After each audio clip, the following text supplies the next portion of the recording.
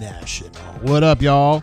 It's JG. I am your host today on the show. We just call this thing the brain drain because, well, that's just kind of what we do. We drain our brains as we watch the Auburn Tigers compete on the football field today. They're going to be playing the University of Georgia Bulldogs. They're from Athens, Georgia.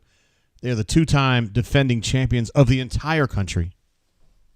And this is a big game. And it's something that I've been talking about on the bunker this week where I think this game's going to be a lot closer than people would expect. Auburn, of course, offensively struggling, I think it's fair to say, with very inconsistent play at quarterback, one would say, if we're being diplomatic. Whoa, hey. And I believe Georgia is a 16-point favorite in this one, which you'd like to see that get down to single digits at some point. But we haven't made it there yet. I do want to commend some of our early super chatters and legends in general. Cleveland Brown, who's always here with us, says, hydrate bunker. It may be a long day still. War Damn Eagle, I will be hydrating with my BioLite. As you can see here, it's good against dehydration, cramps, fatigue, upset stomach, overindulgence, and flatulence, I am told. So let's go ahead, Cleveland Brown, and get that first pull. You like to drink this as cold as possible. 32.1 degrees would be probably the perfect one. As it gets warmer, it gets a little saltier. That's what she said. Pocket Watch says, Weagle. We love Pocket Watch, one of our absolute channel legends, and thank you, sir, for jumping in. Shane as well jumped in. We've been seeing a lot more of Shane lately, and we love it. We love it. He says, let's shock the world and cover the spread. Let me get you an applause for that. Turn on the sound effects. Turn them on. Sound effects. I don't understand. I'm telling you, these interns, dude, seriously, they don't even play till later. I don't know. Oh, jeez. It takes so long. Still looking at Auburn and Georgia warming up on CBS.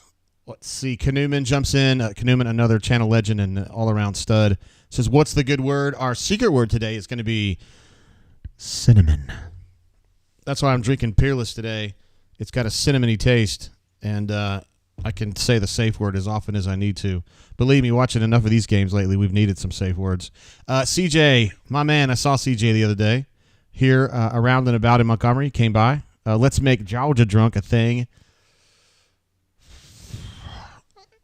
Well, let's just see how this game plays out first before we commit to any drunkenness is beyond what we'd usually do. T-Park in the house. T-Park got a kick out of Stoltzy trying to, field that field goal attempt in pregame that Caleb put on Twitter. It was amazingly bad. T-Park says, can I please get at least half of one half is what he means of enjoyable football today. That is the goal. I think this is going to be a close game at halftime. So T-Park, I think you're going to get what you want today. That's what I would like to see anyway. Sam H says, just play with pride. War Damn Eagle. I want to get to that. That's a really important part of what's going on here. War Eagle 0008 says, let's get this dub. Going to need them to help us out, but stranger things have happened. Absolutely. Stranger things have happened. I mean, there were days, man, eras, when Auburn really had kind of an upper hand on Georgia. It hasn't happened lately. Auburn's last win in this series was in 2017, right? Yeah. CDF jumping in. This guy, unbelievable. I got to give him an applause for that. What is the deal? Why is this not working? Dang, my little sound thing isn't working. Well, we'll worry about that another time. I got to give him something, though. How about a triangle? Yeah, we'll give that to CDF for being a stud. Thank you, bro. That might be the furthest super chat we've ever, tied for the ones from last week, the furthest super chat we've ever received here. The furthest distance traveled. And also, by the way, in our show last week, we broke a record for the most comments in a single game show. We got to almost 4,000 comments, which was amazing. And it blew me away. Also, Pipe Layer is here in the house with us tonight. We love that. Midro says, Mom, the meatloaf. We want it now. I don't know what she's doing back there. What is she doing back there? I never know what she's doing. And, yeah, he wants us to win. He wants Auburn to win, I should say. Pipe does. as a fan of Purdue, he's aligned. Let's see. GW said, this stuff going to be ugly AF if Peyton Thorne plays more than 5 snaps. I got some bad news for you, brother. He's going to play more than 5 snaps. They got to have him. They got to have him. They got to have him. I was watching SEC Nation this morning because, honestly, like, I'm not anti-Pat McAfee. And I watch his show sometimes, like the one during the week, but I don't like him on College Game Day, and I feel like his, whatever you want to call it, like that energy he's got, that's almost like kind of a barstool energy. I think it just messes up that show. I don't think he harmonizes well with Desmond and Kirk, so I don't like watching it anymore. But it's not him that I don't like. I just don't like it. It's just a weird, it's disjointed. So I was watching SEC Nation, and Aaron Rodgers' brother, was saying, well, Auburn obviously can't use Peyton today. They got to switch it to Robbie. I go, bro, obviously? What do you mean? That's not true. It's not obvious. Let's see. Power Man says, damn it, I thought we were going to fly a hawk in honor of being the Iowa of the South. That is funny right there. Am I going to have to go the whole day without my buttons working? Oh, dang it. That would really suck, man. Man, that stinks. I would have never guessed that my buttons would just quit working like that. That's what she said. Let's see. A. Robinson has Auburn losing this game 38-0. That's good. And JR's back. JR was cracking me up the entire day last week. Start to finish. Had so many non sequitur but hilarious comments. He says, KY Jelly Boys, I want the dub, but we need the jelly, Jay. Do we have a sound effect for need the jelly? Yeah, we do. Okay. Don't be too proud of this technological terror you've constructed. That's one thing. CJ jumping in again says, smash that like button, please. We need likes. We only have 11,000 right now. We'd like to have, we're aiming for 15,000 today. So, Midro says, Jordan Rodgers hosts the Grinder Awards. I'm not familiar with that organization. Cleveland says, Pat is not your cup of tea. I get it. With that being said, it's sad watching Corso fight to maintain during a show week. A show weekly, yes. I am definitely of the opinion that it's time. It's been time. But, I mean, if it's like the central thing in his entire life at this point, like, I don't know. Maybe just one segment, you know, like don't have to, because it's like things move too fast for him, you know what I mean? Let's see. Jacob L says, you can call me a sunshine pumper all you want. I love this clip right here. They're showing it on CBS of Trent Dilfer losing his mind. You know, Tommy used to have fits like that. He fired Eddie Grand 4 times in the same game one time.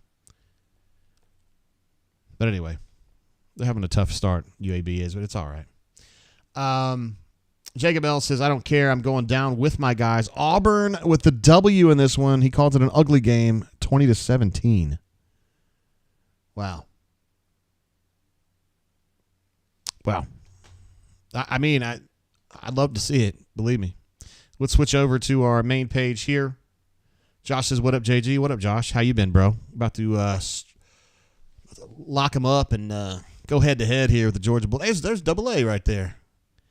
Andrew, the outstanding filmographer. I don't know what you would call him.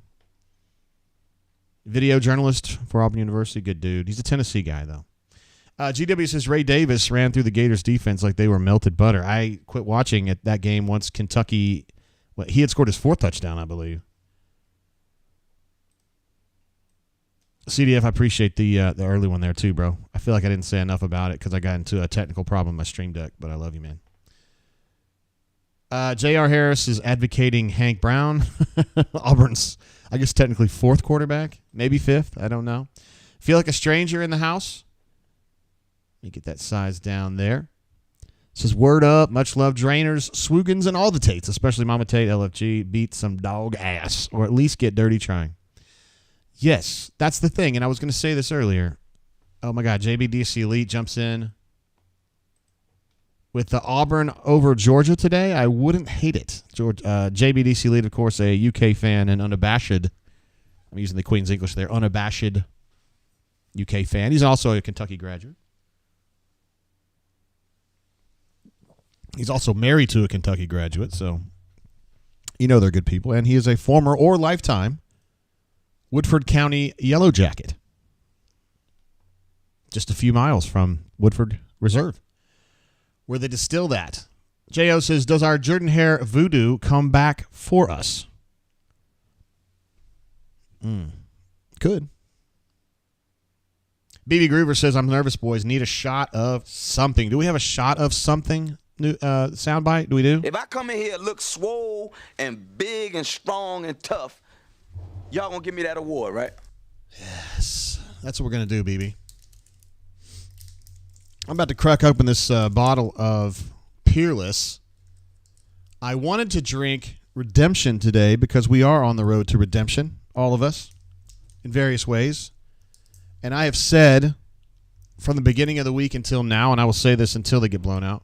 They're not going to get blown out, but I think Auburn's going to play hard as hell today, and I think this game's going to be a whole hell of a lot closer than people think. And I'll tell you why. I've said this on the bunker, so I apologize if you guys are hearing it again, saying JG's going into his shit again.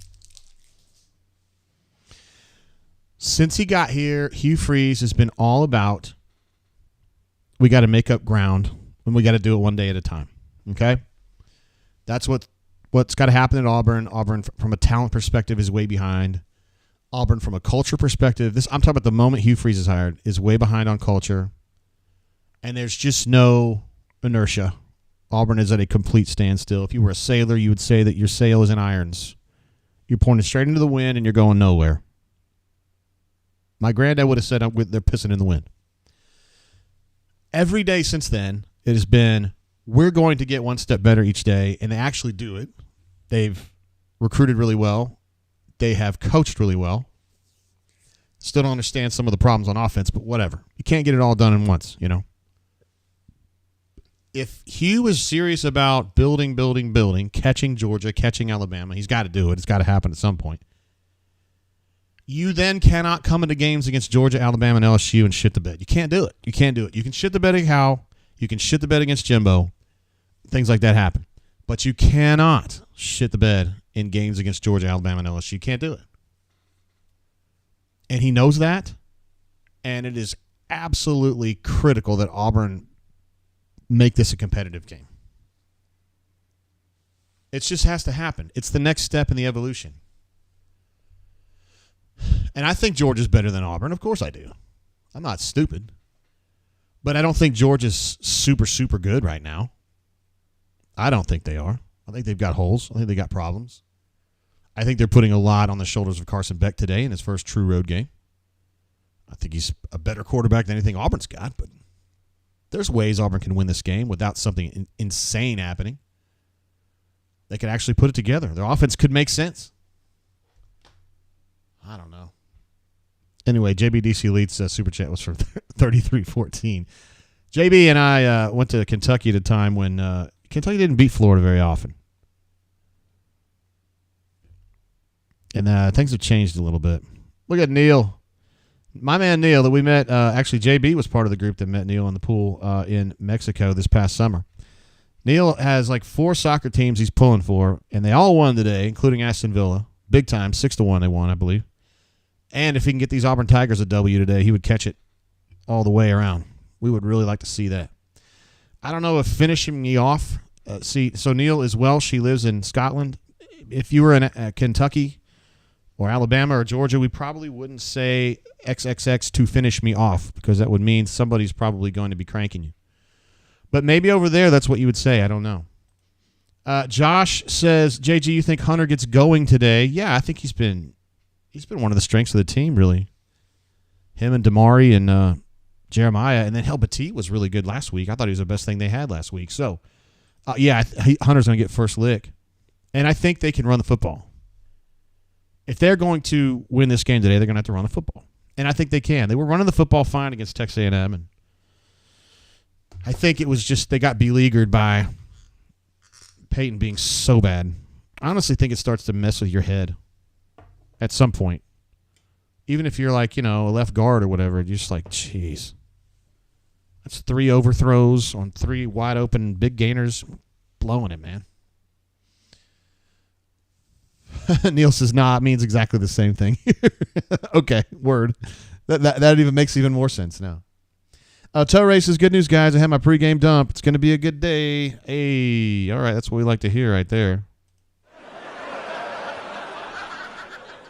I wonder if I'm ever going to get my buttons back. Man, I hate it when I get on line and something doesn't work quite right, but we'll just make it work. Auburn RN, who was our swoogan 2 weeks ago, had amazing performances in the chat.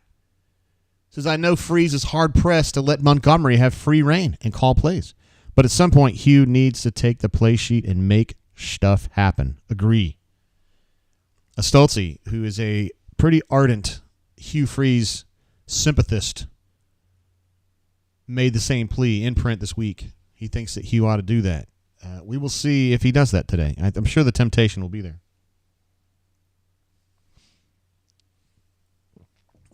Yes. They are reliving the prayer at Jordan Hare, which he was running right toward me at that moment, and I was shooting on the sidelines. You could probably see me there if you paused it. I got some good shots of that one. Back in the days before the brain drain when I would be on the field. Look how happy Cody Burns is.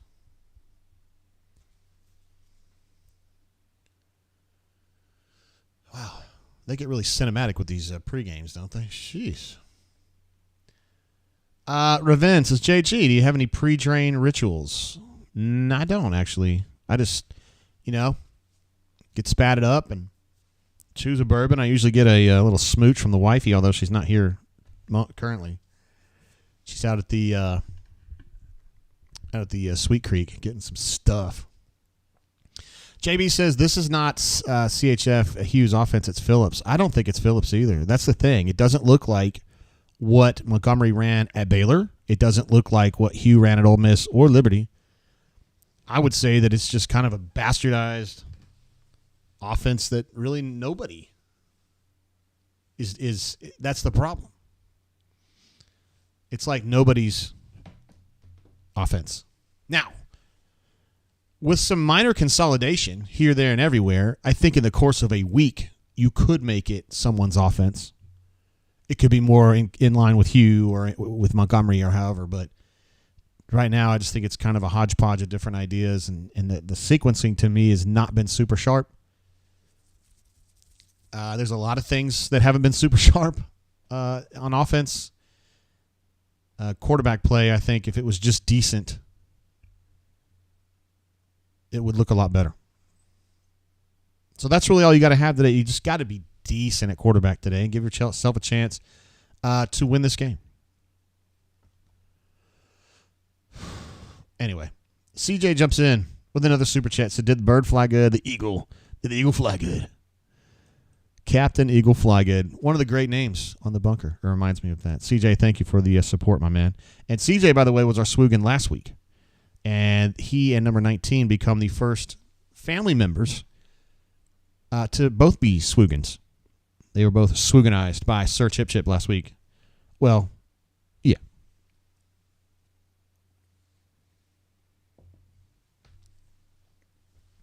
People talking all week, speculating just for fun that Auburn was coming out in whatever, the orange britches. But they didn't. They're in their standard blues and whites, which is a gorgeous uniform, by the way. Sam H says stadium looks great. That's good to hear. Brock Bowers, that guy's got to be my age now. I feel like he's been here like forever. Ever to Conquer in the house. What up, bro? Let's go, boys. Wartime Eagle. Here we go.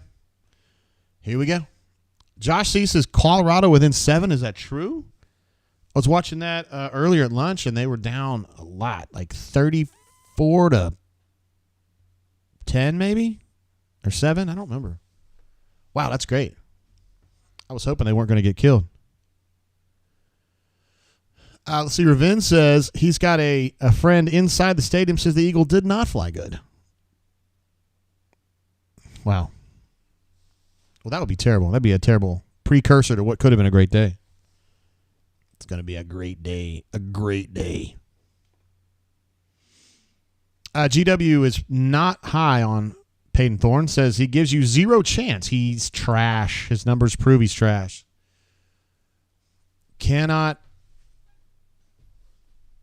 You can't do that, man. Although I understand what you're saying, but how in the world? Wait, J.O. says, damn, we got Gary Slobnobbing over Saban and Kurt. Oh, okay.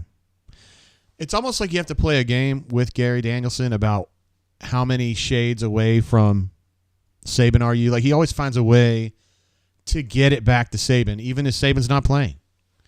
And so my first question was going to be, how did he tie Saban to this? But, yeah, via Kirby. He said, I'd rather listen to Beth Mowins talking about Walker White being our next quarterback. That would be amazing. That would be amazing. No, I'm not really. Jenny Dell was one of our standbys when we during the quarantine. We had girls we adore. She's great. Let's see. Mijo says, I'm going to miss CBS. Disney announcers are awful. Yeah, I don't. Is it going to be like Kirk and shit? Yeah, there was a big rant on the bunker the other day about how bad Kirk Herbstreit is. I don't even think he's bad. Like, he's definitely not awful. And I know he had the crying fit, which just seemed a little, I don't know, it just seemed over the top to me. But I don't know, man. He seems like a positive guy. He seems like he's a champion for everybody. You know, he says good things about everybody. He seems just like the Troy Aikman of college football, really. Kanuman seems like he's a fan of Jenny Dell. I am. I think she's lovely. Chris Budden is probably higher up the list for me, but Jenny Dell's hot. And the girl that was from the Cow game. Oh, my God. She snuck up on me. I didn't know she was going to be doing that game, and she was super hot, too. Let's see. GW says Peyton has faced 8 teams where he did decent. The common theme, they all had a pass defense ranked 97th or worse. Well, let's just say that, you know, I don't know. I'm not ragging on Robbie because he cares, you know, but I don't know. You're not going to get much out of him either throwing the football. I'll tell you that. I mean, we already know that. All right. This game is kicked off. The Auburn Tigers are going to Georgia won the toss. Georgia elected to defer. So Auburn's going to be on offense to start. Stu Pup, an absolute channel legend if there ever was one, says CBS has announcers. I only listen to The Drain. Thank you, Stu Pup. We sure are glad to have you here, bro. Let's see. Wizard Dragon says, I really like Kirk. I do too, man.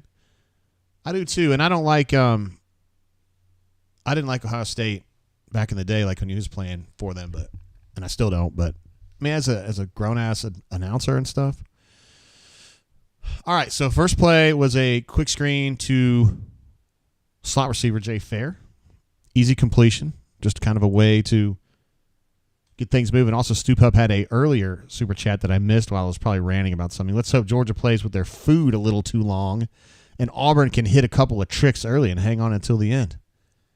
Well, at least you got a completion to start with. Got a lot of pre-snap motion. Got kind of a de facto bunch set over there if you consider Rivaldo a receiving threat. He is not in this particular play. I don't know what the choices were on that, but whatever it was a bad choice. I was watching Rivaldo instead of watching the backfield, so I don't know what they were trying to accomplish specifically. My bad. So we got to starting off with a 3rd and long. Great start. Great. Let's see. Ravin says if Thorne blows this, we shave his head. Don't take away the guy's strength, huh? I'm just teasing. All right, now we do have a true trips bunch out here, and they're going to jam the front man, which I would definitely do.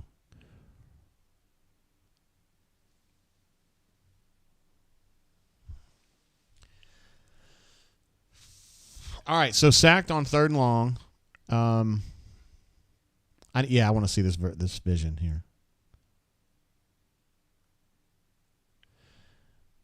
I mean, this is very similar to what Texas A&M was doing last week, and we wrote about this on the Camera Eye. He has to know that Georgia was going to overload a backside where he had nothing to repel them on to his right. He's got to do something. And Hugh made that point on Tiger Talk that really because somebody asked, can the players step up and make changes? And Hugh's answer was, well, Peyton can, but nobody else really. Peyton can he can slide our protections and he can do different things. That situation right there, dude, every single person watching was like, here comes the pressure from the right-hand side, so he's got a choice. He's either got to get that ball out or something. There's got to be a hot route. There really wasn't a hot route. I guess it was Fairweather was doing about an 8-yard hitch, but, I mean, he got so caught up in the jumble of that trip set. To me, that's a coaching problem, but you guys might disagree. He could have done better, but Marcus Harris making a play on the first play of the game. Nice job. He had a really nice game last week. He's been playing some really good football. Let's see. Jesse says, all that matters is that we love each other today, guys. Nice. I like it. I like the positivity. I like the good. Yeah, there's Justin O. What up, bro? Captain, take a sack. Captain, take a sack.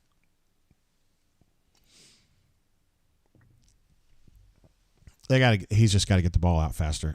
Whether that's his problem or a coaching problem.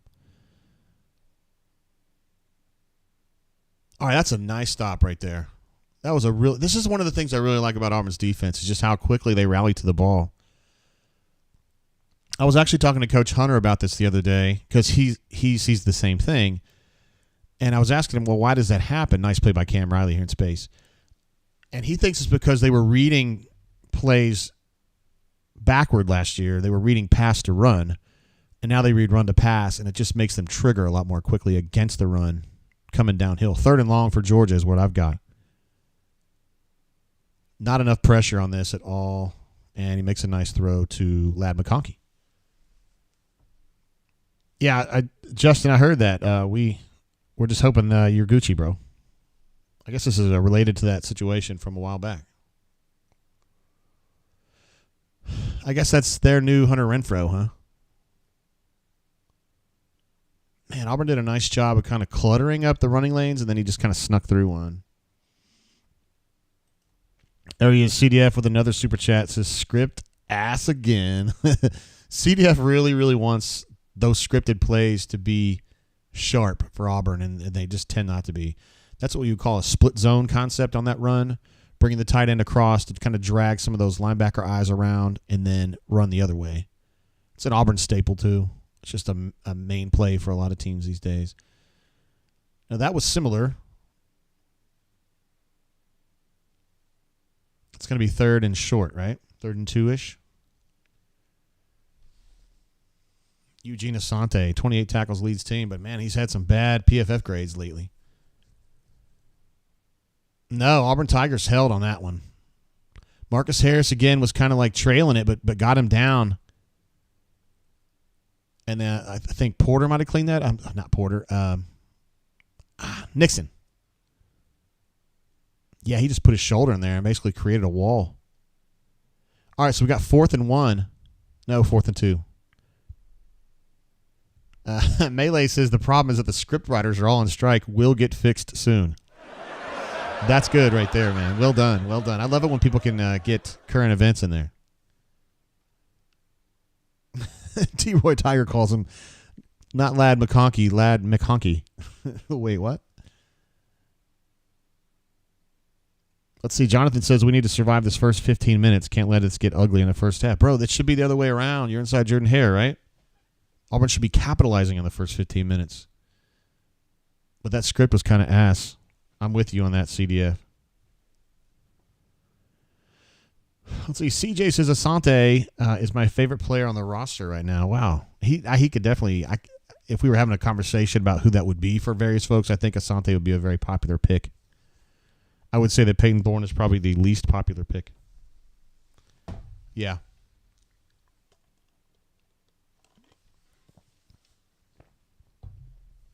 He's there. I still think there's got to be a way to unlock more potential out of Peyton. Like on that 3rd and 9, dude, he did get sacked and he did stand in there too long. But he's got to have somewhere to go. There really wasn't anywhere to go. He was trying to go to Fairweather, who was the point man on that trips bunch. He got jammed and it just kind of all got messed up. There really wasn't anybody open. Malcolm did open up on a drag, but it took a while. It took a while. Sam H. Lamented, it seemed almost, that Georgia didn't go for it there on 4th and 2. He says they might as well go for it. Our offense won't cross the 50. What are you talking about, bro?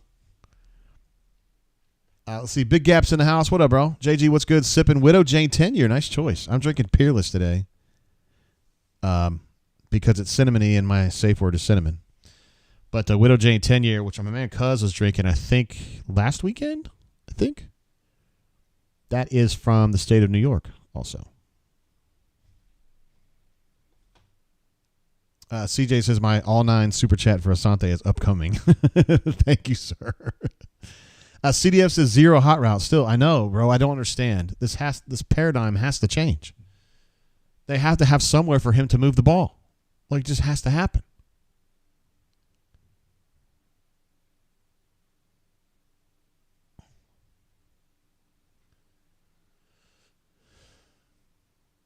All right, so Auburn had to take a timeout there on 4th and 2 because they had too many players on the field, and we're going to take a penalty, and that would have been an automatic first down for Georgia. So, Riley M says, I missed the opening kick. We had the ball. Yikes. Yeah, it was a first down, modest run, second down, bad run, third down, sack. Honestly, on a route combination, it was just going to take too long to get out with 2 blitzers coming off the backside and nobody over there. Like, it just wasn't going to happen. I don't think any NFL quarterback could have made that play. There wasn't a play to make. So I just think the coaching's got to get a little bit better on that, the scheming. Big Ep says, Thorne is not the quarterback. Can we please move on? They're going to pull him here if he just screws this up again. I feel like a stranger said he was going to kill a man. How I could just kill a man. Come on. Yeah, we got any Cypress Hill fans in here? Yeah, I know you guys like Cypress Hill.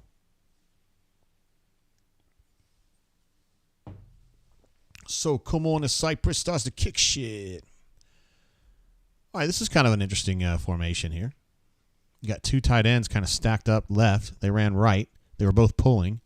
So that's one way to get some heft in front of the run, but Georgia went low and kind of stymied it, as they often do.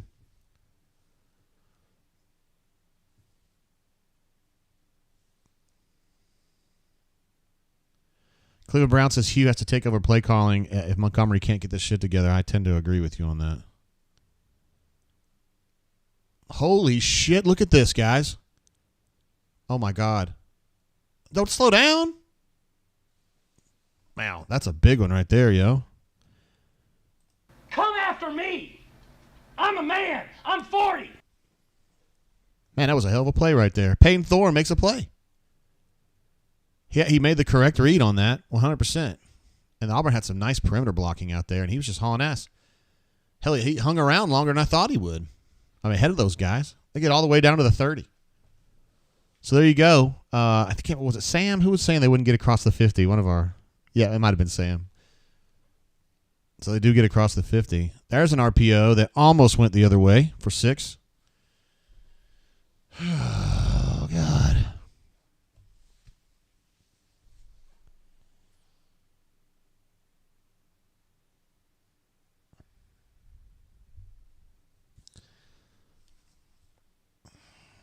My God. That could have very easily been 6 the other way right there, guys. It's just, how can Peyton not see that? How could he not see that off corner or nickel just hanging out waiting for that? He's got to see that. All right, Jarquez makes one guy miss. He's got something here, and he does. That's a 15-yard gainer right there. I'm telling you, these run concepts are working, man. They worked last week. Yeah. See, they were reading that end, and he just crashed. It was just one-on-one outside with leverage. It's a leveraged run for Hunter. And you got a good block on the outside. Nick Martiner in the game. He doesn't play a whole lot. Number 8 closest to the sideline here. He's the flanker. Yeah, stoop up. I'm with you, bro. Just don't throw that ball. He's got to see that guy. I'm talking about the play 2 plays ago. There's just a standard zone run there off right tackle, and Jarquez turns that into a 5 or 6 yard gain, so that's terrific. Ben's Hobby Club, what's up, bud? Good to have you here. And I feel like a stranger says, run the ball. I know, right?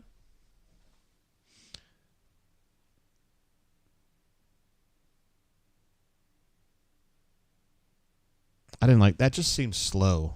Just it didn't have a crisp execution to it.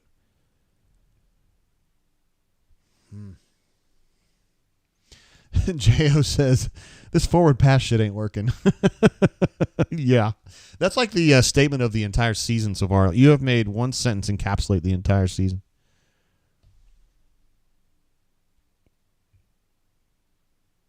I mean, he's down. That's not even really up for debate. Ooh, I don't know, guys. Well, he landed on his booty.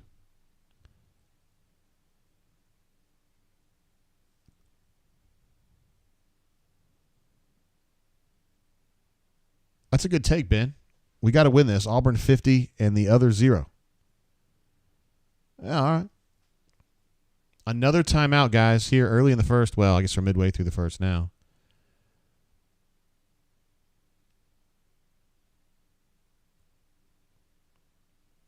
So my guess on that is he was trying to check something that wasn't supposed to be checked, and Hugh lost his fucking mind because he had the look they wanted. Is my guess.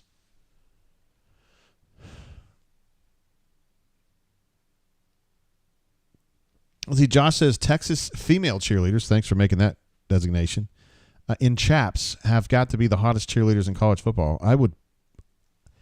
I'm not up on current cheerleading situations in college football. It's not really my demographic, but it'd be hard for me to think the USC cheerleaders are uglier.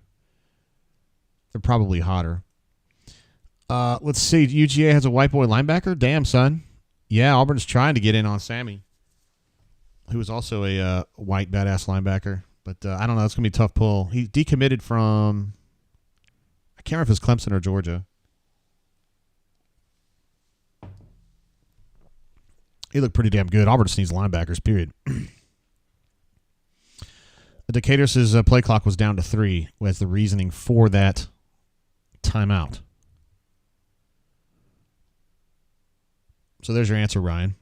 I was a little confused, too. I was trying to figure something out on that formation. It was slow moving again. And it just seemed like Peyton was overthinking it or underthinking it. I couldn't tell what he was doing. He seemed phased.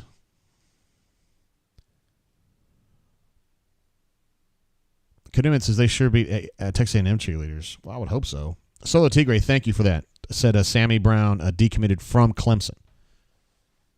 And now Auburn has been in on him for a number of years, and so they think George is probably the leader there.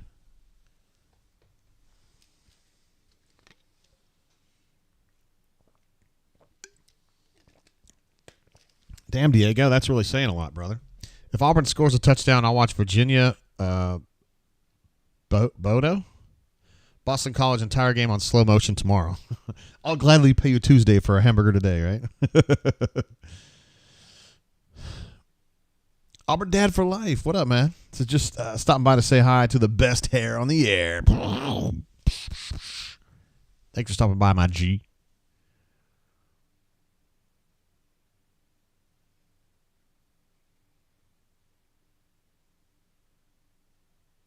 God, and Hugh gets so frustrated.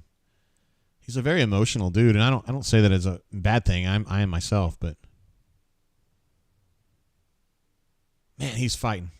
Darquez is fighting his ass off today. All right, so we got it to 3rd and 2 now. No, I'm sorry. It would be 4th and 2. My bad. I got so caught up in the timeout thing. Chip jumping in. What up, man? No sleep till. No sleep till. Chip, of course, the man with the plan behind our outstanding Swoogan cups that have the Auburn Sports logo, and they all say Swoogan except mine says Commodore. There's actually a few other ones that I know that Jazzy Joe got one that was called Mother Trucker. I'll tell you what, say what you want about Auburn's offense sucking, but the kicker ain't sucking. I feel like my guy hits those right down the middle every time, just the way Daniel Carlson does. Field goal.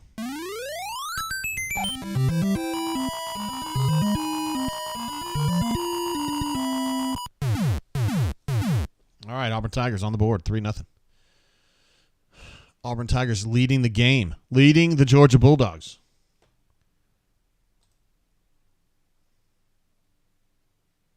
Jo says at least we did get shut out today. Hey man, I like that. You're looking at the positives. That's what I like to see.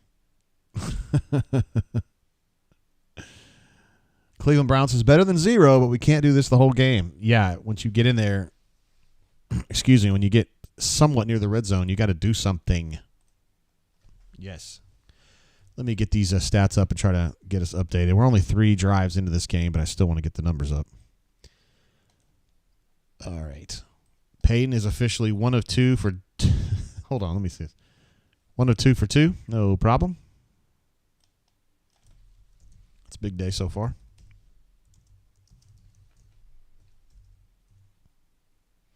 Jarquez is currently 6 carries for 22.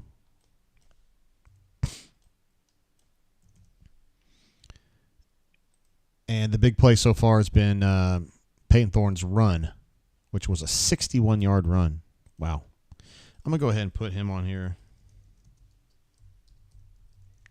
His rushing numbers.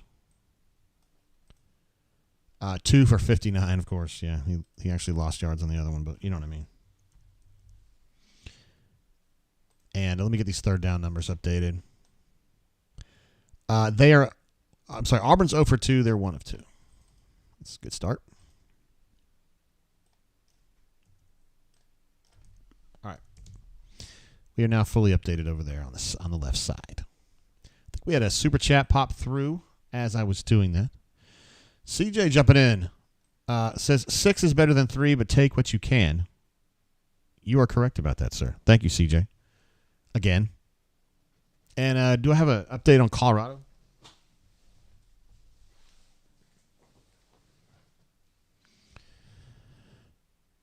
Sorry, I didn't have my phone with me earlier. I had to let it charge. Powerman sent me a text. He's got me on. He's watching, looks like the Colorado game, but he's got the brain drain on below that. Thank you for your support, sir.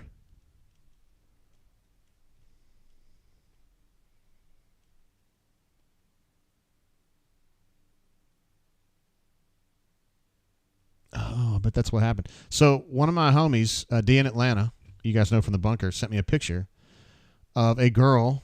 I could just probably put this on the show. You get that over here. He found a girl out walking in front of the game today that had the Queen, the infamous, I should say, Queen outfit on. Power Man's going to love this. Picture's way too big, but you can see right there, there's the Queen. Now, that doesn't appear to me to be the actual Queen, so D in Atlanta was thinking maybe it went on consignment or went, to the Salvation Army or whatever in a dump when she took off, and somebody bought it. So she's the new Queen, but that's got to be it, right? I mean, the 005, I mean, that's got to be it. So why would she lend that out, or she must have just given it away? Hilarious. By the way, Georgia just about hit a 40-yard pass right there down the. It's very similar to that throw that Auburn was trying to do to Tyler Fromm last week, and they missed it too. So it happens. Sometimes there's poetic justice in the game, guys. Cassidy P says, just checking in. Been coaching a flag football game. How many field goals we got, JGT? 1 so far. Only 7 more for the W. Is that a pick? Is that a fucking pick? Is that a pick?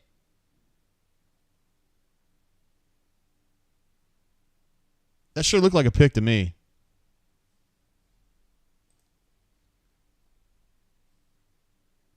Well, somebody's got it.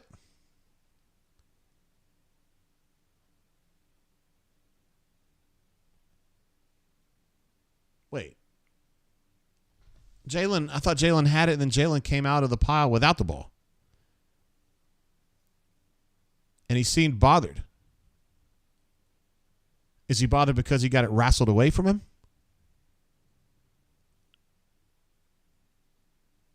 Oh, what a play, bro. What a play. That's an interception, y'all. That's got to be an interception. That is an interception. There it is. That is a phenomenal play right there. Holy shit. That's like 5-star, just badass play right there. I mean, that's like NFL. That's like top of the NFL type play. Man, what a play that is. Woo! That is sexy. We need to have a sound effect for that, man. That would give a fatality.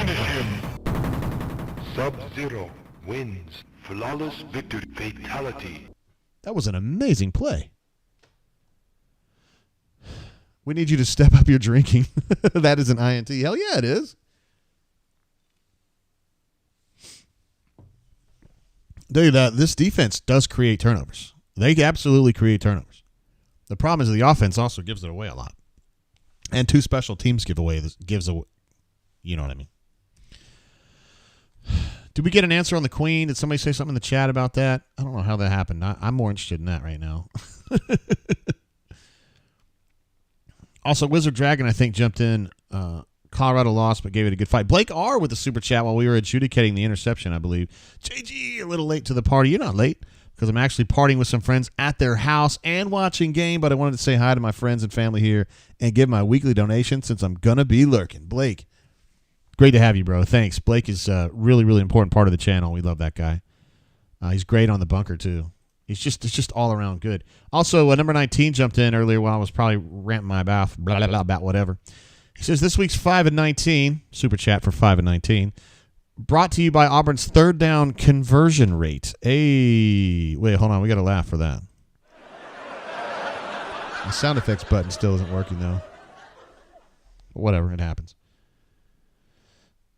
We got another super chat that popped through. Cassidy P says, shimmy, shimmy, ya. There it is. That was, yeah, that's about, I don't remember which place it was. Somewhere in Atlanta is doing bourbon-infused cocktails, and they named this month, I guess, or this period, they're doing Wu-Tang Clan themed drinks. Oh, we're going to go through this again. I mean, it's a horrendous miss, but all of us as Auburn viewers know that that happens sometimes. What a play by Jalen Simpson. That is insane. That might be the best interception I have seen on an individual basis since Carlos Dansby tipped that ball out of bounds inbounds, I should say, against North Carolina. Remember that play? That was an amazing play right there. Holy cow. So, yeah, Feel Like a Stranger was fired up. Gives it a big simp, LFG. Yes, sir. CJ jumps in. He didn't make the INT, but the shout-out to my guy, Eugene. And we got a sack on Auburn's first play from scrimmage. Great.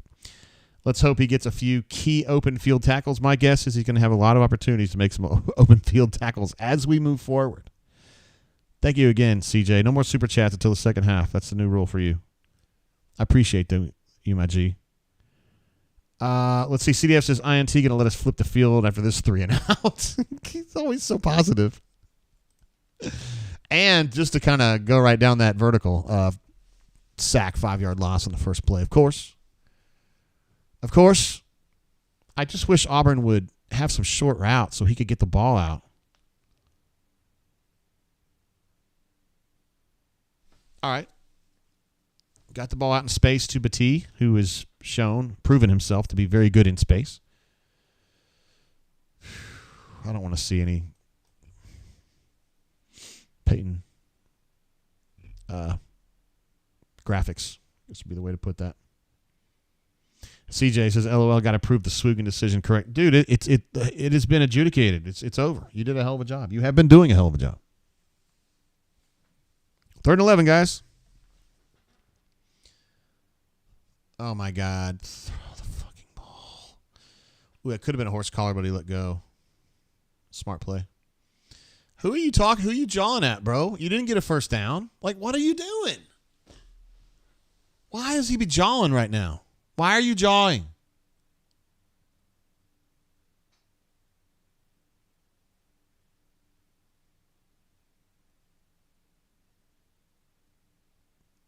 Yeah, I don't think it's a horse collar. I don't.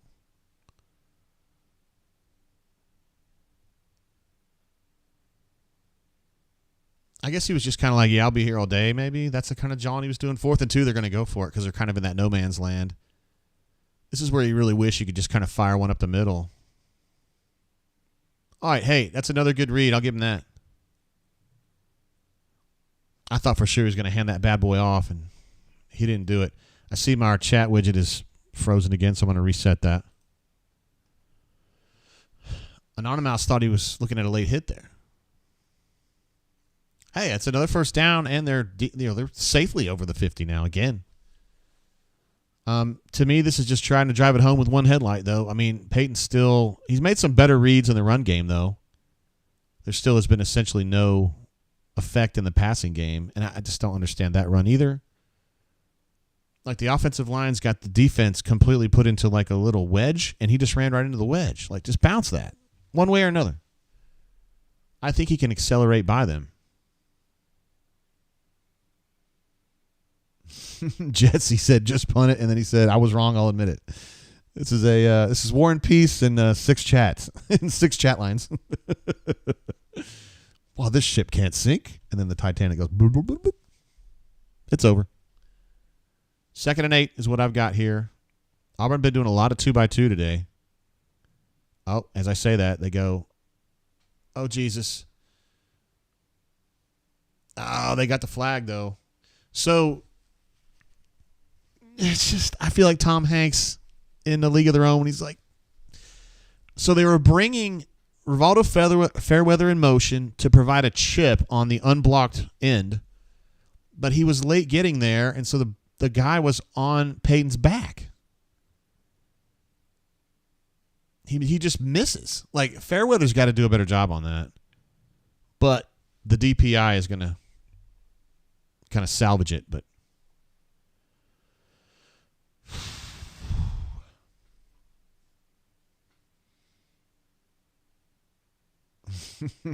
Sam H says, time of possession, is it really bad right now? Yeah.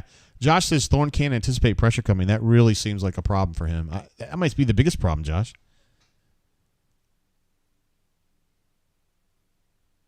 Oh, shoot. Hunter with that's just a very basic zone run right there. Just between left guard and left tackle, and he's out. I'll take that back. That was a gap run. That's a zone run right there. He's in, dude. He's fucking in. That's what I'm talking about, man. Where's that touchdown? Give me that touchdown, yo. The more you fuck around, the more you're going to find out.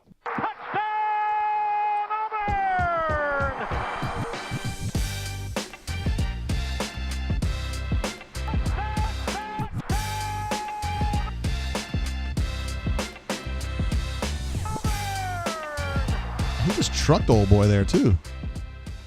22 just got run over. He's like roadkill now. There's some pretty decent players that are getting trucked right there. All right. So, a phrase I did not think I would say today, and I know it's a little misleading, but I can say it. It is truthful. Auburn with a double-digit lead over Georgia right now. With an amazing interception by Jalen Simpson, and then a pair of really nice reads in the run game for Peyton, and then some really hard running there to finish the drive off from Jarquez. So, wow. J.O. said Hunter just did what Ronnie Brown did to Tennessee. It's pretty close, man. It's pretty close. Mijo saw that as well. Williams says now he can be jawing. Yeah, do it now, right? I don't know. Maybe I might have gotten a little harsh on him there. He was probably just saying I'm going to be here all day, which, you like to see. Cassidy P., our local field goal enthusiast, says, I see a Hugh scoring touchdowns to rest McPherson for later. That's pretty funny right there. Let's take a look here. So Thorne right now, 2 of 3 for 7 yards. That's the story right now. They're not throwing the ball at all, which is probably smart. 2 of 3 for 7. Both of them were quick throws, like damn near immediate throws. They might have both been to Jarquez, actually. Oh, no, one to Batee, sorry. And Jay Fair, the first one. So a quick, an immediate screen to Jay Fair to open the game, and then a kind of a third option screen to Batee that ended up going for 5 yards. So, yeah, not bad. Look at that. Are they doing the Soldier Boy? Auburn on third down is currently 0 for 3. Interesting. You're not going to get a lot of drives sustained when you can't get it done on third down, but they have gotten it down on fourth down. And Jarquez now is 9 carries for 42 and a touch.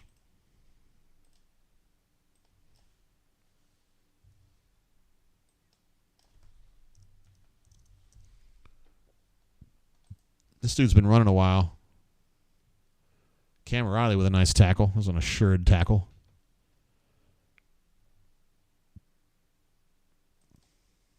It's a nice return for them, honestly. Midro says, we're setting up the flea flicker to Jay Fair. I feel it in my bones. Okay. Let's see. Page 69 jumps in and says exactly what we need to keep the crowd in the game. Yeah, it's definitely. Oh, Chris M., I'm sorry. I think I was about to call you out, and then I didn't. So let me go back here, and that's my bad, bro. Oh, no, I hit that earlier. Yeah, I did, but I'll do it again. This week's 5 and 19 Super Chat brought to you by Auburn's third down conversion rate, although it's been a little better. Just kidding. They're going to need a lot of conversions in a row. They're still absolutely freaking out over this interception because that is amazing, dude. The skill to pull that off is just nuts, man. And Jalen's such a good kid. He's just one of those rare ones that's just like mentally tough, you know, played corner. Now he's a safety. His skills have really caught up to him now or after the position change. And he's just a bad man. Like he's just, and he's a great guy to have in the locker room. He's everything you're looking for.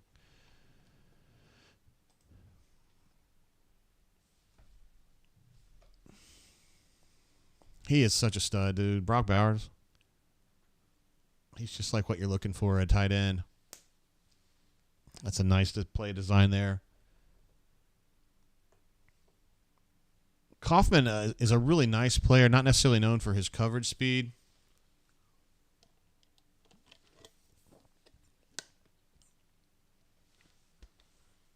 Something that was, to me, a minor miscommunication on that one where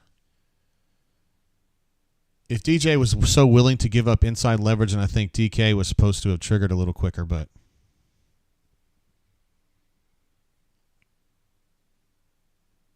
oh, Elijah wrecked that play.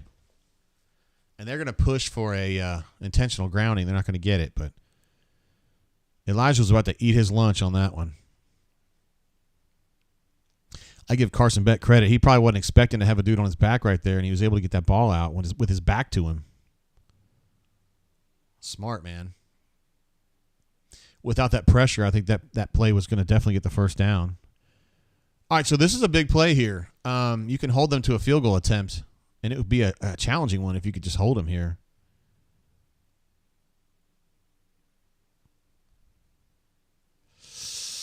Oh, good extra effort by him. You got to give him credit, man. Auburn hit him behind the line, but line to gain, I should say. But he was able to rock it forward and get it done. That's just a good play, man.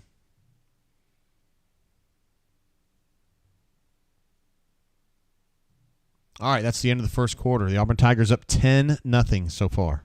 How about that? But Georgia pushing.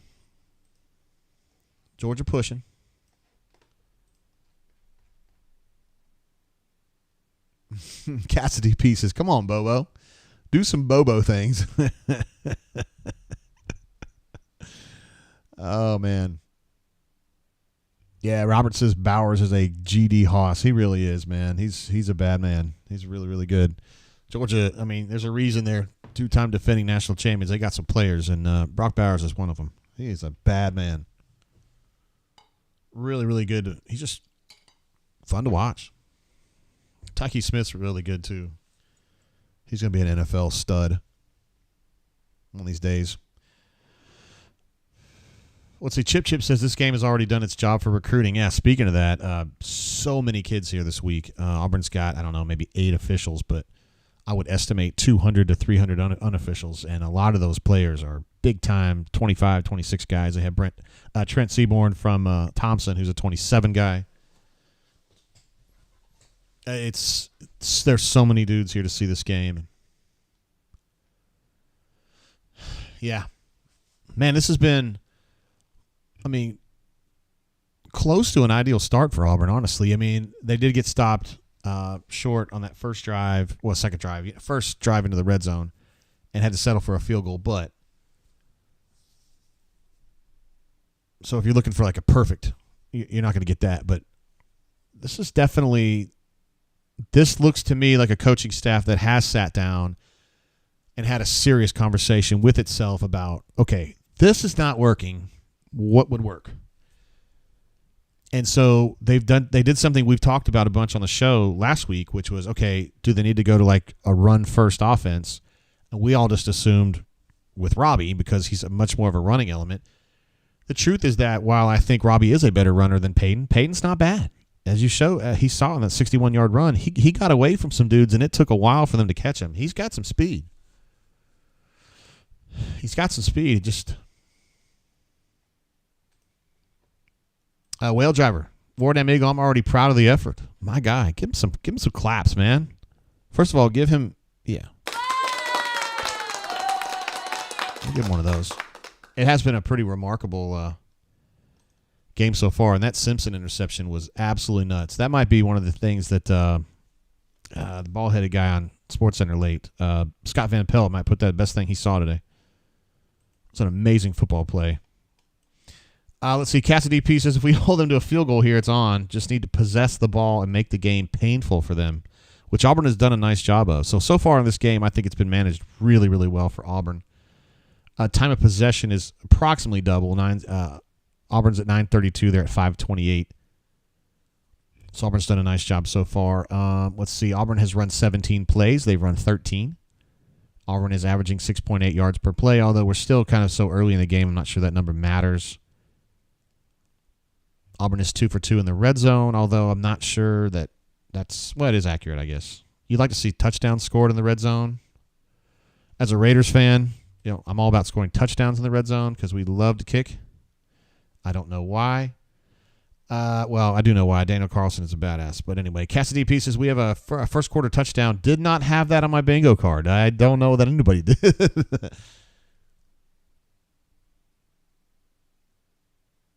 That was a nice run, too.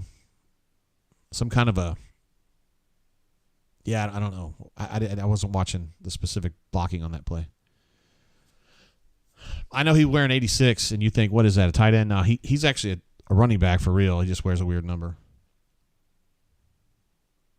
Hayden's fired up, says, this is great. He's enjoying this. He's enjoying a Georgia game that isn't a mess so far. I watched Bell play the other day, their game last week, and, man, he's a menace. He's just a really good football player. Look at Aubie. What an animal. Well, I did not expect to see Cam Riley playing this much. Elijah playing a bunch.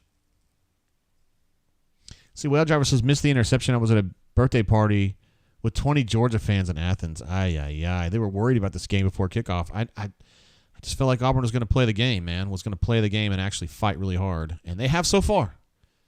DJ James with a big-time TFL right there. He was just in the right place at the right time and executed like an absolute stud.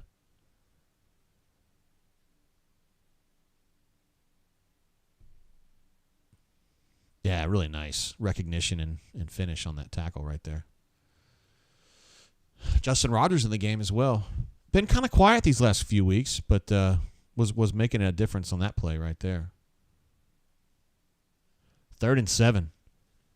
So they really want to hold into a field goal attempt here. And their kicker's not, he's just unimproven. Damn. I didn't understand what was coming on that backside blitz. It was really slow, and I don't understand what the purpose was from that. Because that receiver came from right over number 10.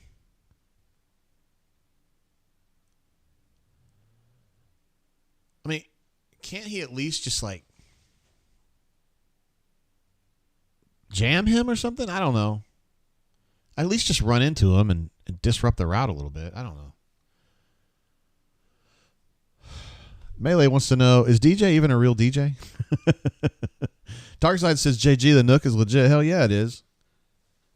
The Nook, the outstanding bar in Huntsville, Alabama, with a young lady named Faith, who is part of the ownership family of that particular establishment, and she's got a passion for bourbon, and they have some.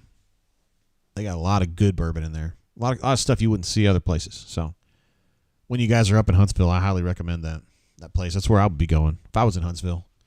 I probably wouldn't be in Huntsville, though. I'd probably be in Madison with my folks, but, whatever. I mean, Huntsville's a fine place to visit.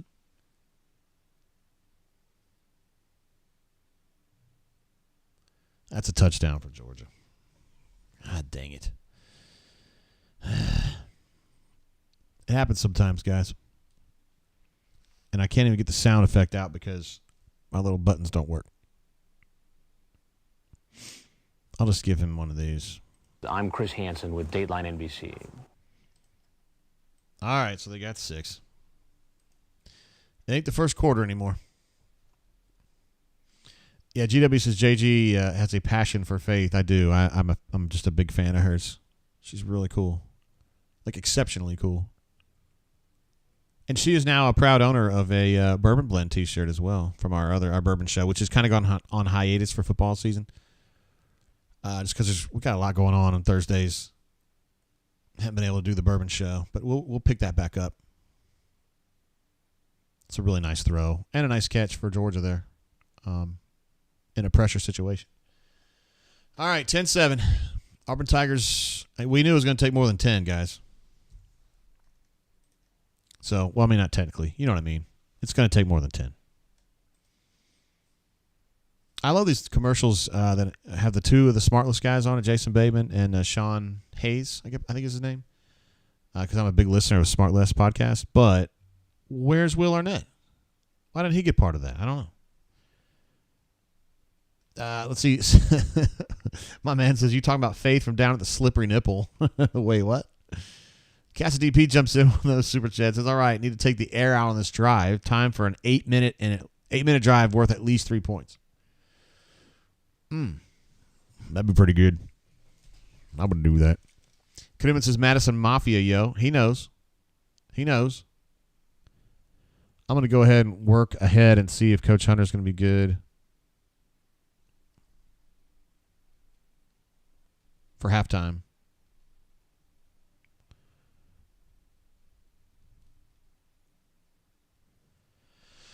And I'll check also with Kozan and see.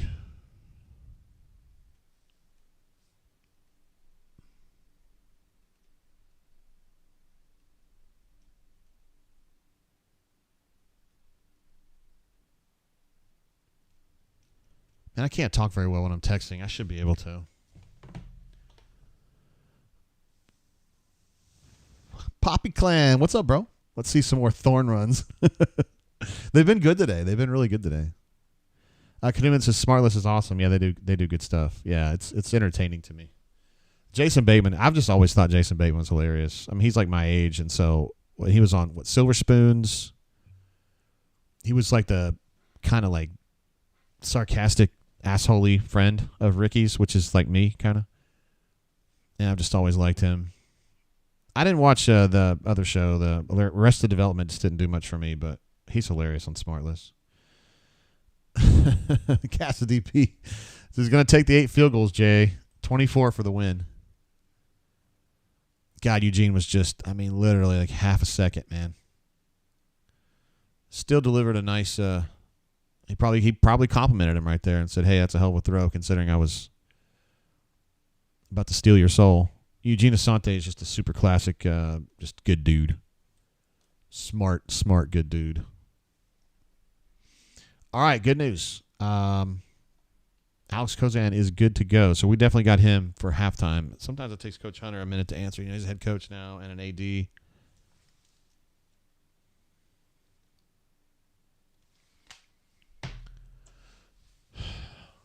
Kansas and Texas. Somebody mentioned this. Josh said, did you watch A&M and Arkansas? I only saw a little bit. A&M with 15 tackles for loss again. Jeez, I didn't know that.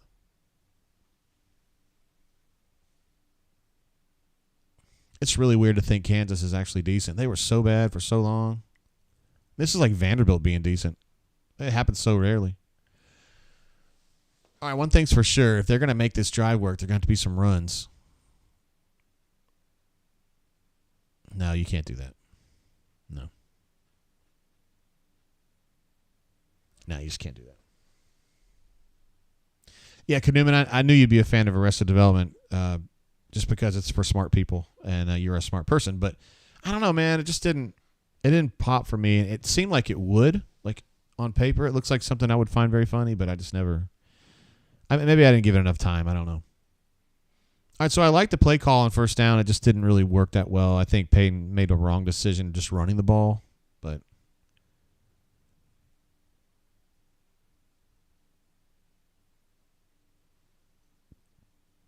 All right, that's a nice throw to Battie. Gave him a chance to kind of keep his momentum going, and he turned that into a 7-yard gain, so that's not bad. All right, 3rd and 3. They're kind of on schedule. Pipe says, Jay, I'm available if you need my insight on things that I'm an expert in. Interesting. Melee says, Kansas is pretty good when they had that fat coach. Yeah, Mark Mangino, something like that. Ooh, boy, they got really close to the first down there, guys. I think he's short, but he's only about half a yard short. I don't think they can go for it here, though. They're only on the 35. I just think that's too much. Yeah, I think that's too much of a risk. This is a zone run here, which is kind of Jarquez's bread and butter, but it's he didn't have a lot of diagnostic choices on that one, and I thought he did a good job kind of finding a little soft seam there, but not quite enough. Cassidy says Mark Mangino 8 victories. Oh, yes. Fat man jokes. It's always a go-to. It's a hell of a kick right there. Got Georgia back to, around the 20. All right, so 6-7 more field goals, Cassidy P, and you're going to be Gucci. Some folks were still thinking Auburn should go for it there on 4th and a yard. I mean, maybe with Robbie just doing a sneak or something, could he just leap over it? I don't know. I still be scared, man.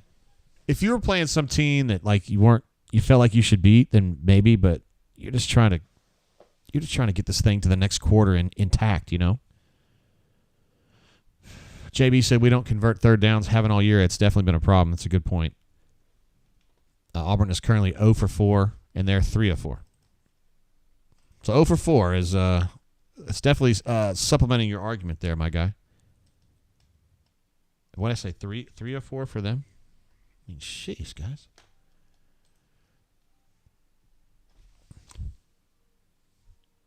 I hear the ice cream man. Can you hear him?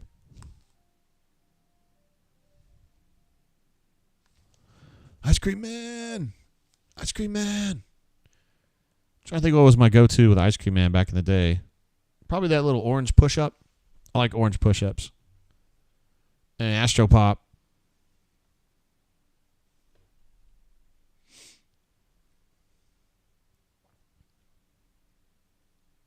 Renaissance Mad says, go for it, playing with house money. See, I don't know about that, man. I think I'm with JB on this. I just think it's too risky, man.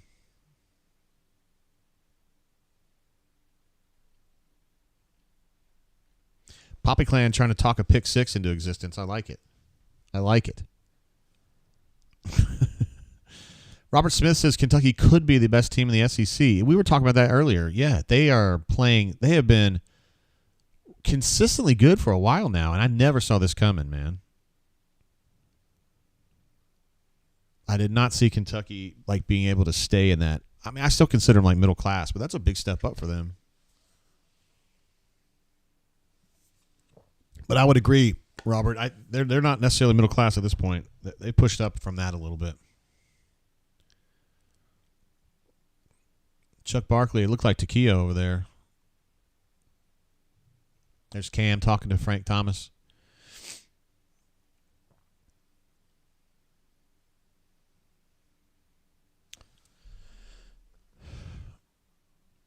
Let's see. Midro says our best offense is currently on the field.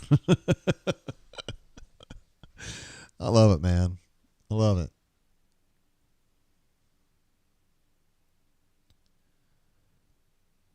I mean, Jalen, it's a good stop, but he gave up 3 extra yards on it. That's all. I'd rather see a linebacker kind of pushing up there.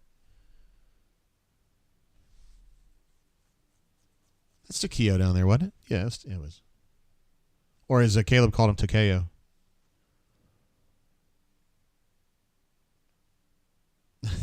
Joko, you remember, man. Ice Cream Man. Ice Cream Man! Yes, from Eddie Murphy Delirious back in the 80s. So funny, man. Shit. So that was a twin polar gap concept play right there. Really fortified the edge, and Auburn just didn't have anything there.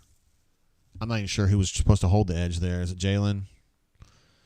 Yeah, Jalen got pushed inside by the tight end, so then they had two blockers out that didn't even have to worry about Jalen. They were just going second and third level. It's exactly the way you draw that play up. Jalen, I don't really think of him as an edge setter, really. He's just kind of a speed guy off the edge to try to pressure the pocket. Yeah, he's getting worked right there, bro.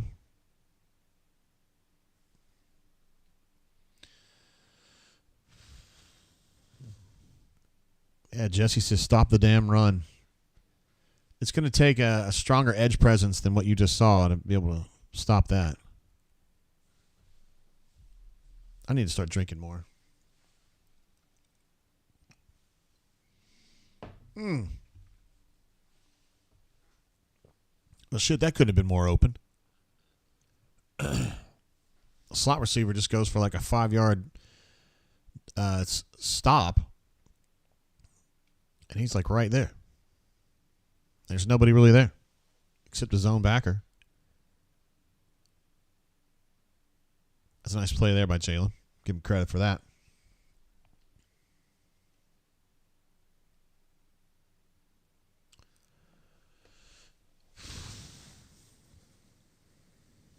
Three or four for 14. Got it.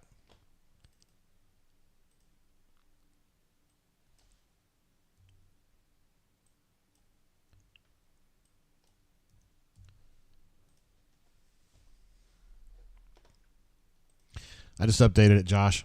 Yeah, Auburn's been really accentuating the run, so the fact they don't have a lot of passing yards is not in and of itself a problem. Auburn brought pressure that just got picked up, man. DK was coming off the edge, but they picked it up.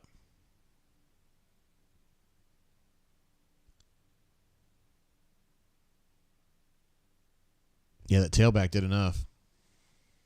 That was a nice throw and a nice catch, too. Jason Jones about to throw him. I thought he was going to actually pick him up and throw him. What's up, Wrist Down? Thank you for the suggestion in the Blackstone thread yesterday, my guy. I'm going to work on that. I need to upgrade my knife game for cutting meat. So maybe I'll get better at that. Shane jumps in with a super chat. Says, well, it was fun while it lasted. Come on, man. Don't be so fatalistic. I know that it's kind of the part of the Auburn ethos, but let's not do it.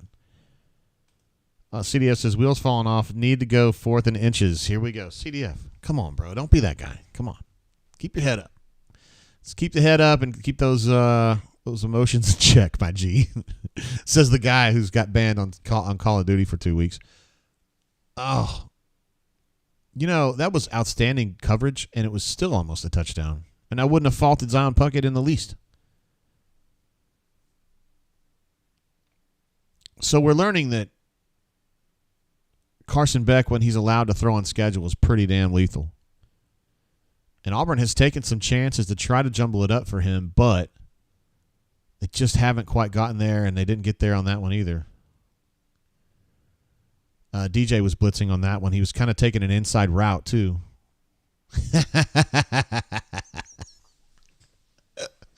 I love the celebration from Simp there. That's funny.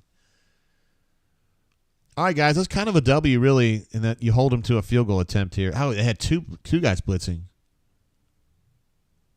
DK and nice play. Exquisitely timed right there. DK and DJ were coming both from different angles, so.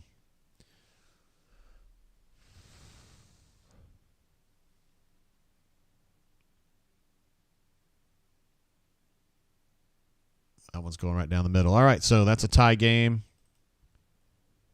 All square at 10. All square.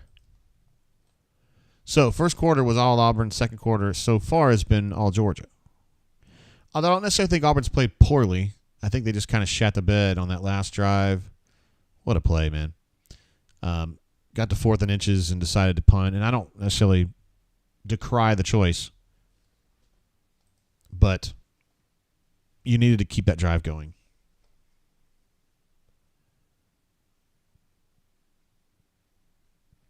What were you guys saying? Puckett made a great play on the throw to Bowers. And then Sint made a great play on the third down throw that was over the middle. Call Me Biscuit says he's ecstatic with 10-10. I think I am too. I think everybody is, really. Now, here's the challenge now is, that Georgia's got its footing a little bit now, and Auburn's got to find a way to get back out here and just grind this next drive out. They've just got to do that. Got to stay on schedule and run the football and keep the clock running.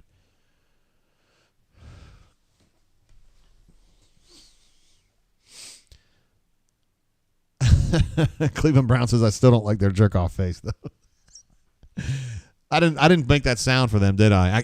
Because my buttons aren't working, so I'm having to do everything manually. I don't even remember what I called it.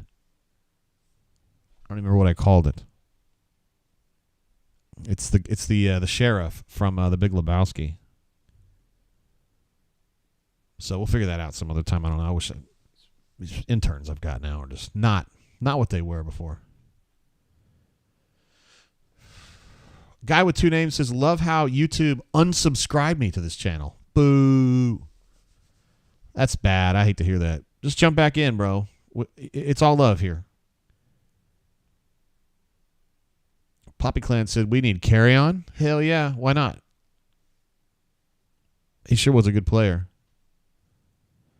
Let's see, Ryan D says 5-minute, 12-play touchdown drive coming up. Shit, only 5 minutes?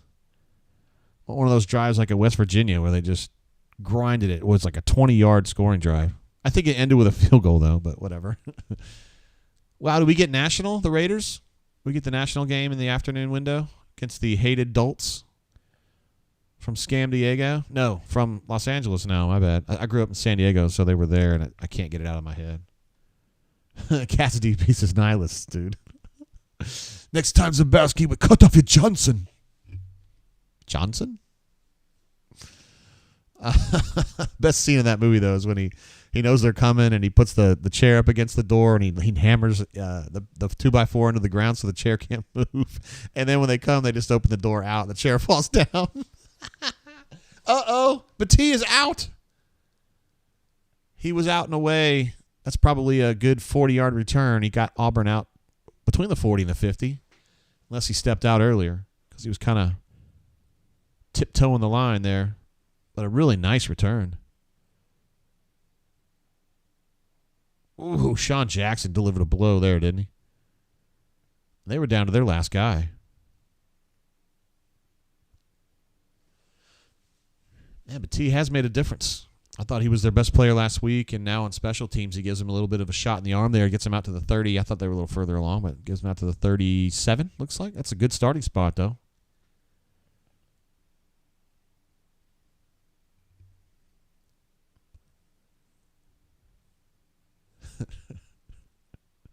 That's a bad read right there. That's a bad read, but T had it. He was fine. Shane, Jackie Treehorn treats objects like women, man. Jackie Treehorn. Hey, Jackie. Oh, my God. I didn't know there were so many Big Lebowski fans. I think that's the wrong read, guys. I think he's got to give that ball up. Thank you, Shane. I'm glad to see you're a fellow enthusiast of that movie. Smash it, folks. You know what to do, is what Kanuman says. I wish I could do my clap. Well, I'll just give you a triangle. No, you can't do that. He's over the line, wasn't he? Cam Brown, maybe with his first catch of the season. I thought that was illegal, but I'm all for it. I don't want you guys to get the wrong idea. I thought he went over the line and came back.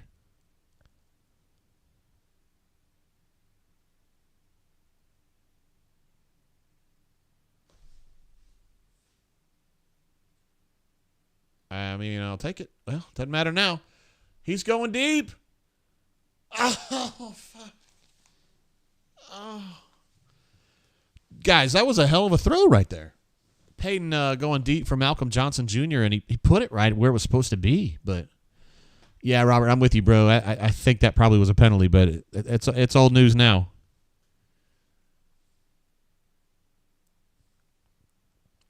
So they go right back, and they decide they're playing with house money on this drive, and they go deep to Malcolm Johnson Jr., and he put it right where it needed to be. I'm not sure what went wrong. It wasn't caught, but it was pretty damn close. All right, that's the right call there. That's a good – look at that, Rivaldo. Look at fucking Rivaldo. It's a 17, 18-yard run right there for Petit. I'm telling you, he's a difference maker. I wasn't sure when they picked him up. I was like, this dude ain't going to make it in the SEC. He's too small, but he ain't big. That's I guess a double puller counter run is what that is.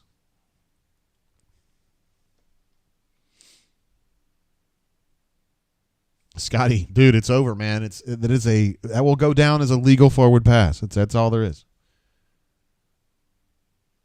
Well, these snaps have got to come down, my G. That was hard work right there for 2 yards. Big Gap thinks Petit is a dog, and I completely agree. He ain't a big one, but he's a fierce one. He's very hard-headed in a good way. He is determined. Although Jarquez is that way too. He's you got some very hard-working, never say die tailbacks here in the Ben Tate mold. Here's another double puller counter, just trying to run it the other way, which is usually not a play they love for Jarquez because he tends to get ahead of his blockers. He's not a patient runner really on those. He gets a little antsy, but it worked in that case. Watch him take the false step left and then cuts back right. Rivaldo just got completely off balance, but I'm not sure it would have mattered because he was going to cut that anyway. But Donnie says Petit is a Sean Shivers who can read blocks. You might be right about that. He's pretty dang valuable. Hey, the good news is that Auburn is now in field goal range, and also they're burning clock right now, so they're shortening this game, and hopefully may be able to take away an extra possession for Georgia. I don't know. We'll just see how this goes. They got Robbie in there now. Nice. Look at that. Brandon Frazier competing on the edge there, man. Really made a difference on that play. Stayed with his block, just kept fighting it, so that's good. He's locking up number 10. He's not doing anything illegal. He's just hustling. Got Fromm out there, split out wide with Brandon Frazier tight. Well, I hate to say wide. He's in the slot. This is an interesting personnel situation here.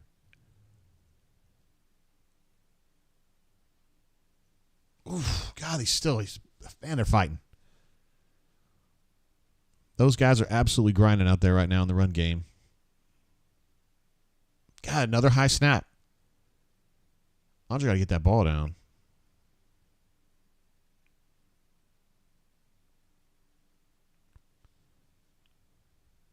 Jesse says, come on, baby. Hold onto the ball and drain the clock. You're right. No 2-minute warning in college. Poppy Clan, my G. I love you, Jay. What's up, bro? Glad to have you here, Poppy. Oh, man. Micah Riley Ducker just hit someone in the jaw and knocked his helmet off. Damn near off. That's 84 if you're scoring at home. I don't think that play worked, but he absolutely laid a lick on old boy. Watch 84 right here with a crack block in. Boom!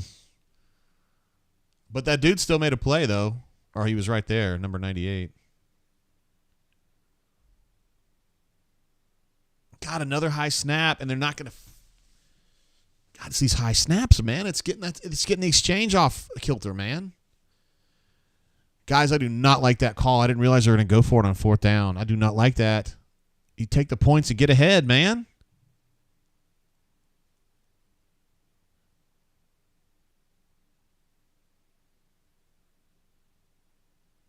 Nice play by number 10. That was like, 3 or 4 high snaps on that drive? And it messes up the timing at the mesh, man. It does. It just does. It does. It does. We've got to get that fixed. It has to be fixed. JB, I'm with you 100%, my guy. You and I are on the exact same wavelength today.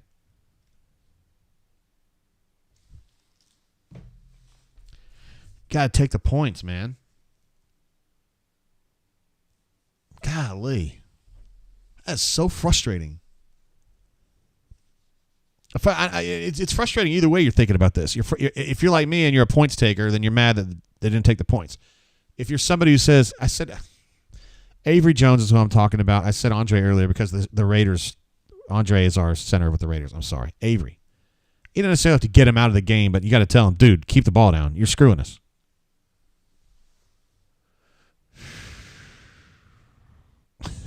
Cassidy DP is still on the field goal thing. Does Hugh not realize our McPherson destiny? 8 field goals to get it, I think. CDF says awful read by 27 on third down.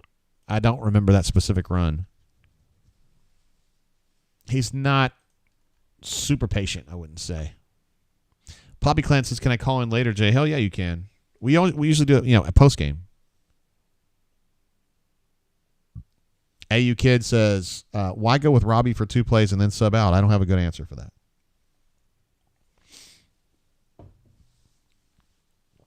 He is red zone Robbie, and they were in the red zone. So, Whale Driver with an interesting point. He says, I do agree with going for it, but you need to eat up the entire play clock, which they did not do in that. So, I don't really know. And Richard says, what's up with the snap? I don't understand that either. That was a problem that entire drive, really. Well, not every single snap, but 3 or 4 times in that drive. High snaps were messing up the run game. Got to have better snaps for sure. Ryan D says, then how do you take Robbie out of the game when it's 4th and 1? That one confuses me a little bit, I'll be honest. I didn't understand.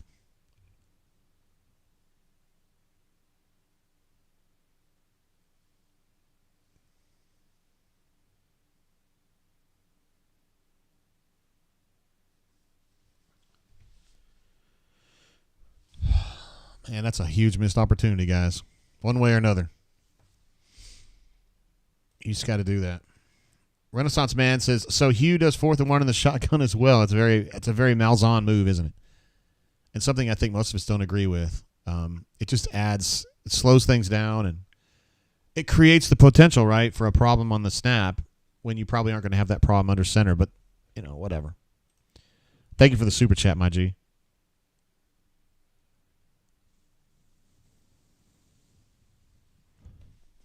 Stupep says, kick the field goal, then kick off deep. You have a 3-point lead, and Georgia's backed up. Yeah, Georgia's probably about where they are now with approximately the same amount of time on the clock, but you've got a 3-point lead.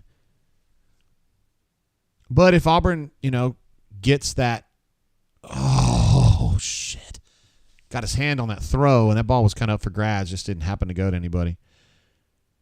But they did have the opportunity to get the 4th down converted, and if they had gotten that, it could have been a really nice bounty. Somebody swiped at him when he was throwing. It looks like Jalen. Just got him on the elbow there. Ravin says maybe Hugh feels like his defense has a better chance of scoring it with the field position. All right, 3rd and 8 is what they're looking at here. Still got to get this handled. Okay. Auburn's got a timeout. They're going to probably call it right here. Yes. So they're going to have to punt now. They're looking at like a 4th and 4, and there's no way in hell they're going to go for it here. So you punt that. Auburn's probably going to get the ball back with, 22 seconds, something like that, assuming that but no timeouts. And if we're relying on the pass game to propel the team down the field, I'm not sure that's a great idea. Daniel thinks they've wasted all momentum in this game. I don't know about all momentum. I disagree with the decision there on 4th and half a yard to go for that inside the 20. I think you just get up. And Ryan D says, you have the potential to get a punt return before half. Yeah, it'd be awesome if Batie could return that, right? Yeah, big gaps on our team too, saying we should have taken the 3. I just think it's a mistake, but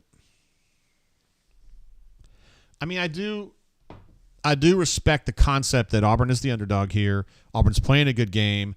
Auburn's got Georgia pushed a little bit. Like, it's a very Spurrier thing to do, to take risks when you feel like you can really capitalize. And they were just talking last week actually, he was talking about it on Tiger Talk that he has a pretty close relationship with Spurrier, which I didn't know about, but it's interesting. To me, that seemed like a very Spurrier thing to do. Let's see what Scotty P says. I got no problem with the decision to go for it. Would have just put it on Robbie's hands. I feel good about his chances getting the first. Well, he handed the ball off anyway, right? But I know what you're saying. All right, this is an important punt here. They've got 32 on the clock. Auburn is out of timeouts now.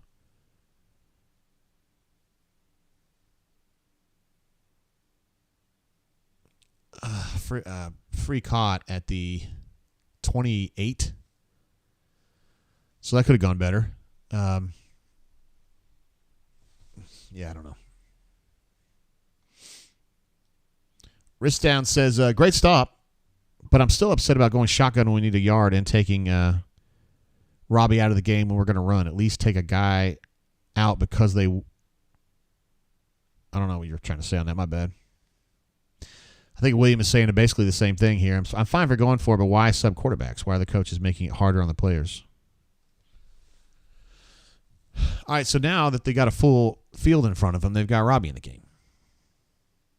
And they're going to go with a quarterback draw that's going to yield about half a yard. But he gets out of bounds, whatever. Yeah, Bego says, why not run the 230-pound running back for 1 yard? They just never have done that.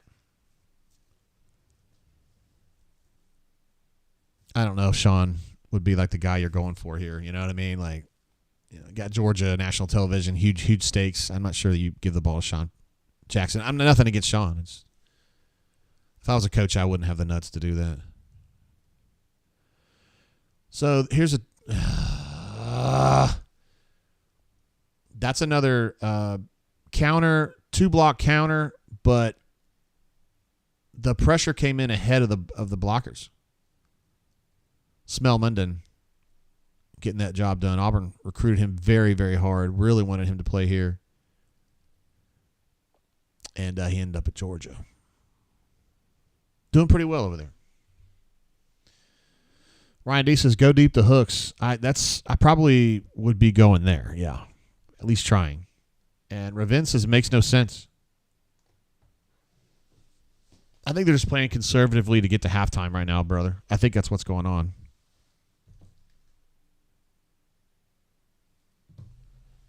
Yeah, I think that's what's going on. Cleveland Brown says there's no reason to be in shotgun on 4th and short SMH. This is a question I will ask Kozan about when we get on the air with him. Kozan, of course, former offensive lineman at Auburn.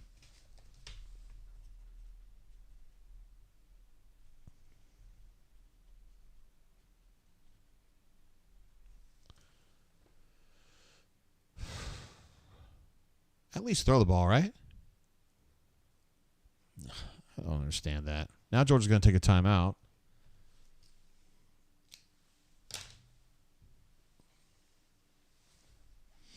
Big Ep says, I would run Sean Jackson. I don't know, man. I just don't think that that's the way coaches are going to do it.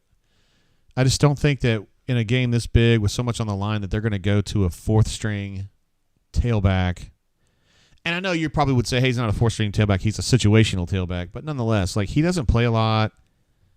I don't know, man. To me, that just seems kind of like a weird – I mean, it makes sense, like, in theory, but I don't think I would be able to do that. I think you give it to Jarquez, which they did, and he's a very physical runner, and you do the best you can. I feel like a stranger has a good question. He says, is Thorne hurt?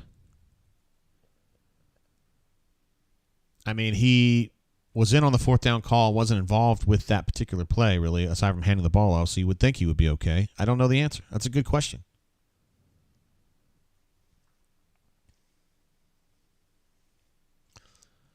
Boy, he got that ball off quickly. And he absolutely boomed that one. My God. What an amazing play. Oh, God. I mean, it doesn't matter because it's halftime, but that was an amazing kick and some really good coverage, too. I wish that punt hadn't been right then, because Georgia would have been taken over at the half.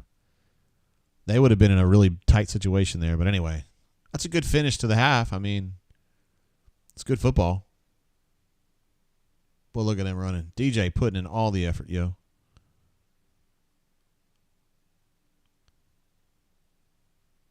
Hey, that's good, mate. That was quite a kick. Yeah, I'm glad to see you guys are thinking 74 yards on that punt officially. That's awesome. That's how it's done right there. All right, so 10-10 at half. I think that's essentially ideal. I mean, ideal to me would have been 13-10, but that's one way to put it. Scored 10 unanswered points. It's not wrong. But you're a 16, 17 point favorite, and you're tied at halftime. That's not a good look. I don't care what you say. You guys can dress it up all you want. Robert says 10-10. I will take it. I completely concur.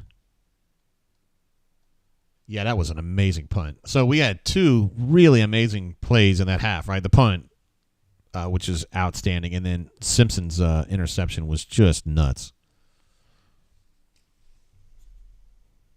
All right, got late word here that Coach Hunter is good to go for a call, so that is amazing news. We love hearing that.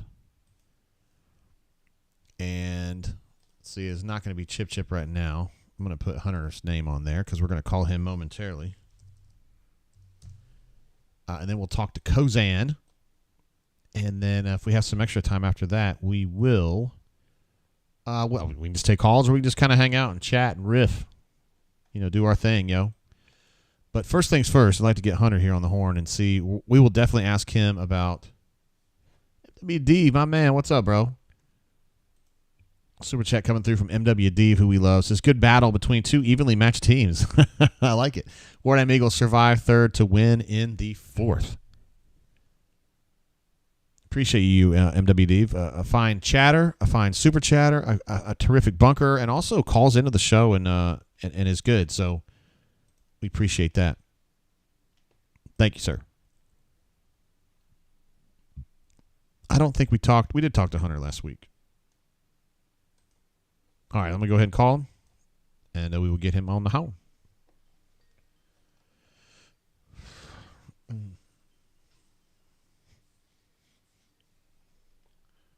Pantaloons. Nice use of pantaloons there, Cincy. JG. What up, Coach Hunter? Hey, man. How are you today, bro? Well, I'm happy. This is exactly what I thought was going to happen. I thought Auburn was going to go out there and get in a fist fight. Hey, I'm pleasantly surprised myself, man. I didn't agree with you that I thought this is what was going to happen, but I'm glad to see it. What sticks out to you so far? Effort's outstanding. They've generated some rushing yards with some different concepts that I didn't think they were going to be able to get, just in the face of this Georgia defense. Now they're going to have counter punches because Georgia's going to make good adjustments. Thoughts on Peyton and the way that they've kind of mitigated their risk by just running the football? I think they've got to give him some quick stuff. If you've noticed, Auburn always has at least two receivers really, really wide, all the way out on the numbers. And I don't think the outside receivers, in guys like Hooks and Shorter, and those guys are fast enough to beat coverage inside when pressure's coming. And so I think they need to condense their splits a little bit, maybe work on some compressed stuff to give him some quick-hitting passes to get those guys the ball maybe in a little more unconventional way, if that makes sense. Yeah, just quicker, right? They're kind of those guys can do stuff, but they're just not fast receivers. They're big receivers, but they can't create separation in space. So bring them inside, win with leverage, let them use some catch radius, stuff, get underneath some zone coverage, give him some fast options in the face of pressures. Motion that outside receiver in when they walk down the safety blitz and throw right behind where he's coming from in that grass. Some things that give him quick hitters to get the ball out of his hand. It might not be big play stuff, but if you're completing stuff 7, 8, 9 yards down the field at a time, you sustain drives and slow Georgia down in terms of their pressures. What did you think about the 4th and inches there? I guess they were at the 15 or so. I was thinking field goal. They went for it, got stuffed. They're late in the quarter. I'm for going for it 100% right there. To beat the number one team in the country, you've got to do some things to capitalize on momentum. I think going gun right there is not a good decision. You know, get under center, get downhill now. I would like to have seen some extra tight ends, because if you expand the surface, I mean, they had one to that side. Georgia crossed his face. Still, the wider you make the surface, the fewer guys you have that can penetrate inside on the gaps in a hurry. You know, if you're going to do it, I like going under center so there's no chance of a bad snap. You know, you're not starting from 5 yards behind the line of scrimmage on the exchange. You're getting the running back going downhill right now. Like the decision, don't really like the call.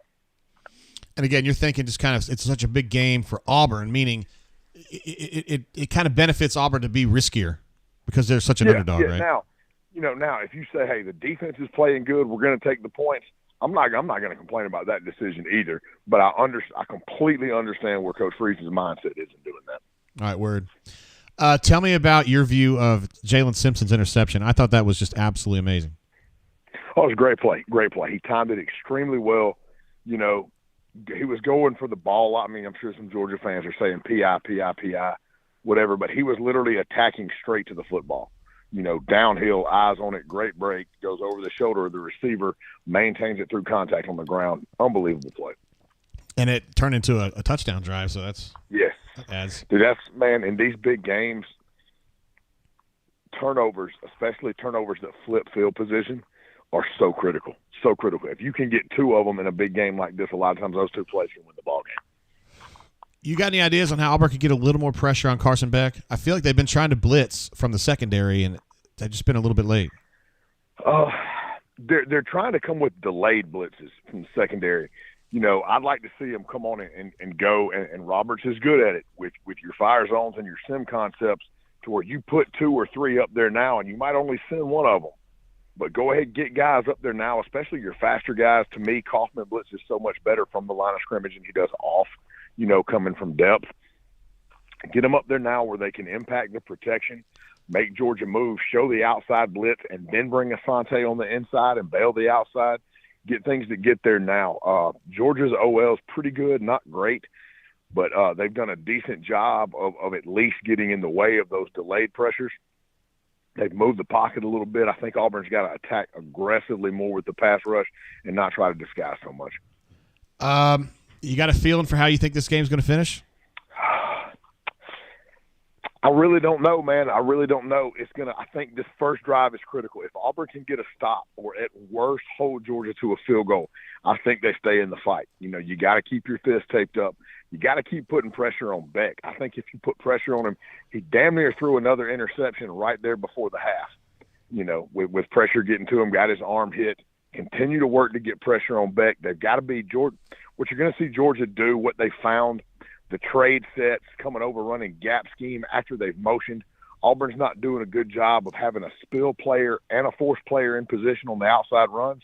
They're going to come back and really, really try to exploit that, I guarantee you. So Auburn's going to have to do a good job adjusting their run fits when Georgia trade motions right there. If they can slow the run game down, keep pressure on Beck, they got a chance in this thing. When you say you kind of have to change the way you're defending those outside runs when they change personnel like that, or they shift personnel? Yeah, when they move to the other side of the ball, right? You've now got to make sure that you have those 2 gaps filled, because when those 2 guys down block, they're bringing a guard or a guard and an H-back, sometimes 2 guards, 2 pullers across on gap scheme.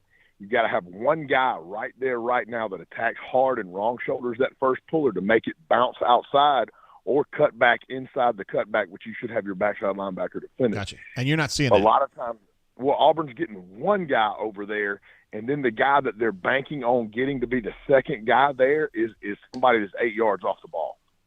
You know, they're trying to do it with a safety or a corner. That puts you in a bind. So then a lot of times the guy that you're bouncing that you're spilling that ball to is 8 yards off the ball, so first contact's not made until 5 yards downfield. Yeah, it's too far. All right, my G, Coach Hunter, we love having you learn us a little football on halftime. So thank you very much for that. Hey, man, I hope we have something memorable second half, dude. So. That'd be amazing. All right, brother. It would, brother. It would. Hey, Thank man. you. All right, War Eagle. Bye. Yep. There he is, Coach Hunter, the legend himself. Really, just to kind of recap, did not like the idea of the shotgun snap on the 4th and inches there late in the second quarter, which I think we all agree with. But that is kind of like their offensive operational paradigm. So, I mean, that's kind of in keeping with what they've been doing. He said counter punches are coming. Georgia's the kind of team that schemes well at halftime, has adjustments for the second half. Does Auburn have a counter to that? And he is also concerned about some of these gap schemes with the pullers, usually a counter that he feels like they've been fortifying so much on the edge, and Auburn's response has not been great. He thinks it's going to take a two-man to undermine that. They've been getting one guy, but they've been kind of relying on a safety or a corner or a nickel to come from 8 yards off to help supplement that run support on the trades, and he thinks that's potentially an area of concern moving forward. Now, there was a play that we were kind of highlighting here in the chat during the second quarter where Georgia did that exact thing, running to its left, had a huge gain off of it, and I think that's what he's talking about. I think Jalen McLeod got displaced a little bit on that, and then the response from beyond that was just too slow. And there just weren't enough guys close enough to the scene to be able to get there quickly enough. So that's something that Coach Hunter is definitely going to be keeping a close eye on. We got Kozan. I got to get to Kozan here in a sec, but I do want to holler out some of these super chatters. I appreciate you guys super chatting and being part of the show. Questionable Call, who we love over at the bunker. This is Wardam JG. It hasn't been pretty, but I'll take 10-10 at the half in this game. Thank you, sir, for the super chat and jumping in here at the Brain Drain. We love Questionable Call. Also, Casa DP with his 30-second super chat of the day. I'm just kidding, but it's been a bunch. Preach Hunter. P.S. This decanter of bourbon is an endangered species in my home. We got to have a laugh for that one. Come on, bro. I love it. Appreciate you, Casa DP. And Yo Malcolm's in the chat, too. Glad to have you here, bro. Let's go ahead and get my guy, Alex Kozan, here on the line. Alex, of course, played offensive line here at Auburn and is very, very sharp with his analyses of offense specifically. How's it going, Jay? Hey, what's up, Alex? I mean, I think you couldn't have asked for anything better for the start to the game, especially that first quarter, coming out, getting that turnover. If Thorne just had a little bit higher top end speed, he could have. That was a perfect call and perfectly blocked play on that long gainer he had down that right sideline. But yeah, we'll see if. I mean, I think this one comes down to the offense has to get points. Auburn's offense has to get points.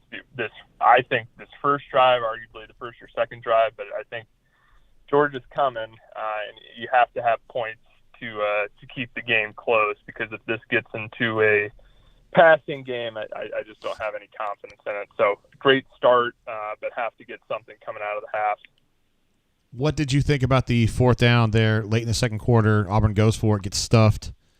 I was thinking points, but... Yeah, in a game like this, I think I see both sides of it, because half the room's going to say be aggressive, go for it on fourth. You know, to beat the number one team in the country, you got to score touchdowns, and that's right. I think with this team, though, I would take the points and keep the game close, because at 3 points, especially with how fast these games move and how few drives you get, that's solid, and that's something you have. And I think unless you're fully confident in your offense's ability to get it, which I would have put their chances of getting that at less than 50%. I personally would have taken the points, but definitely see the people that wanted to go for it, get that. Anything sticking out to you offensively? I mean, obviously they're running the football, and it's been fairly effective.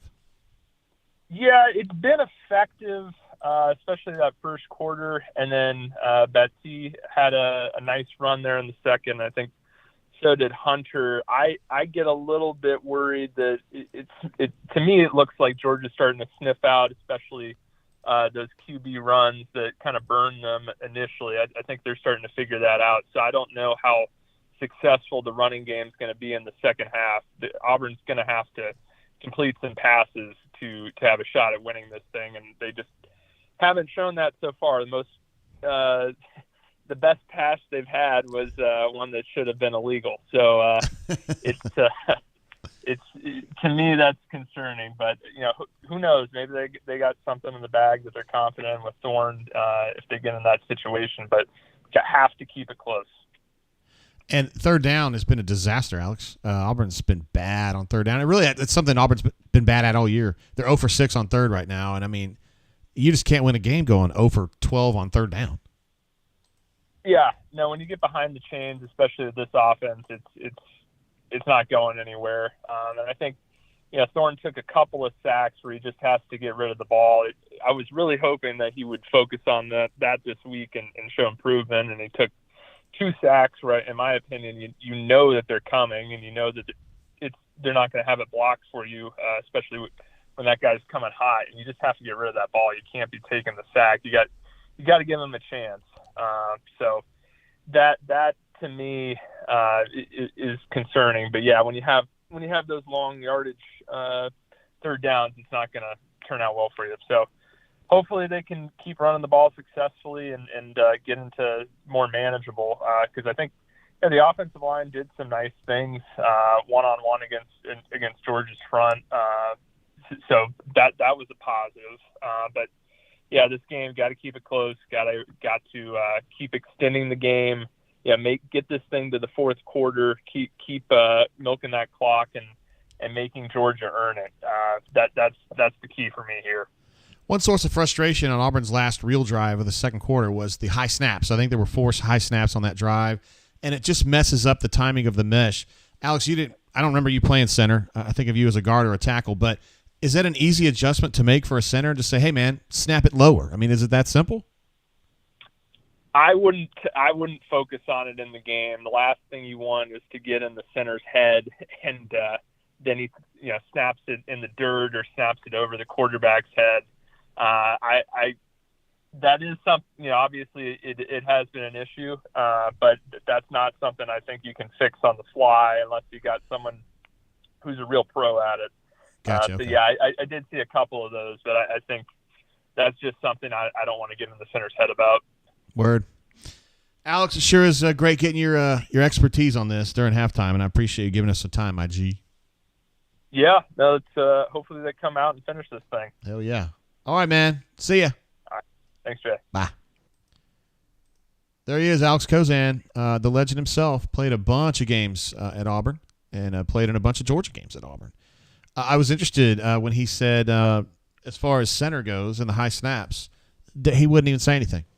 Just maybe you just mentioned to him, hey, man, that snap was high, and it kind of messed up the exchange, and that's it. You don't want to set up a situation where he's thinking about it too much. Avery's thinking about it too much. You just kind of move on. Now, as someone who kind of knows Avery a little bit, I think he's the kind of guy that you could talk to about that, but maybe not. And I would definitely defer to Alex Kozan, who's played a whole lot of football games that I haven't. So what do I know? Let's see. Cassidy P says Kozan for hashtag QB Whisper. I also like how a lot of candor. He was like, I don't know if I trust Peyton. Like, I know. We're kind of all in that boat, right? But he's not mean about it. That's why he's amazing. We love having Alex on the show. Also, Travis J checked in. Sup, Jay, on a date. On a Saturday afternoon date. That is an absolute baller right there. Had to sneak away to hop on War Eagle. Hey, thanks for checking in, my G. I was wondering where you were at, because we usually have you on, and you always have some funny things to say. But I hope you're having a good date, my G. And I hope that works out great. I was on a date last night, and it worked out great. Well, I mean, it's with my wife, and we've been married 26 years, so they usually end great, but, it goes. It happens. Solo Tigre, one of my favorites, says everyone wants to hate Hugh for coaching Peyton softly, and now we can't tell the center to get his shit together. No, I don't think Alex was saying that specific to Avery. I think he was just kind of saying maybe there's not really a need to get in somebody's head about it right now. But, I mean, Solo Tigre, you're definitely younger than me, but there are some... Everybody's different. Everybody is an individual.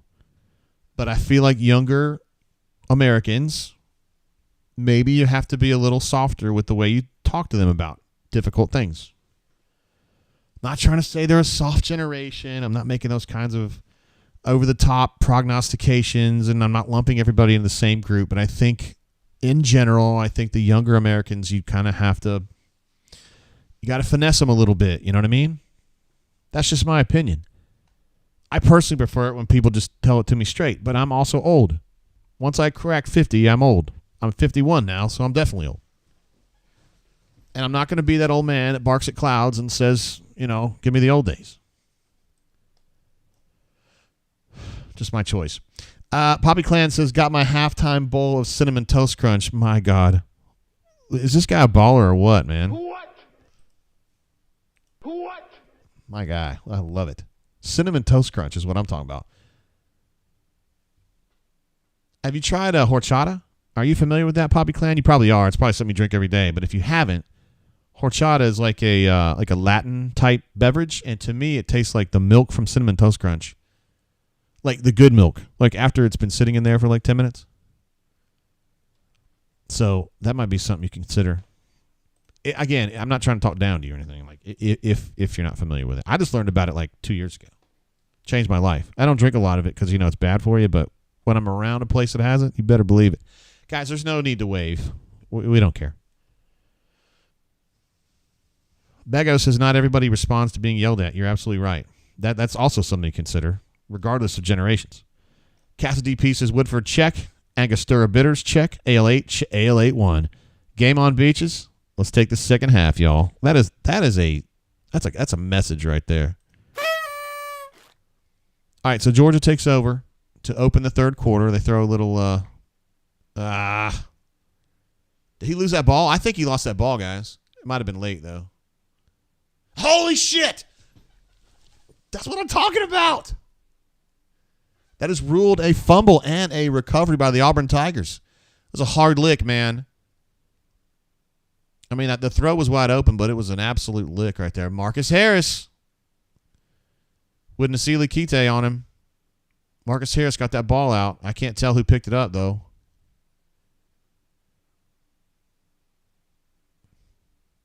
Oh, I would give Nasili Kite some credit. I know he didn't punch it, but he was messing that guy up. Brad Delp, lead singer of the Boston. Man, that's big, guys. That's big. That's big. T-Park says, got my half. Attaboy. That's what I'm talking about right there.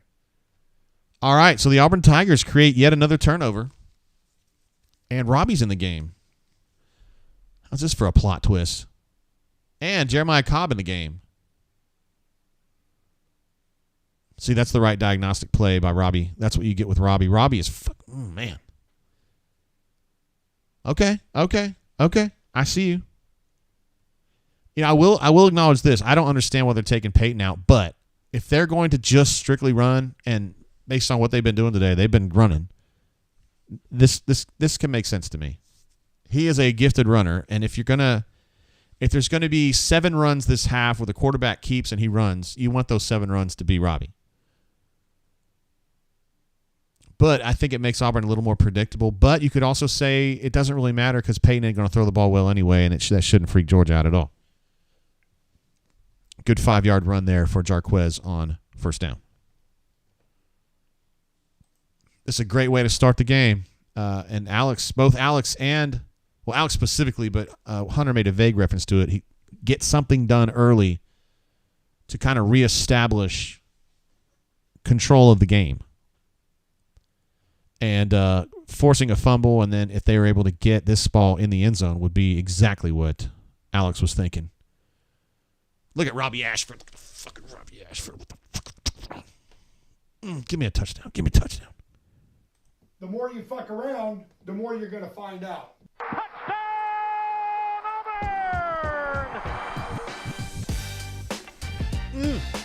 Yummy.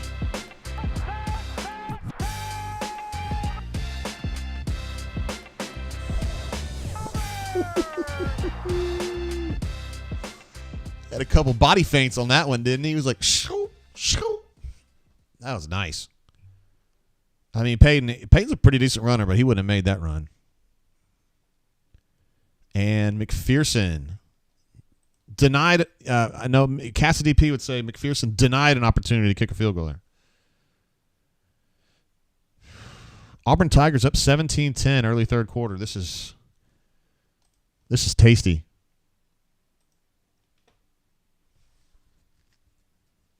This is tasty right here. Look at Philip Montgomery. Look at that.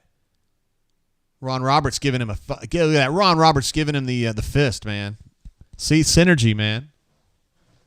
Synergy. Man, this feels good, yo. Now, I did pick Georgia to win this game. I was trying to be realistic about it, but I said all week, and you guys know because you guys hang out a lot, but I thought this game was going to be close. I wasn't alone in that idea, but those of us who thought that were definitely in a minority. So James says, see, someone tell me why Robbie's not playing more. Hold on now. Robbie made some amazing plays on that drive, and with the exception of Marcus Harris getting the ball out, he's the MVP of the drive. However, I mean, Peyton, the offense was doing fine with Peyton too, so I think as the way they're playing today, it's kind of 6 of one, half dozen of the other. But, yes, Robbie had an amazing drive right there. Justin says, leave Robbie in for the rest of the game? Question mark. I think I would. Daniel P says, Jay, I outwardly doubted you, brother. For the reasons I was telling you, I just thought Hugh Freeze cannot allow this game to get away from him. He can't do it. All this, the entire concept of revitalizing Auburn relies on Auburn fighting in the Georgia, LSU, and Alabama games. You can lose them, but you've got to fucking be in it. You can't have one of these 34-10s or 34-6s or whatever. I would still consider Georgia a favorite to win this game, but Auburn's in this game. Auburn's here to fight. And the defense is doing what it does. It creates turnovers. They've been doing it all year. Auburn's got to be leading the SEC now in turnovers created. They were tied for first last week. I don't know. Kentucky might have done some stuff today. I don't know. I feel like a stranger jumped in again. We are running the 2022 Cadillac offense. It kind of does look like that, and we were talking about that last game, right? Feel like a stranger. You were advocating it, and a few others were. Not a lot of people, but I'm glad they spelled his name correctly with one L. That's what it looks like, and I'm telling you, he got a big W over Texas A&M doing this last year. So, hey, that's a good kick. That's a touchback. War Eagle 0008 jumping in again. Another super chat from this legend. Amazing what happens when you can read an RPO/zone read concept, LFG. Hey, I give Peyton some credit, too. His reading percentage was higher today than it's been. But, yeah, that's definitely something that Robbie's just really good at and always has been. Ryan D says 20-10 looks much better if we kick that field goal. Hey, don't you just take your 17-10. Let's move forward, okay? That has been adjudicated. We all agree it was a bad idea. That's not necessarily true, but yeah. Did he lose the ball again? Holy shit, tell me they got the ball again. Tell me they got the ball again. Holy fucking shit. What I'm talking about.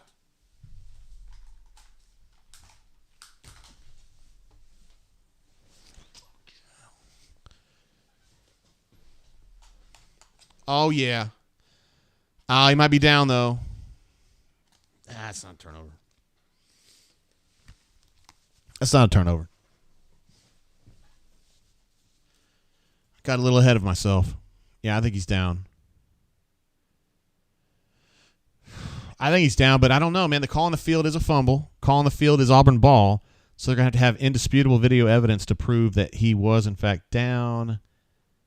And I think that's probably going to be indisputable evidence right there. Of course, with all of this going on, Cassidy P still thinking field goals. He thinks 8 field goals still wins it. There's still time.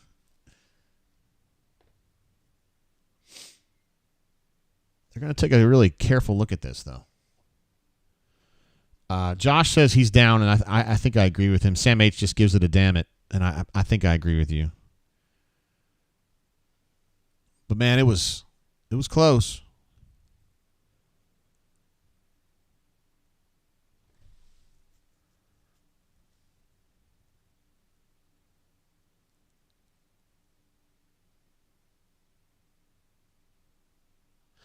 I think that's down. Josh sees Dent says, Dan, that would have been nice. Yeah, it would have been. Daniel P says our defense is kind of good. I agree. Defense has been playing some good ball today. That's fair. I think that's a fair choice. I think that's fair. But I'm going to keep drinking.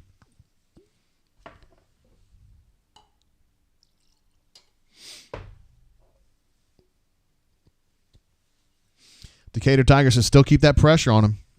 This defense has been, fangs out today. They've been definitely bringing it. 2nd and 11. Sam H says keep the pressure on Beck. That's something that Coach Hunter was talking about. He just continue to bother him.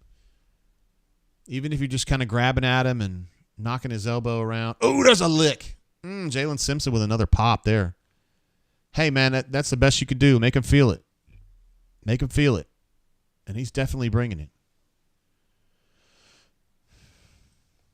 Sam H says Marcus Harris is good. Marcus Harris has been playing at a really high level the last 2 or 3 weeks, and he is playing great today too. He's a problem. Doesn't necessarily give you a lot of pass rush, but he just gets himself into areas that bother the offense, and then he punches at you. Another guy, I should say, he's a grown-ass man. Another guy that you just talk to him, and you're just like, man, what a great kid this guy is. He's just a really nice person. But, man, hell of a football player. Speaking of hell of a football player, Carson Beck, allowed to be on schedule, makes a nice throw to Ladd McConkey for a first down and gets them out of a 2nd and 11 hole with that play. I did see the left tackle from Georgia on his ass on that play. He's probably not really stoked about how that went down.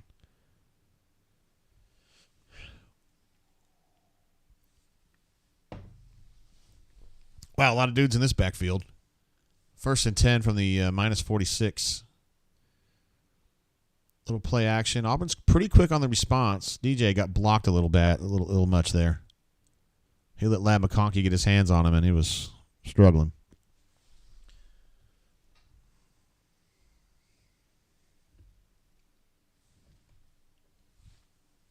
There he is, Mike Bobo.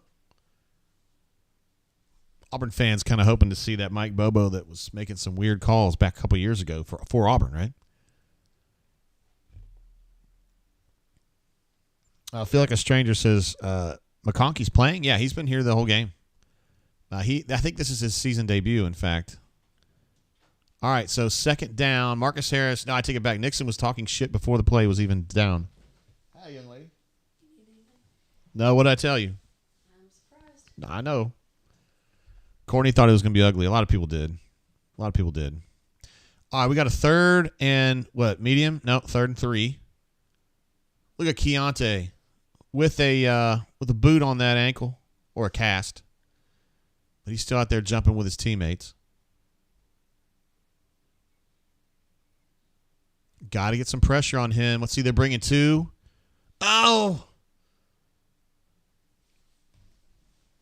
Oh, stop. That was no flag. Stop with all that bullshit.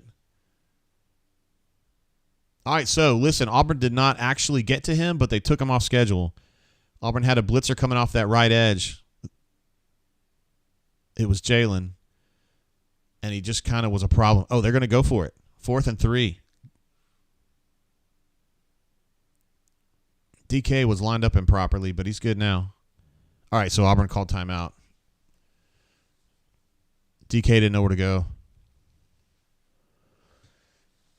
That was a tight one, man. I mean, I'm sweating this shit out. I actually jumped up after that. I thought they had created a fumble earlier in this drive. I mean, that's by the letter of the law. That's probably pass interference, but the way that the game works, that's not actually pass interference. Newman says he thought it was going to be ugly after the Texas A&M game. Yeah. Cleveland Brown said, why are we calling timeout? Well, DK didn't know what was going on and was lined up wrong, and they just didn't look like they were ready to defend that play. So I think they had to call that one. One man's opinion. By the way, Wrexham drew today 4-4. And they are 6th or 7th in the table. in a 24-team league, so not bad. Midro says, we need Hicks Poor back. It's been a while. Hicks Poor ain't walking through that door, fans, and if he does, he'll be gray and old. Big Gap notes, good way to play clean, AU, no penalties. Is that right? 0? That is really clean. Penalties. 1 penalty for Auburn for 5 yards. Regardless, that ain't much. And to be fair, they've only had 1 penalty too, so clean from both teams, although their coach would not say clean after 2 turnovers.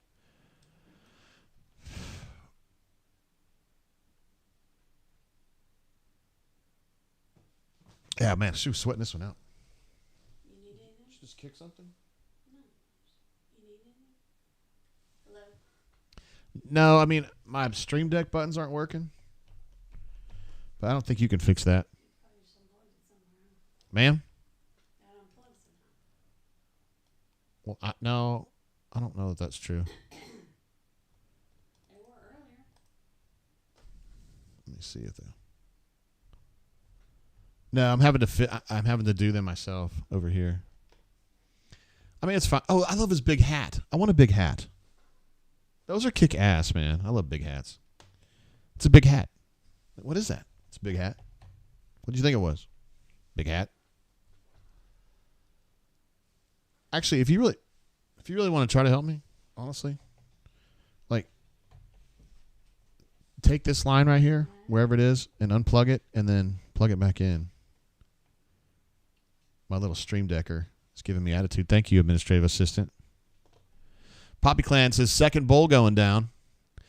They have thought better of this, and they have gone for it now. They've gone for a punt on 4th and 3, and they are going to say touchback on that, I think. Although they were within about, thank you, I saw it pop. Let's see if it works. No, it doesn't. Do you want to quit Stream Deck? Guess what? I just did. Bitch. Oh, I lost it again. Is it plugged in right now?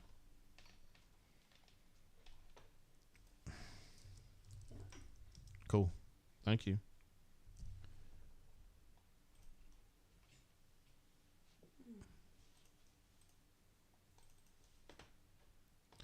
Here, I quit the application. Let's see if it picks back up now. Of course, there had to be an update. Showing some more Robbie stuff.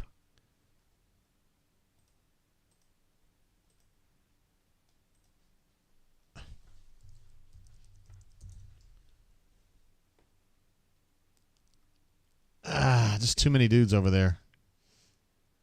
Too many dudes on that edge. All right.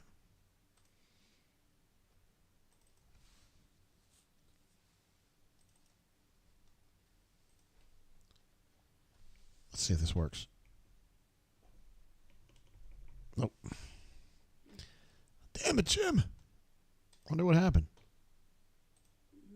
Oh, well. We'll figure it out some other time. Peyton Thorne back in the game. Oh, God. It was like a slant, and he was open, and I thought the ball was in an area where he could compete for it, but ultimately was deflected up, and I thought it was going to be picked, but it didn't. Nah, that was just well defended. Nah, I'm Gucci. Thank you. Did you find anything good today? Okay, great. That sounds amazing.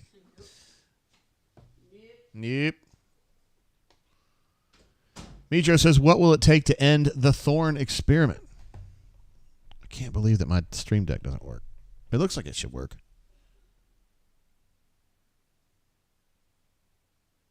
Oh, Peyton Thorne on a scramble on a 3rd and 9. Gets about 20. Whale driver, you shut your mouth. He says, I can't remember a UGA game where we got this many breaks. Don't you do that. Don't you do that.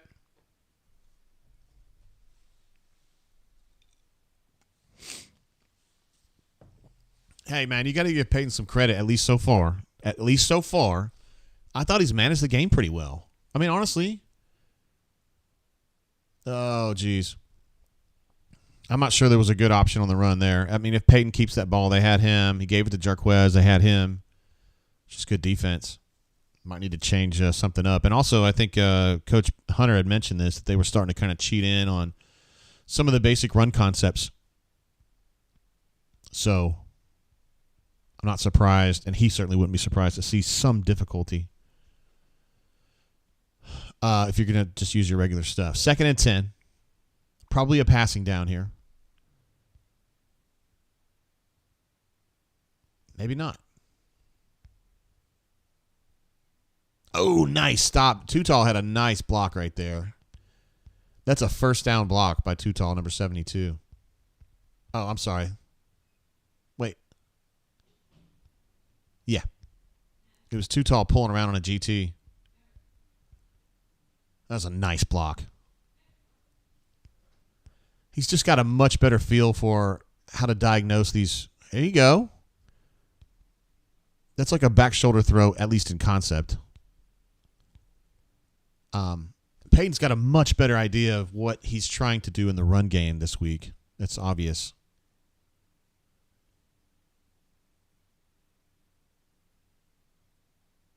That's obvious. Hey, Auburn did convert a 3rd down there with Peyton Thorne's scramble. So Auburn is now, let's see, 1 of 7 on 3rd down. We'll give him credit right here on the board. All right.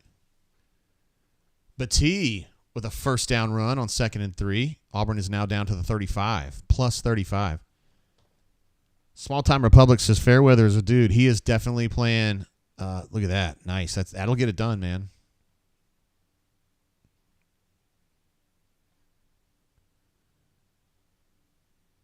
Now, you're okay to change plays with 26 seconds on the play clock. It's when you have 6 left, you got to run it.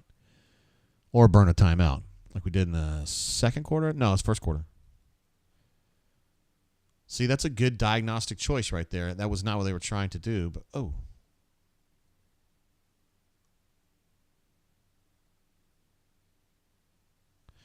Yeah, they're trying to hit that real quick pass to Batee, and then it just wasn't there, and he made a good coach. Which football coach was a head coach in the same sport at both Georgia and Auburn? Well, Joe Leaves, right? Didn't say it had to be football.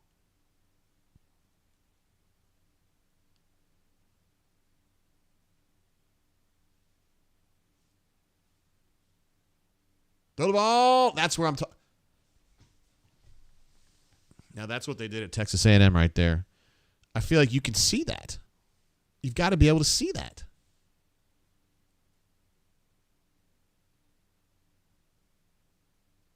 I mean, he was cheating up, and he's got to know he doesn't have anybody there. Maybe that's why he's laying on the ground staring up at the sky, because he's like, Coach Freeze is going to kill me for this. Shug Jordan. Interesting. Robert, dude, we've been asking this question all year, and I don't have an answer for you, bro. He says, how do you not see that pre-snap? I don't know. I don't know. I started to think that maybe he just wasn't empowered to do anything about it, but Hugh changed.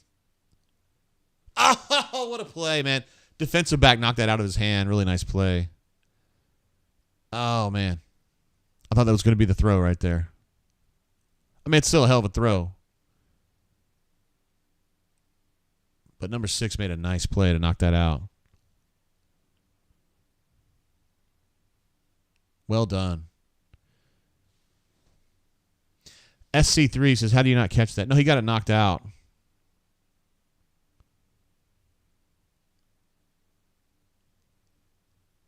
It's like Malcolm probably just got the wind knocked out of him. He landed like flat on his back. That's a nice throw. I mean, you really want to hold that. And, again, it was Peyton's lack of recognition on the Smell Munden blitz that has them. I mean, McPherson, Cassidy P., he was in field goal range, I think. He's not now, but I don't know. What do we do here, guys? Oh, look at that. Scotty P says Shug Jordan basketball. Well done, sir. I hadn't even thought about that. That's why you guys are amazing, man.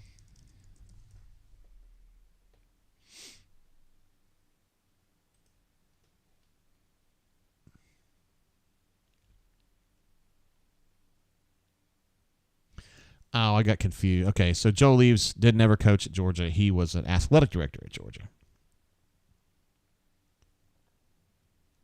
10-4. At Auburn. I didn't realize he was an assistant football coach, too, at one point. That's pretty cool. I wish I could have hung out with him. He's probably one guy, like in Auburn lore, I wish I'd been able to hang out with. That I haven't already hung out with. That's what I meant to say. I shook Jordan would be he'd be in that conversation too. Darkside said he was butt hurt because he missed the catch. No, I think he landed on his butt, knocked himself out. Georgia Rebel says Texas kicker is asshole. Texas kicker is Auburn, isn't he? His name's like Bert Auburn, isn't that his name? Like, I should be kicking here. I don't care. I mean, I don't care how bad or good he is. I should have given him a scholarship and paid him a lot of money. Look at that. That's good thinking there. Cleveland Browns says muffed punt by Georgia incoming. That would be terrific.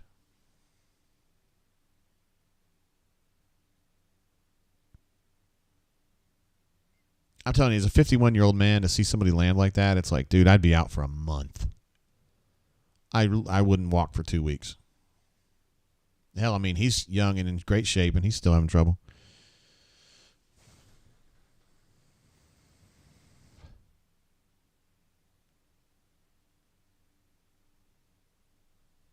Let's see. Robert M. says, not going to change my name to my handle, but I ran into you at the windmill. I remember that.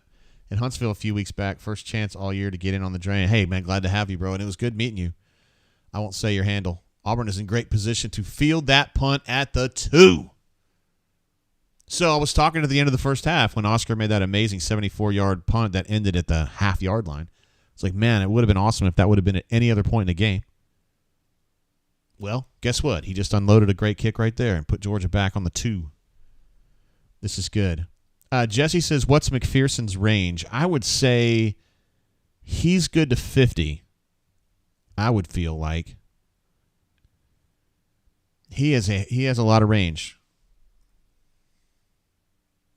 Melee says, Suge and I played the same position at the same high school, but that's where it ends for me. That's pretty good. Auburn RN says Chapman is an All-American.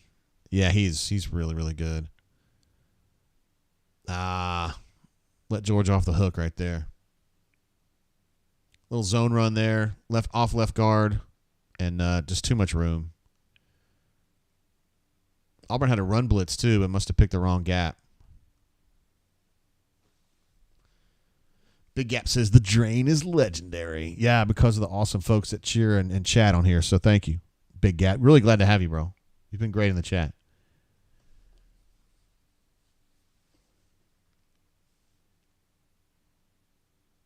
Ooh, amazing diagnosis and stop by a DK right there. Nice play. That's like the rare time when Brock Bowers gets the ball and doesn't make a great play. Wasn't his fault. Just kind of got overrun. Lawrence Johnson, the transfer from Purdue, also there to supplement the situation. Cassidy P says, I figured he would jump in here. So McPherson's range is anything within 70. Hope this helps. All right, 2nd and 12. Got him off schedule here in this first stanza of this particular drive. Auburn's getting good pressure. Carson Beck is running, and he slides after I guess 7 yards, maybe 6 yards. They took away a yard, I thought. So you're still looking at a 3rd medium, 3rd and 6-ish, something like that. That's doable. It probably takes out a lot of the standard run concepts here, so you're looking at like a play action or a quick throw, maybe center of the field. Guys, I mean, the seconds are ticking off here in the 3rd quarter, and Auburn is ahead of touchdown on Georgia right now. I mean, look, guys, this is notable.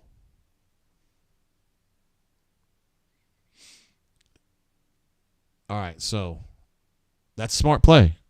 DK blitzes from the left side. Carson Beck knows enough to look on the left side because he knows it's going to be man-to-man coverage behind him. Ra Thomas got hurt on that. He knows it's going to be man behind it, and you throw something short because he knows the safety's going to have to crash down on that to get the man-to-man situation, and he makes the play. That's just good, smart football.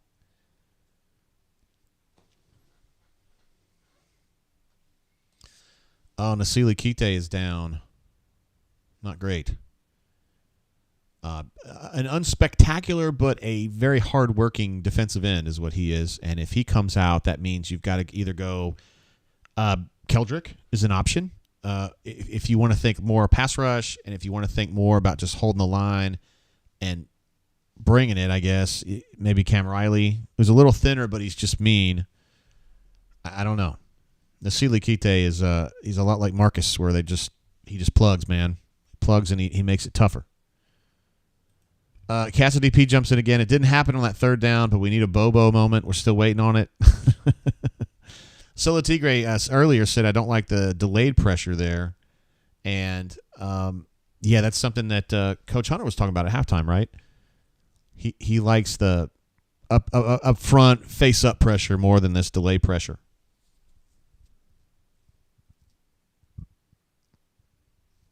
Cyber Rice jumps in and says, Go Tigers with a GEAUX. Probably an LSU fan who would love to see Georgia lose. Glad to have you. Cyber Rice.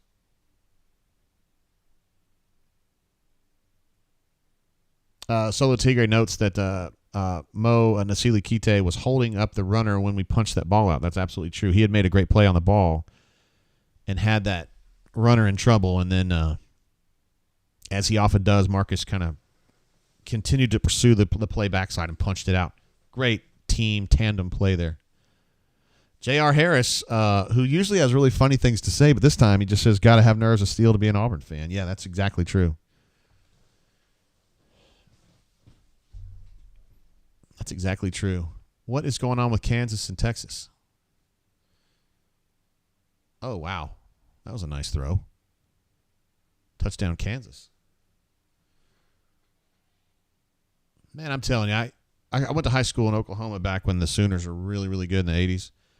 And they would play, like Nebraska. Every year they play Nebraska, and that would be a big game when they would play them, I guess. But most of the time they were playing like Missouri, Kansas, and beating the absolute shit out of them every single week. And I always thought, man, it would suck so bad to be. Oh, Nasili Kite apparently wasn't that injured. He did an Anthony Swain on that one. Ra did something to his, I don't know, maybe a calf there? I don't know what's going on with him. Oh, Jalen McLeod. Oh, no. Oh, Jalen McLeod got right in the dude's face, and he tried to throw the ball when he probably shouldn't have, and it floated, and Cam Riley had that ball, and he just dropped it. Son of a gun, man. I don't know how he got the ball out. I mean, because Jalen had his hands out. That was a poor decision by Beck. He is really lucky that ball didn't get picked. It was a tough play by Cam. It didn't just he was having to kind of dive forward to get to the ball. Oh, but it's so close. Fuck. Super chat from Big Gap. Man, great to have you today, bro. You've been awesome in the chat. Appreciate you. And drops a super chat. Seriously, just says Wardam Eagle Drain family. We'll give him one of these right here. You could drop a tarantula into his shorts and he'll still be cool. Well, I guess the Peerless choice on the bourbon was pretty good today. I've really enjoyed it. I chose it because it's the most cinnamony bourbon I've got, and my safe word is cinnamon. I thought I'd be needing to use my safe word at some point today, but I haven't yet. Day's not over, though. And I will continue drinking. That's what we do here. We watch, we talk, we kvetch, and we drink. That's what we do. That's our ethos. That's what we do. SC3 says, Jay, there are no moral victories. I'm not even saying that word, bro. All I said was that Auburn cannot afford to go out here and get rolled up against Georgia, Alabama, and LSU. Can't do it. And they're not getting rolled up. I mean, I think we've pretty much established that.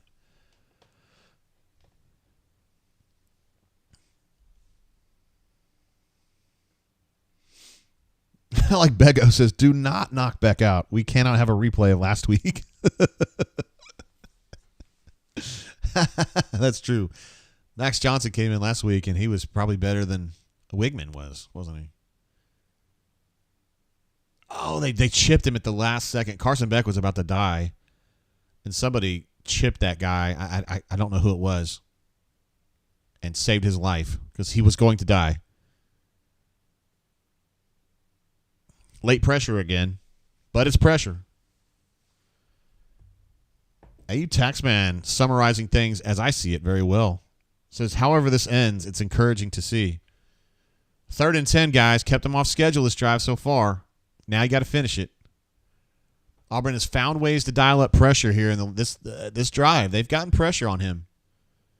They're only sending 4 this time. They've got everybody picked up. No, they don't. Ladd McConkey again kind of leaked out.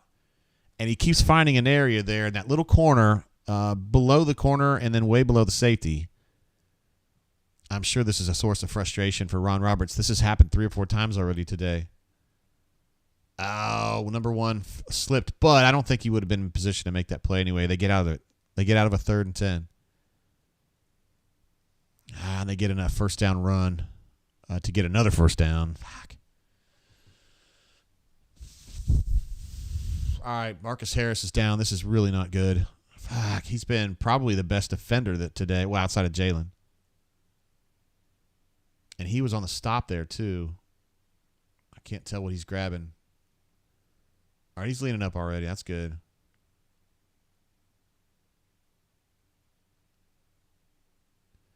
Looks like he's grabbing either like right quadriceps or right hamstring. That's not good. For those of you uninitiated, his brother is committed to Auburn. Marcus Harris's brother. He plays at Pike Road. He is a defensive lineman. He plays all over the defensive line, but he's really like an edge. He's got a body kind of like Keldrick Falk. And I think you heard Hugh talk about this a couple weeks ago in his midweek press conference about how pass rush has got to get better, and we are continuing to work toward that. And Marcus Harris's brother is certainly going to be part of the solution for better pass rush moving forward. They've got to have Texas A&M showed last week the value of being able to create consistent pressure with your front four because it lets your linebackers be more of a menace when they want to in a pass rush and just overload you, or they can play zone and take away a lot of throws like some of the ones that Georgia's been succeeding with. So when Auburn gets to that point, I think it's going to be really nice to have better pressure with the front four. But they've been doing decently in this particular drive. But Ron Roberts loves a corner/nickel blitz. This is awful news right here. I do not like this. Marcus Harris coming off, and he don't look good.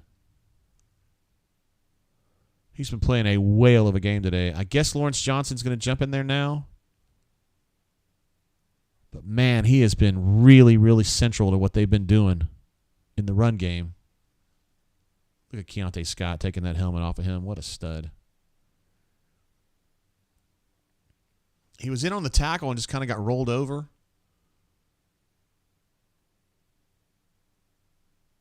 And, it didn't look like his ankle got caught or anything like that. But, a lot of times you're holding on and people are kicking and you can get all kinds of weird things can happen there.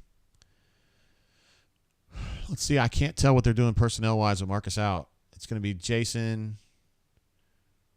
Anichi Sledge is in there right now. Their tight end. Jesse, I'm with you, bro. He says, need Marcus Harris bad. He is really, really important. CDF had another super chat jump in. Drop INT always turns into a touchdown, right? Statistical likelihood. AWS says that's a 79% chance, yes.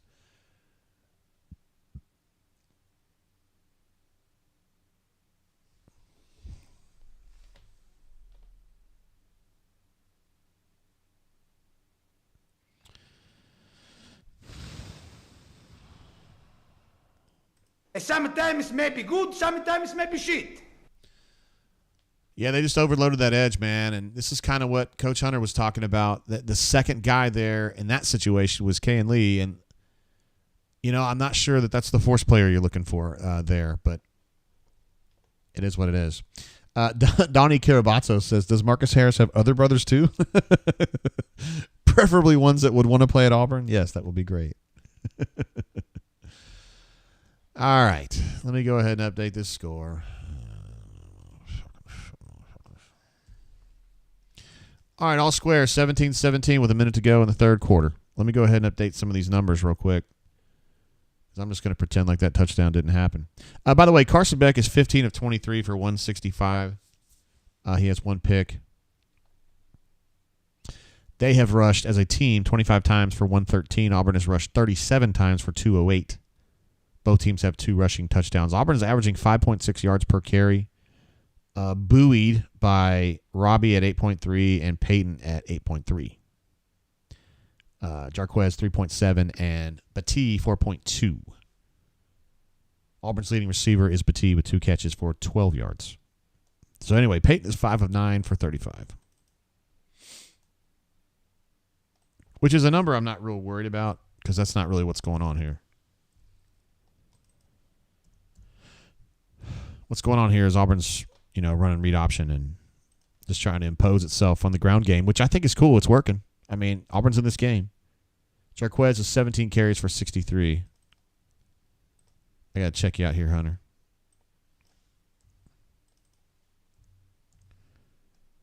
Let's see what Coach Hunter had to say. He sent me a little message here.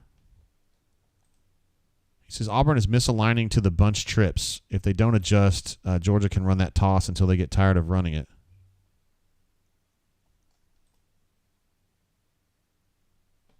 Interesting. Also got something from Alex just saying to remember that we like to put a lot of stuff on the quarterbacks, but receivers probably deserve their fair share of criticism here today.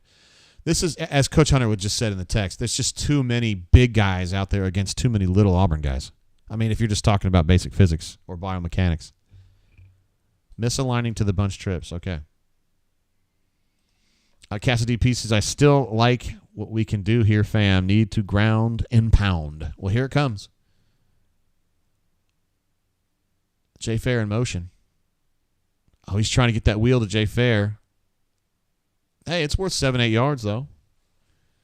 Missed it last week, but hit it this time. There's a big-ass fan in the foreground there. We got the answer to this. It's Shug Jordan. As a basketball coach both at Auburn and Georgia. That's a really good trivia question.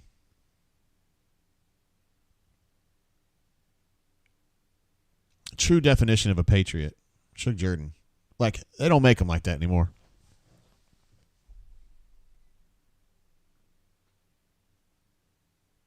Oh, that was a nice miss by Batee. Really nicely done, because that would have been a loss. Instead, he turns it into a modest gain. It's going to be 3rd and 1, maybe 1.5. A long one, as Rod Bramlett would say. Boy, 23 got absolutely juked. Ay. It's embarrassing. 3rd and 1 looks like Auburn's going to go ahead and take it to the end of the quarter and really take some time to think about what they want to do here. All right, guys. We're going into the fourth quarter in a tie game. I still think we would take this before the game started.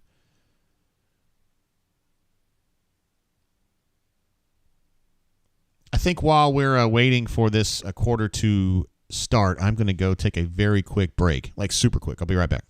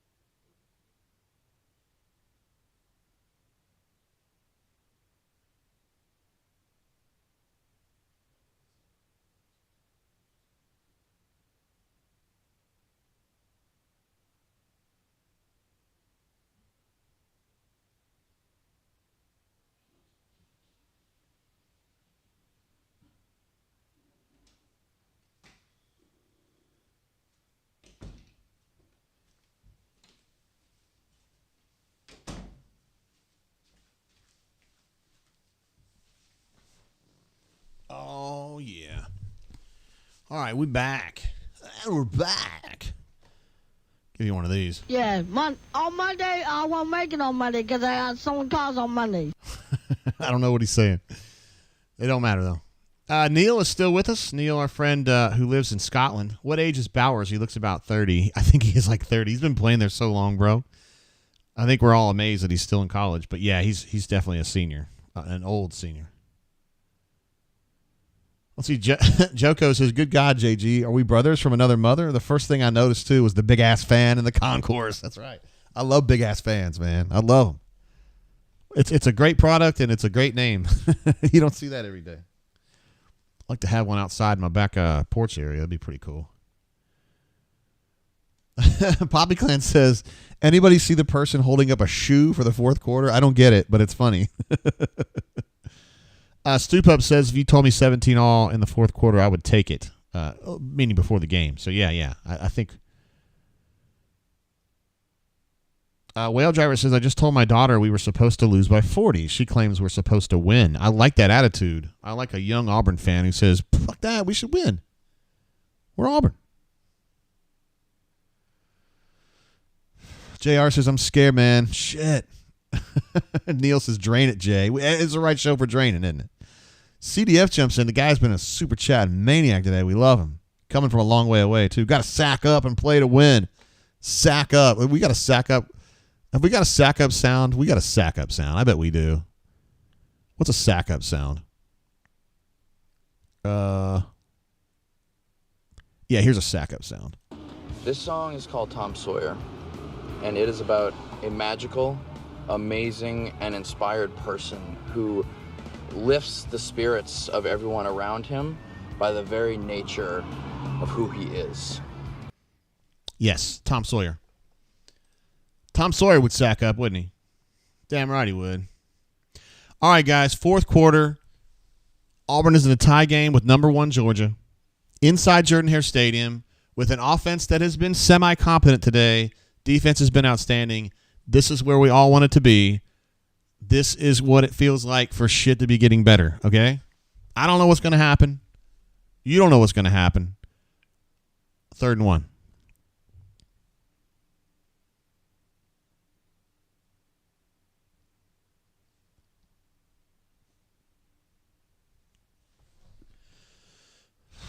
All right, so we got a flag, which is probably going to be against Auburn.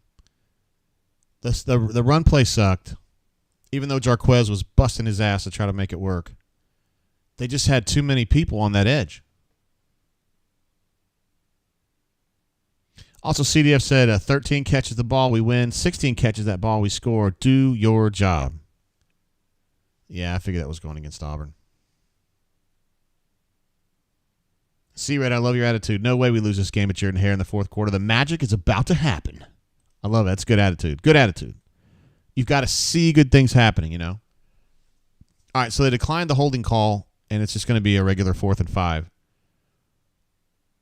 Cassidy says, on behalf of Stutzman 23, I hate UGA. Well, hold on, I hate you. I hate you. I don't even know you, and I hate your guts. I hope all the bad things in life happen to you and nobody else but you. That's from the haters, the player haters ball, right? Yeah, on Chappelle Show. Silky Johnson. Oh shit! There's the ball. The ball's out. There's the muffed punt. I believe who was calling for that earlier? Poppy Clan. Might have been Cassidy P calling for a muffed punt. You got it, but it was just so far downfield because of Oscar's thunderous leg that Auburn's coverage guys, the Rangers guys, hadn't even gotten there yet. But that's still an amazing punt and really good coverage. So, I mean, they're starting from scratch, so to speak, probably around the 10. That was a mega punt. That's SC3. That's well put. That was a mega punt. It's Australian for punt. I like the hard hat. If I was at an Auburn game, like as a fan, I'd be wearing an Auburn hard hat. I would be into that. All right, the pass rush was kind of shitty on that play. Cam Riley with a really... Oh, shit. Man, Cam, I don't know, dude. He just went totally for the strip there, and then he gave up another 8 yards. That's well put. That ball was well put. Wait, did he? I know that Auburn ended up with the ball after this play, but I don't know if he actually fumbled or that was just like some late. Nah, he's definitely down. Neil Jones says punter's the MVP. He has been amazing, dude. He's actually really good all the time. He's an Australian. And Auburn's previous punter before him was Australian too, and they're just both really good. Aaron Sipos was the guy before. He plays for the Eagles now, the Philadelphia Eagles. And this is Oscar Chapman, and he's also really, really good. I don't know who's down. I can't really tell.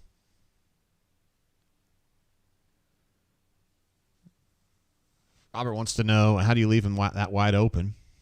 Justin C says cover him. Yeah. Oh, no, it's not Simp that got hurt, is it?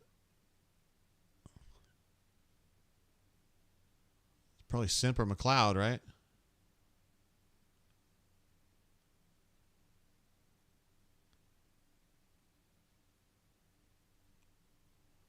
I guess they were reviewing the fumble, but come on, Simp. He was definitely, I mean, he landed on his back with the ball, so that's going to be an easy review. Riley M says, come on, we've come so far. I know, man. I know what you're talking about, bro.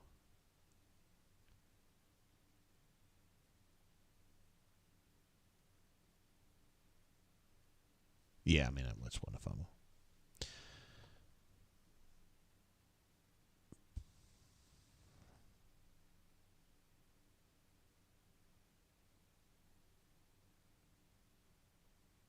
Yeah, this is a play this is the long pass right here.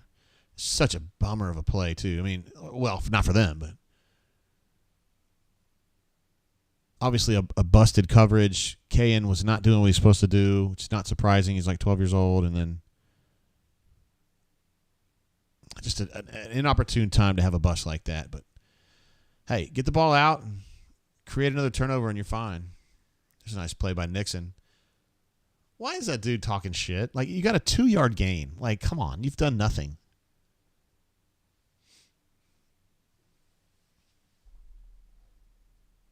Sam H says, oh, no, we suck again. Here we go. Solo Tigre says, who is this milk cricket? What does that mean? I feel like a stranger says Riley is so bad in coverage. Well, he's like a converted linebacker to defensive end. I mean, you wouldn't expect him to be great in coverage. But your point still stands. Could be better there. That was just a bust. I don't know what was going on. I have to get to the bottom of that. Oh, Jalen's getting held real bad over there. Like, super bad. DK is wanting a offensive pass interference call on that play, which is highly unlikely. Let's see if he's got a point.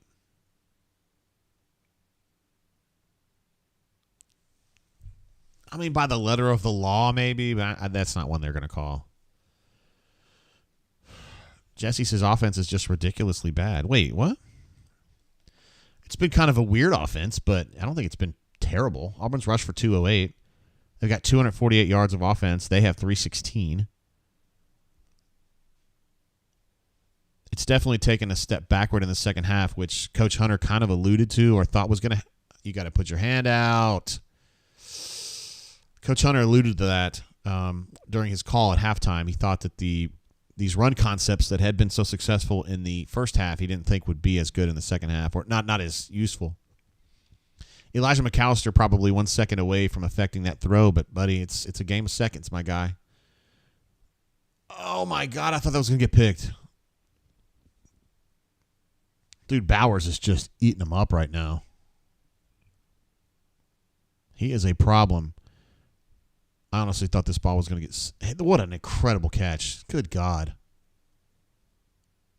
That's well done. Oh, got one of these, huh? So that play's coming back.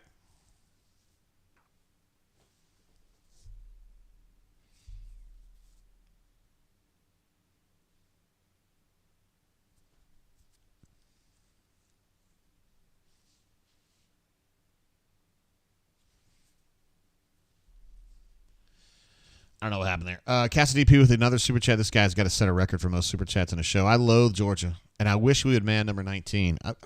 Against who? Like, who would you think?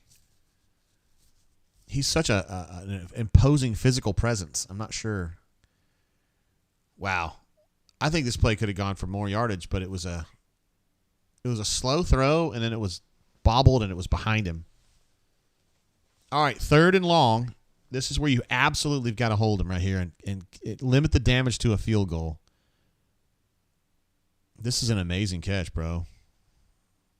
I mean, you just got to give the kid credit, man. He's just really good. 3rd and 11. They're off schedule. This is where you got to have him right here. You have to do something. Just not delay pressure. Don't do delay pressure. Okay. DK's at the line of scrimmage. It looks like he's bailing, though. Are they still playing without Simp?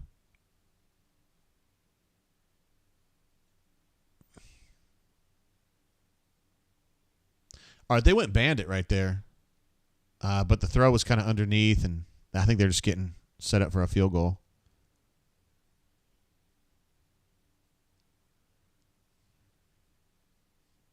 What, they're going to go for this? Was it like 4th and 2, 4th and 3? Fuck, it's 4th and 5? I don't understand. What am I missing? Oh shit! Okay, I thought Carson Beck was still out there. My bad.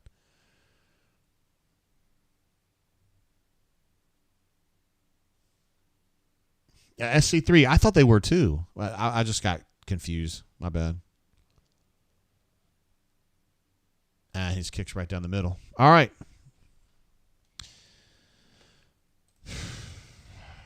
Well, Georgia takes his first lead of the game. And I've got a story for that one. Well. The most diabolical haters this side of the Mississippi. All right, 20-17. Georgia's up ahead now in a game where they were favored to win between, 14.5 and 16.5? They're up 3 with 10 minutes to go. So, wow. Bowers really, really made a difference in that drive. He's a game-changing element for sure.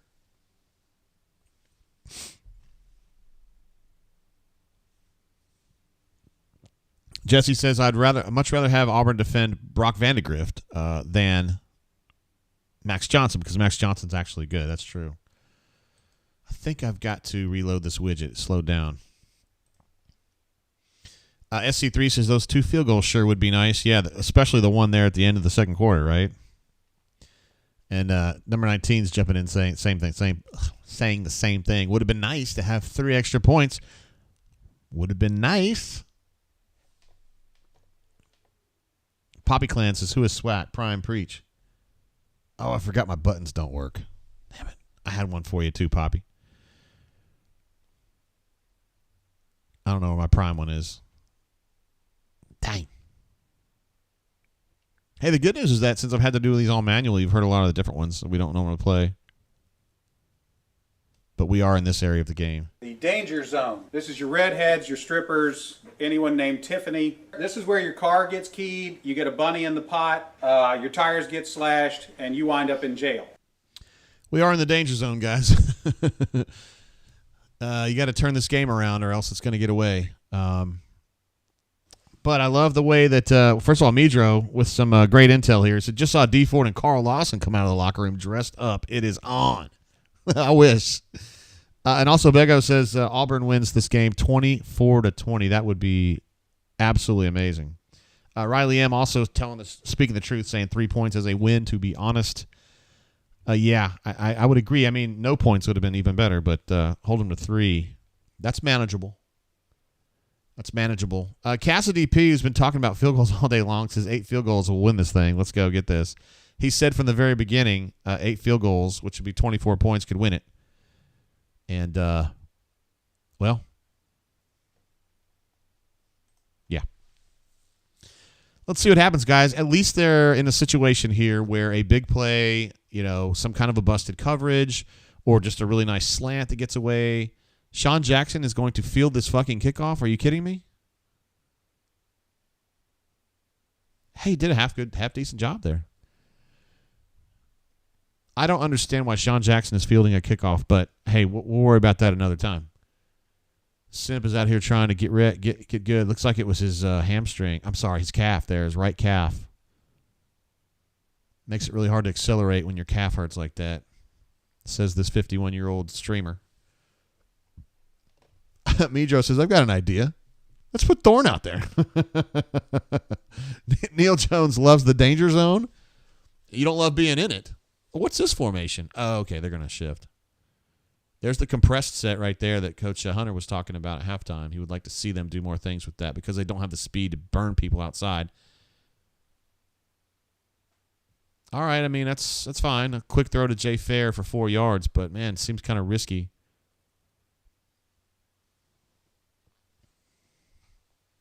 Yeah, Decatur, thanks for mentioning that. He said this is what he wanted a chance to be in the game in the fourth. He has gotten what he wanted, and this is awesome. This is what you build for. This is why you're out on the road recruiting in January trying to get the last kid to commit, to say, hey, I hope we get enough talent so we can hang with Georgia and not get shit on again, And that's what's happening. They're not getting shit on. They are in this game, 100%. They use this possession to get a touchdown. I mean, Georgia's got problems. I think there's just going to be a lot of people in the national scene that are surprised that this game's going this way, and we're not. People in this chat, for the most part, are not. Oh, shit. He's not really open. And, they're going to get a PI, though. Hey, that's the same thing as a first down. Fuck it. The camera's starting to shake. It tells me that Jordan Hare's starting to get really riled up. It's getting loud. That must have been a no-doubter on that penalty, by the way. Nobody on Georgia's sideline was fussing about that at all. Solo Tigre says, stop cheating. There goes the mic man. I'm like, man, so what's it all about? And when we going to run? Maybe we can meet up on the sun. Tyke Smith, the guilty party on that one. Auburn is at midfield here. Down a field goal. Probably 15 yards or so from McPherson's range. And 50 yards from really putting Georgia in a bad situation. Let's see which one occurs. A little pitch. Too many dudes. I believe that was Auburn's first pitch of the day. All right, that gets them off schedule a little bit. 2nd and 10, maybe 2nd and 9.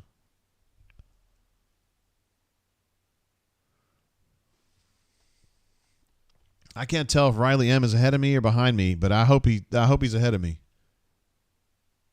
God, I hope he's ahead of me because he just said Batee MF. And I hope that means Batee. Oh, he's not in the game, though. Oh, no, here he is.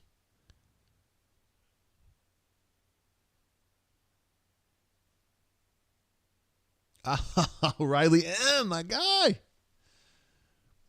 Cassidy pieces were already in McPherson's range. Yeah, we got on the field. We're in his range.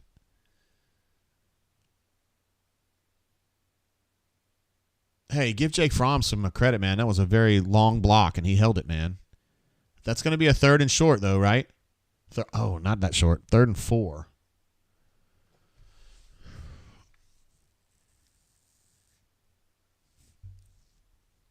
I got a 3rd and 4 right here. Oh, thank you. Oh, God. All right, first down. It was a designed back shoulder throw to Rivaldo. He caught it, broke a tackle. I thought he was going to get away. He only got about 4 or 5 more yards. But, I mean, hey, when you get into plus territory, I'm good with 3 or 4 extra yards on a play. Rivaldo's played a good game today. He's been good. All right, Auburn's got a 1st and 10 to the 30, plus 32 now is what I'm looking at here. Peyton Thorne has been fairly good today. Not been a superstar, but he hasn't been dog shit either. Hey, that's a pretty good first down run, all things considered. Batee running essentially up the middle for a 4-yard gain on first down. Yeah, I don't care about them. Solo Tigre says, "What a strong little guy. He sure is, dude. He is. He's good." Sam H says, "Is this what Army fans feel like?" What? Oh, because they're running the ball all the time. I got you. Kanuman is shocked they completed a pass for a first down. That is indeed an unusual sight. Holy shit! Oh, I thought he caught it. 2nd and 6. Threw the ball up to Rivaldo. I did think that was pass interference, but that's fine if they don't call it. And he had an opportunity to catch that ball. It was competable. He was competing. Really, they were both kind of fighting for the ball. I wouldn't have called that. He still almost caught it in his legs, honestly, but I think Payton was thinking a DPI there. But those guys were both going at it. All right, guys. 3rd and 7-ish, 6. They are in McPherson's range, but not comfortably.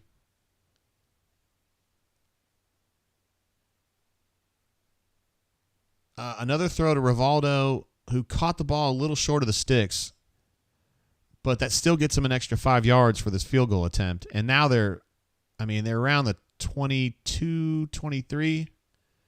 You feel like McPherson should be able to hit this one pretty comfortably.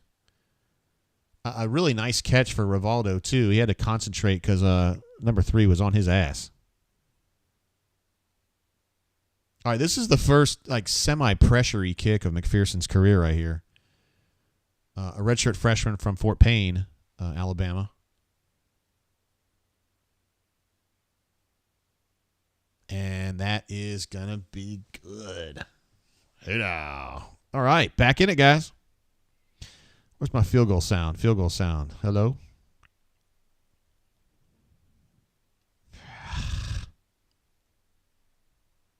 Man, I don't know where my field goal sound is. Dadgummit.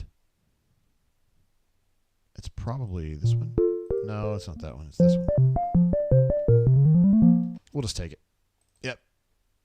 All right, so all square now, 20 all. Let me get some of these stats updated while we're in a situation. Can you believe this, guys? Tied in the 4th quarter? Holy shit. This is really good. 3rd down. Auburn is still dog shit. 2 of 11 versus 7 of 12.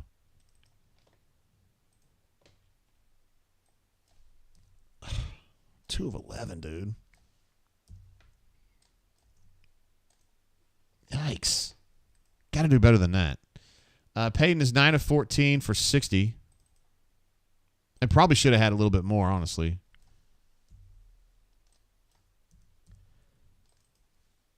Because he gave Malcolm Johnson an opportunity to pull one down earlier that he lost. He gave Rivaldo an opportunity to catch that one just a minute ago around the 5-yard line, and he lost it. He's given them some opportunities to compete, and that's really all you can ask for at this point. I mean, honestly, considering how broken Payton was last weekend, he's been much better this week. Much better. Cassidy P. finally having an opportunity to celebrate his guy McPherson with another field goal. That's 2 for McPherson today. He's 2 for 2, and he's been cash money. So Melee says on like Donkey Kong. That's right. You recognize that sound, didn't you?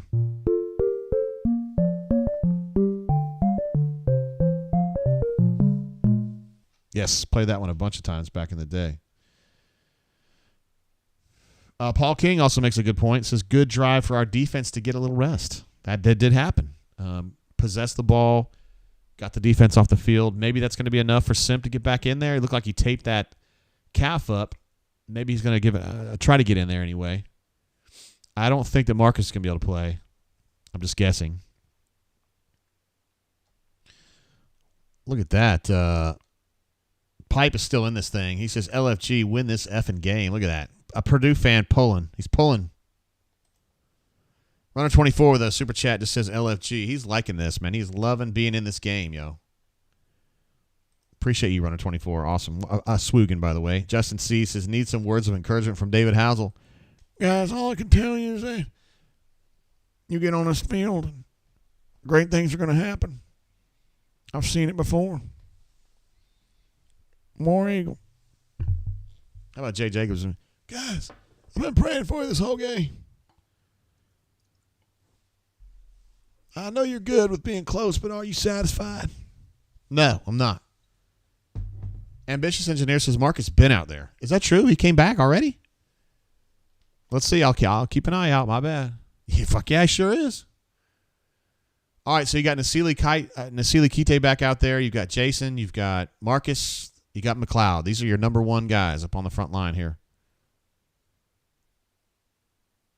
Another late blitz from Zion.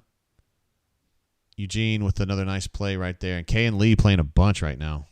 I guess Nehemiah's must not be going today. I haven't watched as closely on that.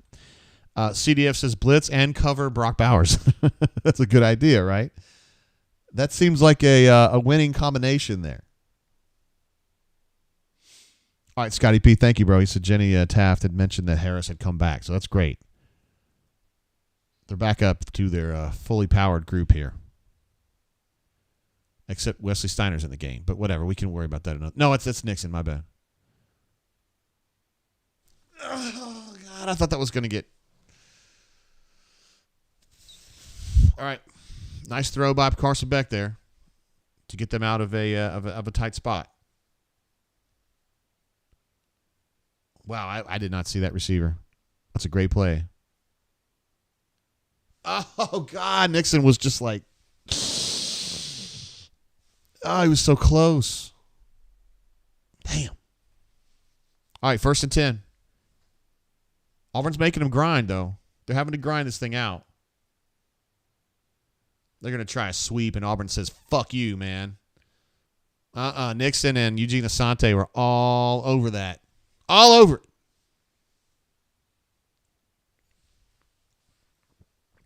They said, you're not running a sweep into our boundary. Not up in here.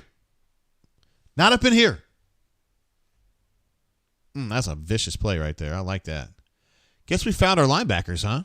It's 9 and 30. That's what's going to happen. I wonder what would have happened if Keys had been healthy. You know what I mean? Because he was definitely the number one choice at Mike, but that paved the way really for Eugene to play so much, and he's been good. 2nd and 12. They're off schedule a little bit. Auburn is bringing a lot of dudes. Oh. Marcus Harris got his paw up on that ball and knocked it down. It was reasonably close to a paw and pick because the ball kind of went up. Nah, hell no. It wasn't that close. But it was still a hell of a play by Marcus to get his hands up. All right, 3rd and 12, guys. Now, they've been really good on these 3rd and longs. I feel like Auburn's got them in bad situations, and they've been able to dig themselves out. Does their luck run out right here? They are running the trips concept. Oh, God, he feels like he sees somebody, and he did. It was Brock Bowers. CDF, I know you're bitching. I know you're mad.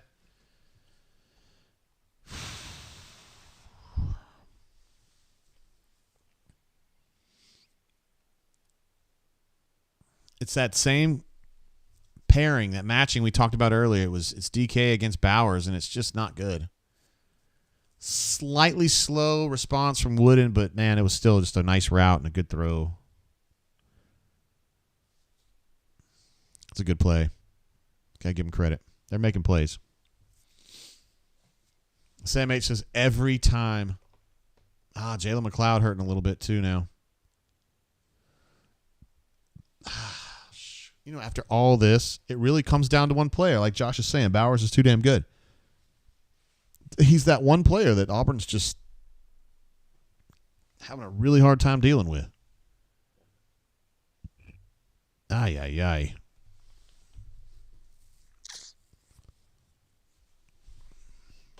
Man, oh, man. All right, let me get some of these numbers updated before we bounce out of here. Well, not actually bounce, but you know what I mean, off this page. Hunter is now 19 carries for 59. Looks like his number's going backward.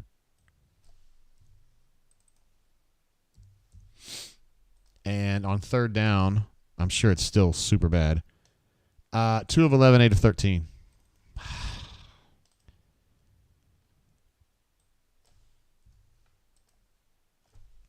I mean, I mean, I feel like the defense has played pretty ferociously today, but still 8 of 13 on third down. Fuck, guys. Like, that's just not getting off the field. That's just not getting off the field. Cassidy P with like his 20th super chat today. He set a record for this. Get a stop and clock. Got to set up the offense with defense.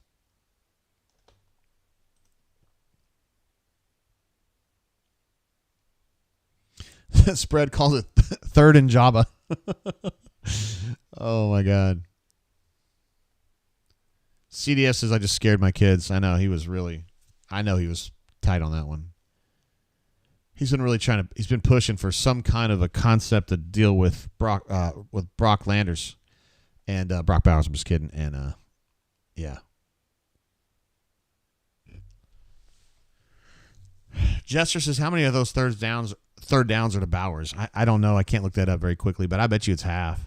I bet half of their conversions, maybe more. 8 of them. I bet 4 or 5 of them to him. Lad McConkey's had a couple too. Like 3rd and 8s or longer, and he's had 3 of those. Fuck, that was earlier in the game, and now it seems like Bowers is the one. Both of those guys have made a huge difference for Georgia. And they're both really good, so. Boy, Jalen McLeod was absolutely just bull rushing that tackle and pushing him backward. But if you don't get to the quarterback and affect him, that doesn't really matter, does it? Kane Lee, snap after snap in this game against Georgia. You got to give him credit, man. He's busted his ass, and they trust him. This is not where Carson Beck wants to be. Punch the ball. Punch him in the dick. Yeah, that was a mess for them. They took a loss on that play, I guess. 2nd 11. They're still not in field goal range, so. Oh, so he thought he had a range there, and he didn't. So we got Lawrence is out there plus Keldrick, right? Who else we got out here? Elijah McAllister. Boy, this is an interesting defensive front for a clutch situation here. We'll just see how they do. He's on schedule, and when he's on schedule, guys, it's a problem. Get him down. Fucking A, man. Well. I didn't mean to play that one. I hate you. I don't even know you, and I hate your guts. I hope all the bad things in life happen to you and nobody else but you. Well, it was Bowers again, and CDF warned us. Everybody warned us. And this guy's just absolutely eating Auburn's lunch. I don't know what else to tell you. This arm tackles from Puckett, arm tackle from DJ. It's not good. And it's confusing why we're so far down the road here, and this dude's been eating Auburn's lunch all day, and it just keeps happening.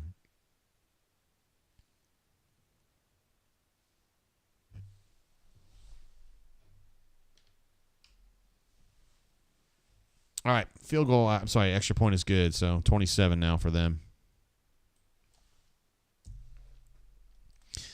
I would really like for Auburn to score a touchdown here because I don't want to spend the post-game show talking about moral victories. I don't want to do that. No, y'all don't want to talk about that because I look at Georgia the same way y'all do. But I will say this. I mean, Auburn has fought its absolute ass off here. And the offense, although shockingly limited, also doesn't suck today.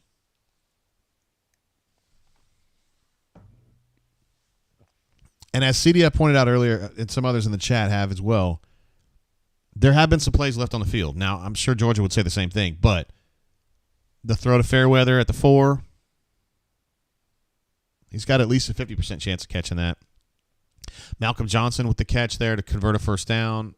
He's probably got a 60 or 70% chance to catch that ball, according to AWS. So, yeah. A. Taxman says, what was DJ doing on that play? I don't know. He's usually pretty reliable. I think of him as a stud, but every time he gets brought up with Hugh, Hugh's always like, yeah, he's solid. Like, I mean, I'm not talking about off the record. I'm talking about on the record. He'll just say, yeah, he's all right. Ammo Tiger says 8 catches for 157 for Bowers. 8 catches for 157. Targeted 14 times. 8 catches, 157, touchdown. 79 yak yards. Carson Beck is 23 of 33 for 313 now. So, yeah, that could have gone better. You know, Auburn rushing the football has been fairly good. I mean, 42 carries for 218. When you're playing the number one team with a good defense, you know, you're probably okay with that. 10 of 15 passing for 66 yards. Probably expected a little bit more, maybe. Well, normally you would. I don't know as though we would. Total yards is 424 to 284 at this point. Total plays, 61 for them, 57 for Auburn.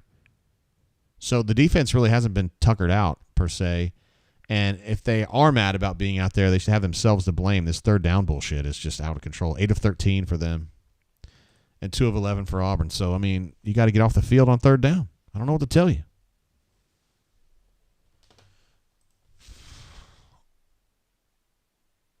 Here we go. Cassidy pieces sack up, move the ball, score a touchdown, go for 2. It's that simple.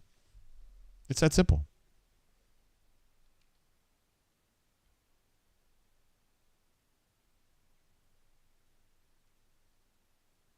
Let's see. Raven says being down 7 means not taking the field goal at the end of the second quarter is no longer considered a huge mistake. I would agree. It kind of ends up being something that we fussed about at the time, but may ultimately not matter. But Zion, come on, bro.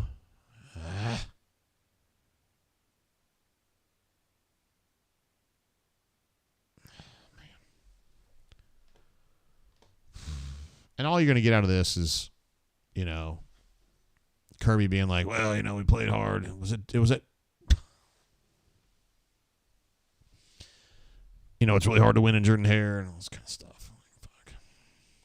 Runner 24, jumping in again. Time for the real Razor Ramon to lead a game-winning drive. Here we go. Little Razor Ramon reference. Going back to what was that, 80s, 70s? So Jarquez had a drop there on first down, and I don't understand that. That was an automatic 15 yards.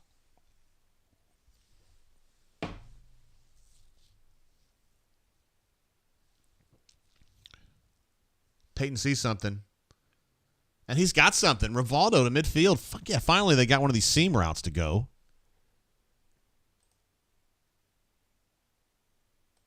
CA Taxman says, don't be disappointed. We have no passing game.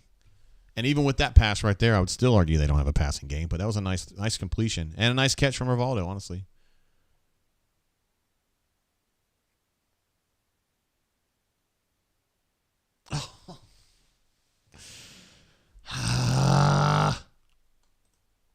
I'm just like living and dying on every snap right now. He had to throw that ball, though. It was a hell of a catch. All right, 2nd and 10. No, it's 2nd and 9. My bad. He did get some. Runner 24 90s. My bad. I thought it was further back than that. My bad. We're going 3-by-1 here. And he's going to the 1.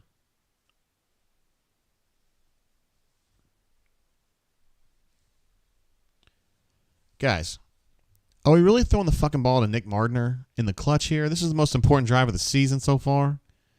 And you're going to throw a back shoulder throw to Nick Mardner when Nick Mardner doesn't even know to look for it? Like, what the hell? Nick Mardner?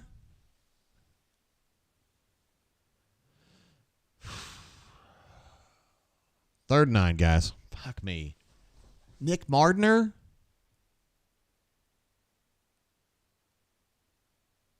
No! Fuck! That's a missed throw. So that's the first really big missed throw of the game right there. Fucking A, man. That's a slant thrown to Jay Fair, and he's got, I don't know if he's got the first down, but he's got really good yardage on that. Yeah, he's going to be short, but it's going to be like 3rd and 2 or whatever. Or 4th and 2, I should say. And you probably end up going for it. 4th and 9, they got to go for it, and this is just not a good situation. Fuck me. Now you got to have like some kind of a special play here, something you feel really good about. Oh, they're going to fucking change it. All right, they got man up top. It's called timeout. They got to call timeout. And there's that look in Peyton's face, man. I do not like that. I don't like it when his eyes are going.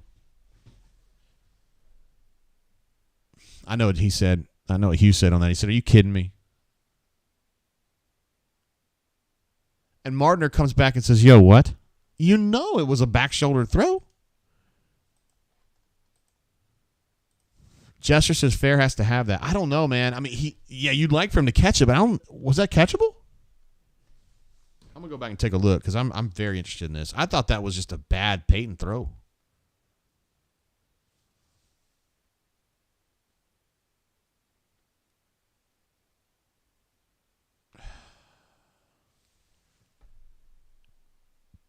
Yeah, well, you know what? I can see your point on that, man. It was a shitty throw, but I still think that's catchable. The problem is that he knows he's got a lurker, a zone defender lurking underneath, and he's going to get hit really hard. I mean, that number 22 safety was going to kill him. Ultimately, the ball's just too high. It's too high. Who gives a shit? It's gone. All right, I'm back live. 4th and 9 is what we're looking at here, guys. This is the game. You're going to have to rely on Peyton Thorne to make a big throw here, which I do not trust him to do. This is not really what I want to do, but this is where we're at.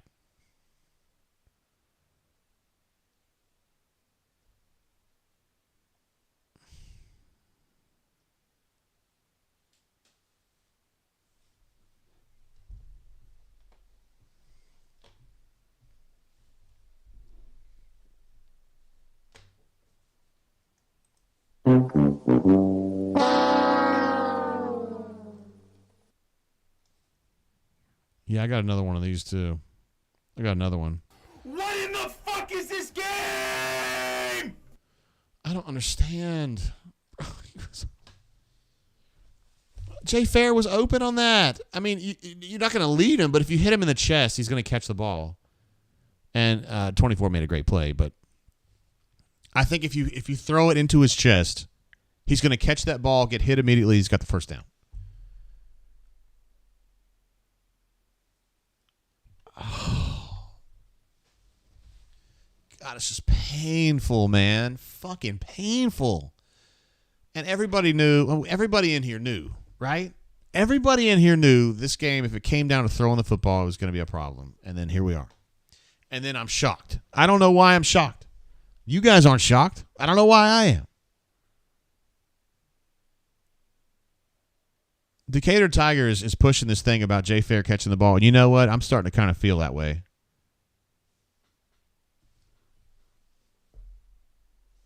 I think I'm with you on that, guy. I do.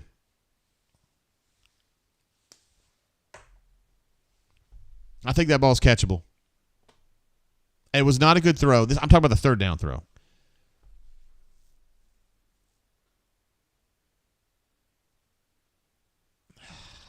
Man.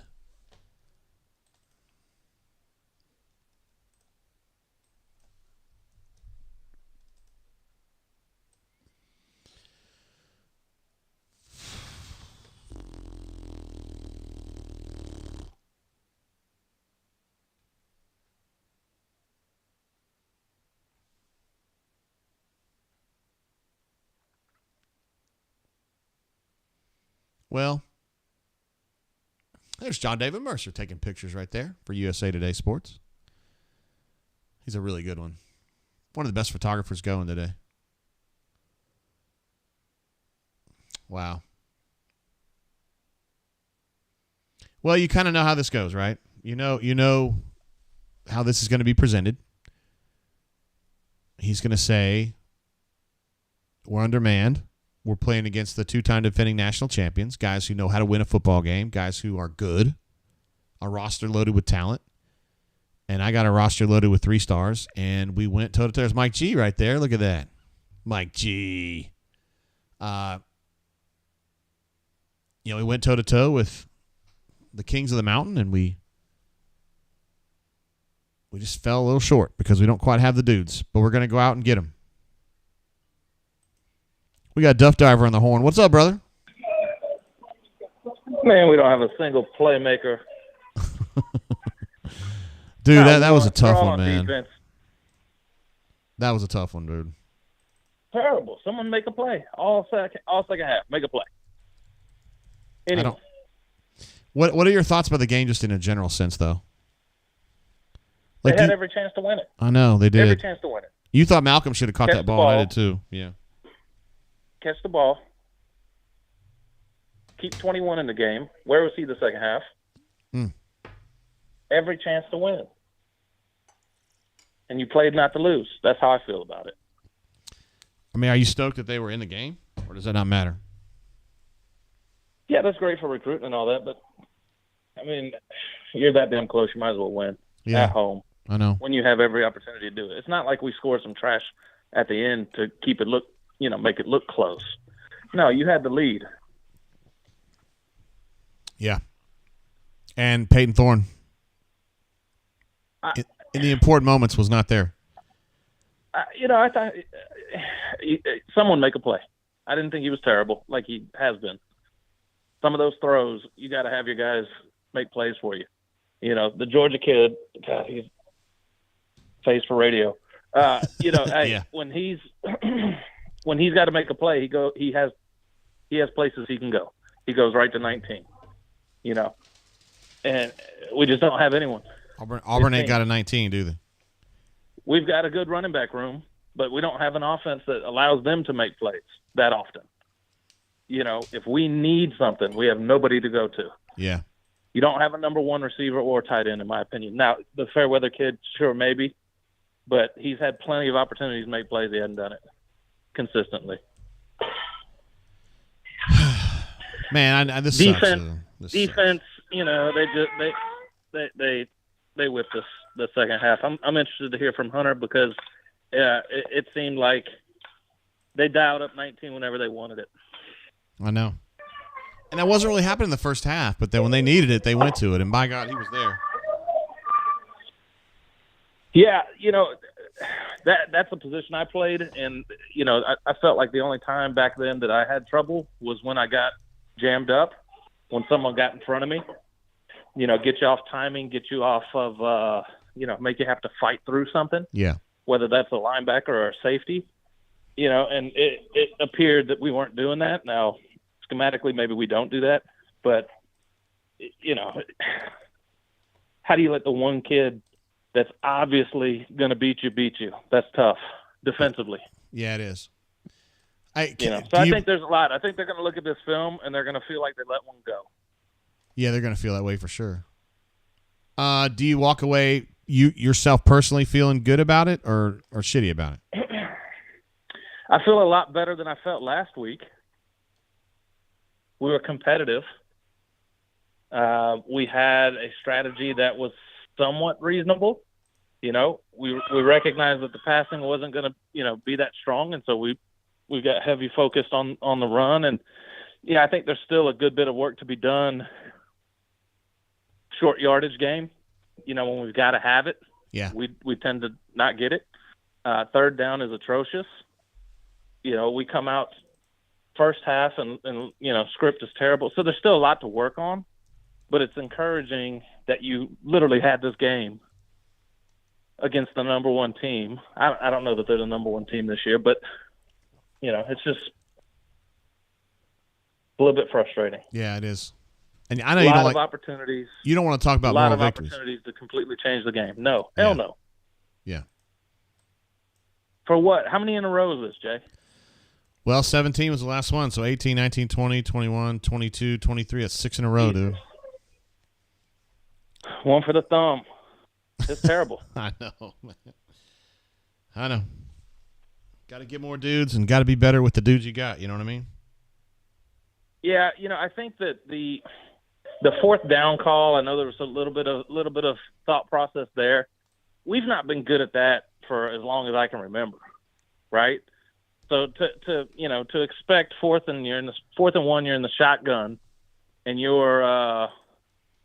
hadn't got a third and short or a fourth and short all damn year, it seems. That to me is a little bit, a little bit tough. Yeah. Love to see a rollout there. Love to see a scenario where you have multiple options.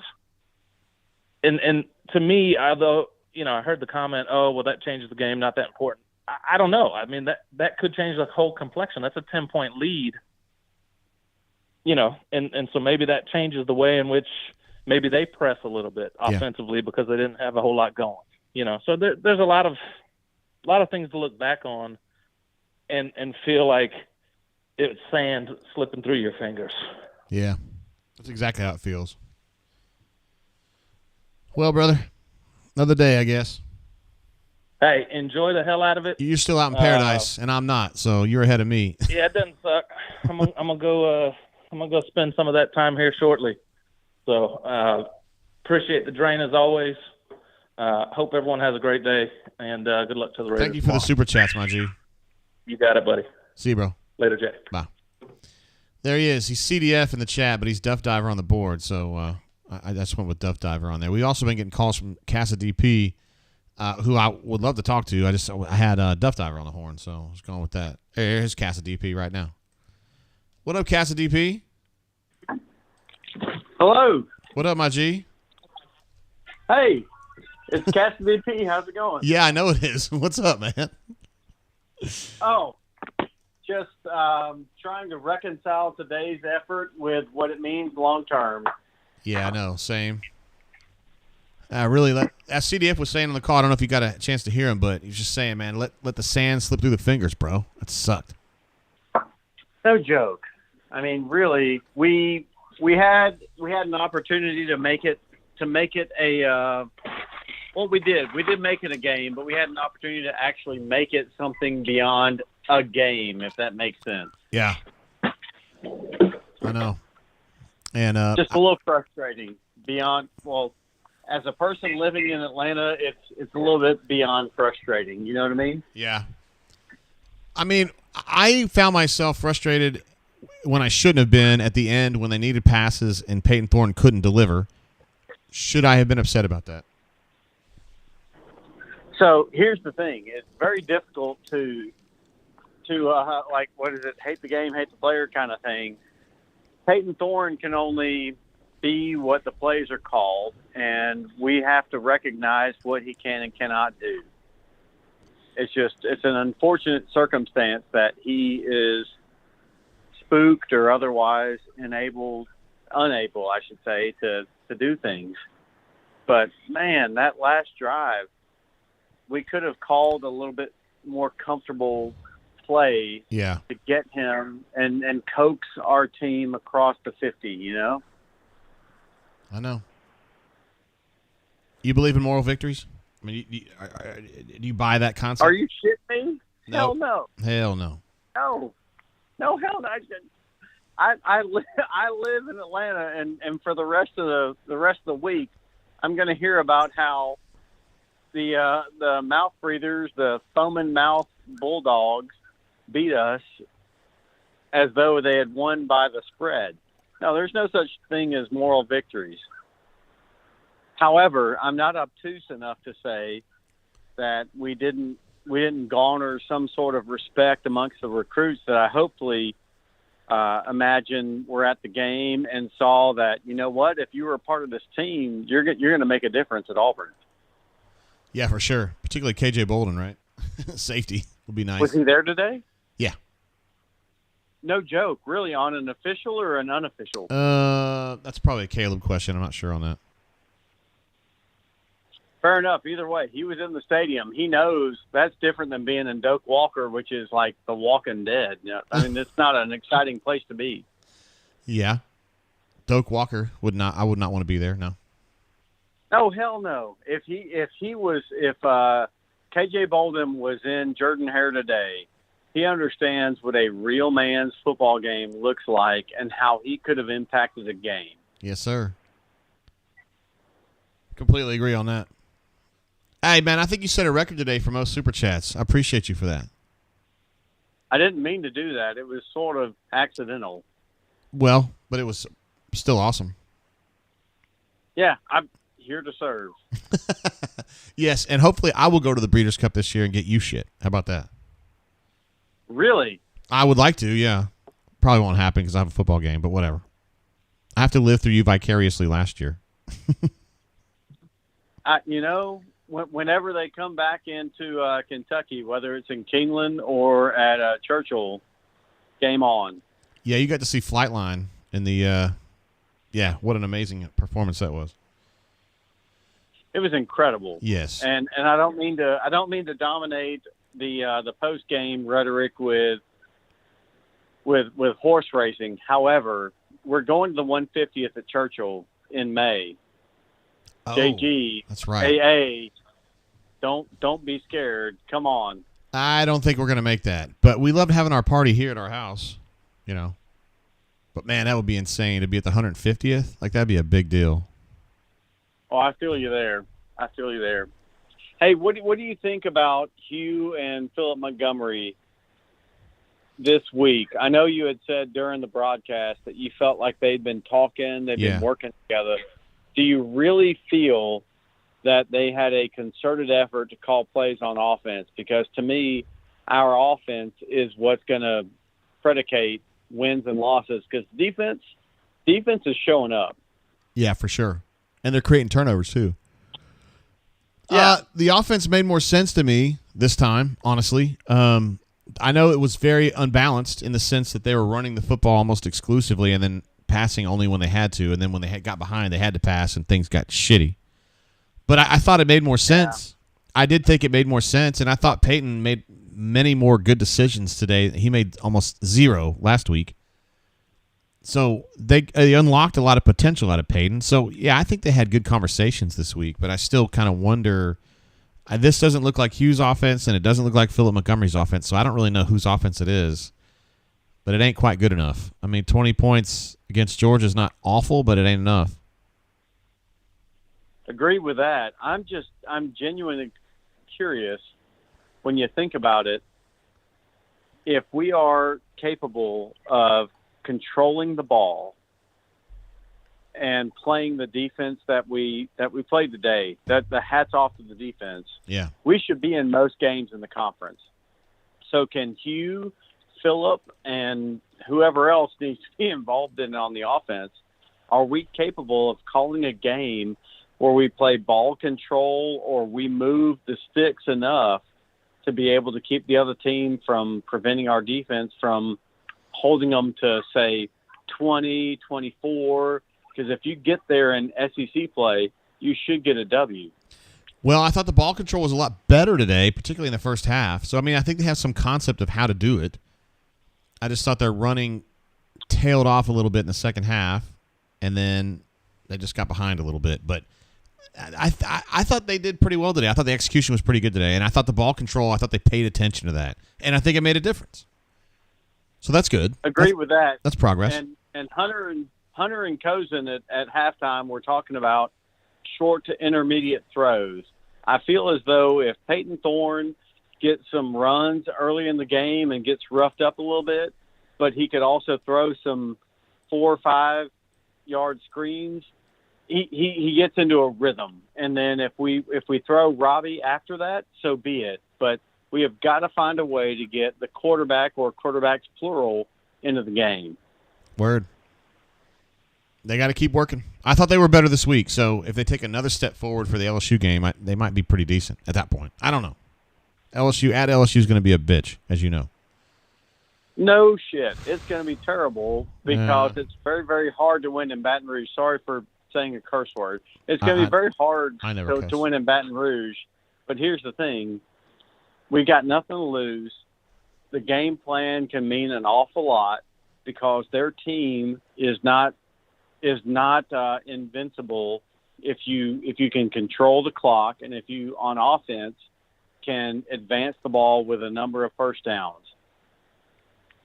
Agree. That's going to be the key. Control the ball, convert your third downs, and keep going. Yes, which they didn't do today. 2 of 11 on third down, or maybe it might have been 2 of 12 at the end. That shit just ain't going to work against the good teams, brother.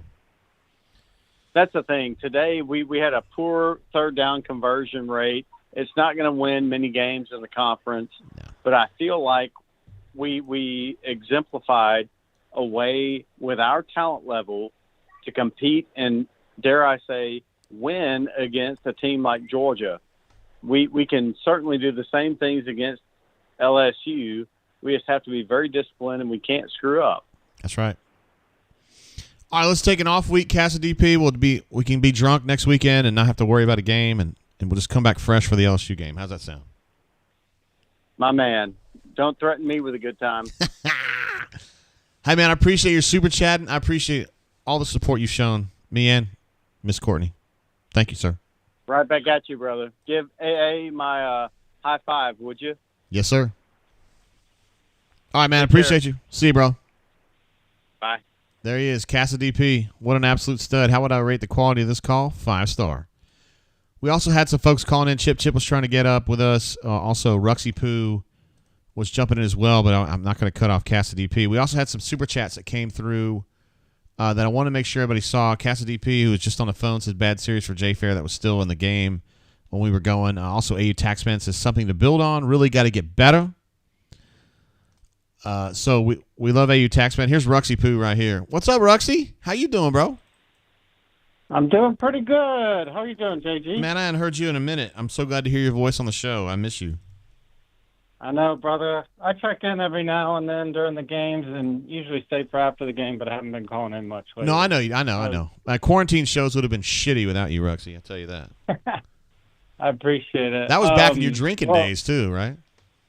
Yeah. Now I'm sober, but I know still enjoying the drain. You've done an amazing job with that, dude. It's hard to do. Good for you. I appreciate that, brother. All right, let's talk about this Georgia game. Yeah, so I heard Duff Diver and Casa DP had some good points they brought up. I thought I'm a lot more optimistic after the game than I was this time last week. I was honestly pretty nervous then, but the positive you can take after this game is that I think pretty much every game we have left besides probably at Baton Rouge, you could, somewhat say is a winnable, losable. Do you agree? Yeah, for sure. I mean, I don't necessarily think LSU's a losable game. I think they go in with like a 25% chance to win, but they can win that game. Yeah, I just get scared. I get scared there with just our record. It happens, I mean, Harsin did it, so. I know. If Harsin can do it, fuck it, right? Yeah, but I thought Thorne looked pretty good today passing, especially on that drive in the second half where we got the field goal. Yeah. I thought he was pretty on point there. And then I thought the last drive he threw some decent balls, like he saw Mardner didn't, look to come back. Thornton made that pretty obvious. He was upset about that. And, I thought the game plan somewhat worked today. And, I take positives out of today because I think, hey, this team's probably going to win 7 games. Maybe we can win 8. And last week I was worried about, getting to 6 wins. So yeah, I take that out of the game as a moral victory, I guess. Yeah. I mean, they were there, man. They had a chance to win this game, and Brock Bowers just fucked them up. I don't know what happened there. I know the defense was gassed, but you got to put somebody on him or get some pressure. And yeah, I mean, it's a tough way to lose, especially the Dogs. Got to hate those guys, and it would have been huge to win. But, we didn't embarrass ourselves in front of the recruits. They probably had a good time. So it's a building year. So I'm going to try to take positives out of it. But, Jay, love you, man. I love the show, and keep doing your thing, brother. All right, Ruxpin. Appreciate you, bro. All right, there he goes. Ruxy Poo's out of here. We love Ruxy Poo. And he's been sober at least 2 years now. So huge ups to him for that. That shit is hard to do. I don't even have the constitution to do that at this point. Cassidy P, I'm also going through some of these super chats before we get another call. Cassidy P just called in a moment ago. Said when the chips are down, we just don't have the playmakers. P.S. I hate Kirby. Cassidy P is one of our friends over in Georgia, so he's having to hear that from them. And Ruxy Poo is as well. Poppy Clan jumps in with a super chat as well. Says, did KJ Bolden have a good weekend? So we were talking about that already. Poppy Clan is awesome having you super chat. And also just chatting the whole day long. Love having you hanging around. Ruxy Poo also jumped in. Said, Ward and Miguel J. Still don't like multi-TE sets, but we competed. Need better players. Yes, that is true. I think you really saw that today, right? The talent level. Brock Bowers is better than anybody Auburn's got on defense to defend him. And when he wants to impose his will in a game, he freaking does it. CDF says same game as Iron Bowl Potatoes' first year, in his opinion. CDF called in earlier and obviously doing turn that down a little bit. Yeah. I guess it kind of was a little bit closer that year, wasn't it? We didn't really know how bad things were going to get at that point. Renaissance Man 2008 says, when was the last time an Auburn quarterback didn't pass for 100 yards? Last week. Our quarterback situation is still a huge problem, which I agree with completely. Yeah. Peyton was better today. He went from dog shit to just like not awful is really kind of how I see it. And I give him credit for like continuing to fight and try to get better. I also give credit to Montgomery and Hugh and also Austin for just kind of working with him and trying to make a better plan that works for him. He was definitely fairly good today, and he was bad at A&M. He was like Jeremy Johnson at LSU bad. So, yes. All right, now we've got another legend on the line. It's Chip. What up, Chipper? Hey, man, War Eagle. War Eagle to you. What's up, brother? Dude, I'm up here in the RV park. Didn't go to the game, but I watched it all. Dude, unacceptable. Oh, lay it on me. Unacceptable on that final drive with Bowers. You know where they're going. You know who the best player on the field is. It's no secret. Everybody knows it. Don't let that guy beat you. That's all on the defensive coordinator. Damn. You lost it on third and 12. I was sitting here telling Miss Chip, watching it with me. That's your play of the game right there. That's where you win it. That's where you lose it. They lost it. What was the remind me of the 3rd and 12? Open. 3rd and 12 on the final Georgia drive going in for the touchdown. 3rd and 12, 40-ish yard line or so. You got them 3rd and 12. You made two great defensive plays before that. Wide ass open. Nobody in his zip code, and you rush 4, and nobody's there. And why are you dropping 7 back if you're not covering anybody? That's the touchdown play, right? No, that's the 3rd and 12 conversion, which about 3 plays later they were in the end zone. Ah, fuck yeah. There were so many third down conversions. I've got them all mixed up in my head, bro. Yeah, dude, that killed me. That's the play. That's on the defensive coordinator, period. You know who the guy is. You know what he is. Double his ass and make them beat you with somebody else. McConkey, fine. Whoever else they got in the bullpen, fine. Let them beat you with that. But make them beat you with that. Don't just piss it away, letting them run the best guy and one of the best, probably 3 or 4 players of the country, wide ass open for pitch and catch. Chris in the chat said that Bowers owned Kaufman on that 3rd and 12, turned him around. I remember it now. Yeah, he was an inside receiver, kind of ran an out-breaking route. Yeah. Yeah, well, I mean, shit, they didn't give him any help. You got a 5'10" guy covering him. I don't even know how big Kaufman is, but yeah, he's got big. No chance covering that dude. Yeah. None. You've got to give him help. You've got to say to Georgia, okay, beat me with anybody else. You're not beating me with him. We'll trip him at the line. We'll hold his ass. We'll punch him in the nut. You're not going to beat us with him. Yeah. But they didn't do it. To me, that's all on the defensive coordinator. Hey, other than that, great fucking game from the guy. I mean, they called a hell of a game. Defense played lights out, all except for that couple of plays to Bowers. That was it. Yeah. And hey, he's good, and he made it known. Hey, you're getting some support in the chat, Chip. CJMH says facts. Taylor M says 100% agree with Chip. How do you leave him wide open play after play? Yeah, and it wasn't even the plays after that. It was the third. That's where you had them in the position to stop them, get the ball back, and make your drive, but you let them out. Now that was where you screwed it up. Now going into the game, did you think Auburn was going to get shit canned, or did you think they were going to keep it close? I'm in Auburn and I didn't go to the game. What does that tell you? Okay. Yeah, I think we can read into that. Yeah. Miss Shit was giving me shit about it while we were down at the big screen in the RV park watching the first half, and she said, "What do you think the score was going to be?" So I was like 55-3. Oh, I didn't think it was going to happen. I thought they were just going to steamroll them. But hey, the guys played great. Hey, Thorne played over his skis, in my opinion, in this with what they gave him to work with. My only issue in the whole thing was the red zone attempt where we got stuffed on fourth with the bad snaps. I don't even really put it on the snaps at that point. they were rolling down there. They had them on their heels with Robbie driving that down there and those runs. And then they stick Thorne in on 3rd and 1, I think, or 3rd and 2 or whatever it was. And then they get the high snap on 4th, and they're cooked on that one. But, to me, it looked like they had the momentum going down there for that one. And then just the QB swap out, I just don't get that one. I don't know. Yeah, they know better than me. But it seemed like you gave up the momentum and went with the guy who, I don't know, who gave them – you turned around and gave them the momentum back by getting that stop. But anyway, they played a good game overall. I was very impressed. Yeah, they played a lot what better. They had to do, other than that one third down that was just a complete and utter failure by the defensive coordinator to me. Yeah. So, that you win some, you lose some. But hey, great recruiting game. The guys saw what we need. They saw how close we really are. And, I don't know how close we really are, honestly. But, hey, we played over our skis. We played good. Good game for recruits. The atmosphere was great. I think it's going to pay dividends in the long run. I agree. They did good, but didn't win the game. Nope.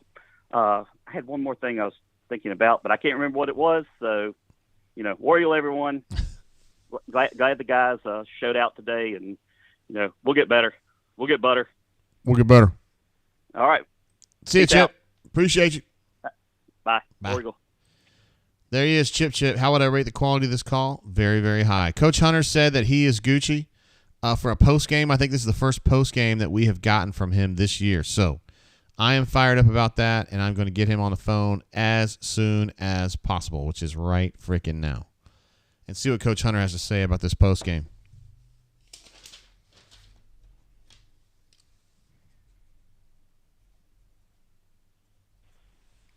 Jake.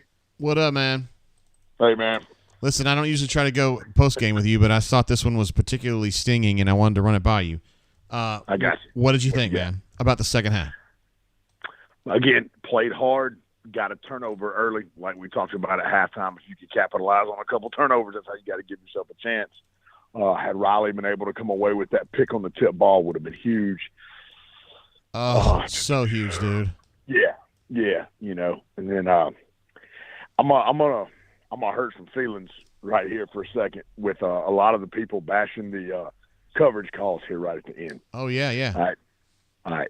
KYP, man, and again, you've heard me say it, know your personnel. Now, when Auburn lost Simpson, Auburn was super thin in the secondary.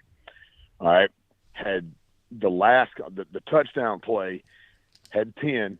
Had Puckett played anything close to what he's supposed to do in that call, the deep dig that Bowers runs right into his inside shoulder and is covered. He bailed out of there way too fast, got his eyes out to the number 1 receiver instead of the number 2 receiver in match quarters like he's supposed to do. That was a guy blowing a play call. Damn. All right. Now, I would have liked to have seen them play 2-man under where you put a man on him in the slot, Kaufman, whoever you feel like your best slot guy is, and then keep the quarter safety over the top. But on the board, in terms of the play call, that play was covered. The same thing on the 3rd and 12 that everybody's hot about. He was bracketed.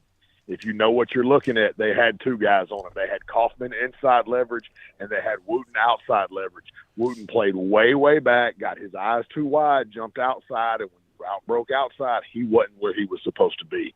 That was complete MAs by 2 different safeties right there. Damn. That killed AU on those 3rd and longs. Now, the inability to get pressure, gave those routes time to get open. I know, and you talked at halftime, Hunter. You said they've got to continue to get pressure on Carson Beck, and I don't think they did. Auburn's not good enough right now with a 4-man front to get pressure. They're not. That's a reality. That's a personnel thing. You've got to generate it from somewhere else. I think Roberts kind of went against his own DNA a little bit in the second half of this game. Kind of played, I don't know if you want to say played not to lose instead of to win. I mean, every coach has been guilty of doing that when you play cautious because you're trying not to make a mistake instead of playing aggressive, trying to make something happen. It happens. That's part of it, But those dudes played hard. I mean, it had to have been a well coached to keep up with the team when there's that much talent disparity right there in that big of a game. That's you got to call that a well coached game. Are there some things that you would have done different in hindsight? Always, dude. I promise you, Hugh Freeze will wake up in the morning and he'll kick himself for 15 different things that he did today. It's football. It's coaching. Yeah. But you don't fault defensive play calling on that last drive very much, right? You're seeing mental mistakes. I mean, I would have liked to have seen pressure and cover 2-man, is what I would have liked to have seen. But if you look at the jobs of what the guys were supposed to do, he was accounted for. It wasn't a play call where like, oh, God, this great player is not accounted for. The coverage accounted for him. The job wasn't carried out. Gotcha. All right. Do you walk away from this game encouraged by what you've seen today? I think you have to.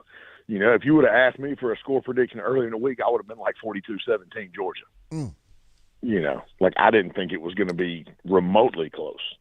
I thought Auburn played out of their mind. I'm sure the energy and, the crowd, the environment certainly helped those players feed off of it. You saw some great effort from some guys. Is it frustrating? Hell yeah, it's frustrating to lose one when you're that close. But that's coming off of what looked so bad last week to be able to turn around and play that level of football this week, I feel like that's a really good step forward. Yeah. And you're a guy, you're a head coach in high school at a high-level program. It's hard to go from when you get trounced one week to turn it around and actually play pretty competently the next week. That takes a lot of effort, doesn't it? It does. It takes, you've got to be a psychiatrist. You've got to be a motivational speaker. You've got to be a surrogate parent. You've got to be a best friend. You got to be all kind of things for all kind of different kids to maximize their abilities physically and psychologically and emotionally week in and week out. And to get that turnaround, it takes a lot of work. It takes a lot of the right kind of work. Word. Hunter, thanks for giving us some time post-game, bro. I don't usually hit you up, but I just thought I really want to hear what you thought about that defensive stuff on late in the game. Yeah, so. Like I said, I would have liked to have seen pressure and cover 2-man, with man under zone over.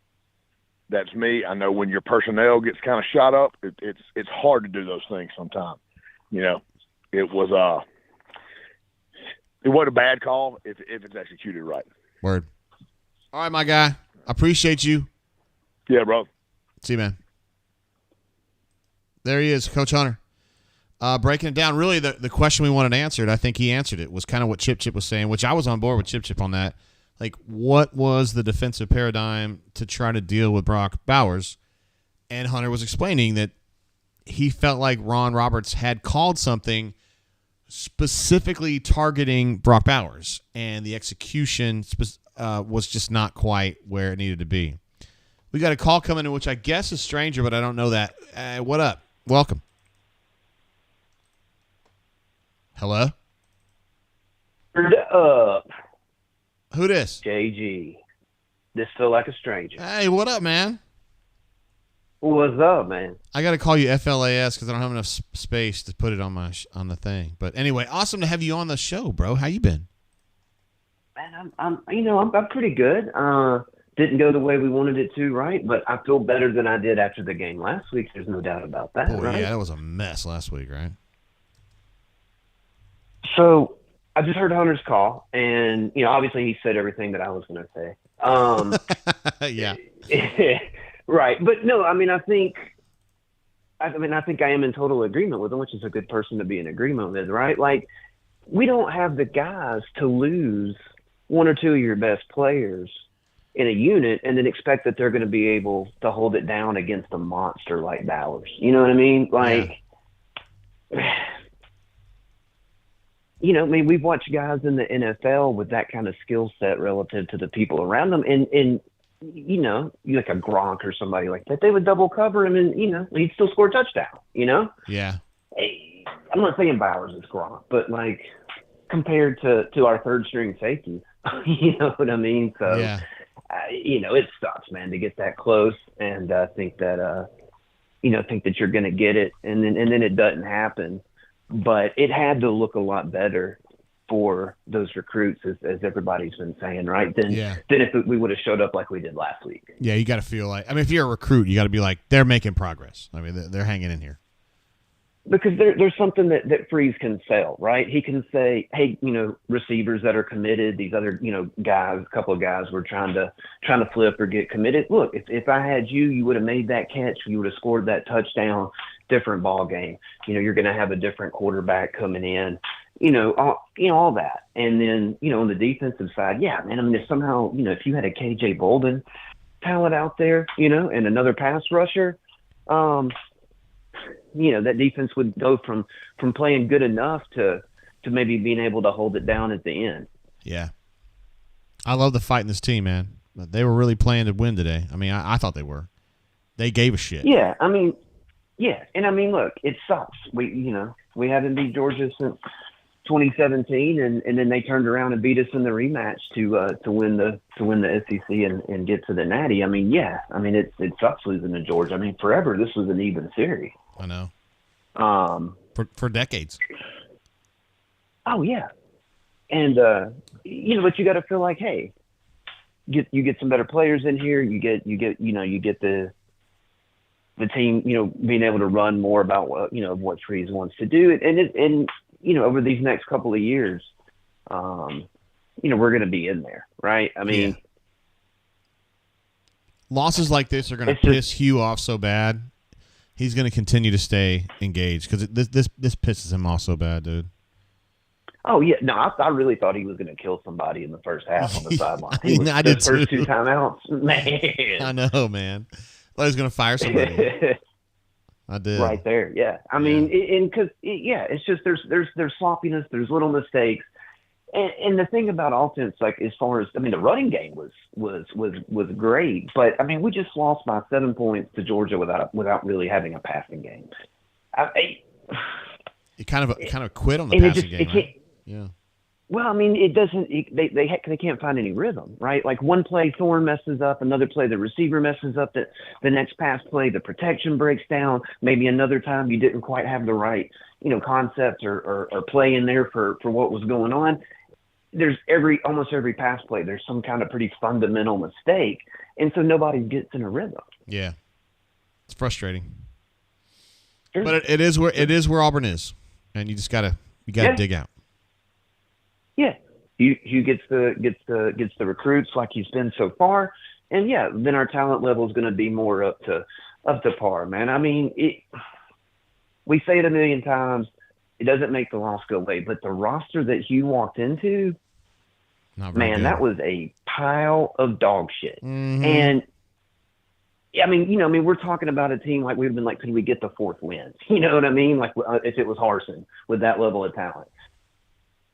He did what he could. We think it looks like we're going to win at least 3 or 4 more games than that, I think, by the end. And, hey, all new, a whole new ball game literally next year. You got the expanded playoff, having to play on the road, at Alabama or wherever else. It's going to be tough. It's not as big a deal. You still got a shot to be there in the mix to make the playoffs at the end of the year. Yeah. I know. They may have to make some tough decisions at quarterback, too. Feel like a stranger. Oh, I mean, yeah. No, I mean, that's what I'm saying. I mean, unfortunately, you can't really sell the future passing game to the recruits based on the arms that we've got right now, from what we've seen anyway to this point. True. You're selling a transfer or you're selling Walker White's going to come in and do whatever. We don't know, right? We don't know what he's going to do, but that's what you've got to sell if you're Hugh. You're not selling the arms we've seen on the field so far this year. Yeah.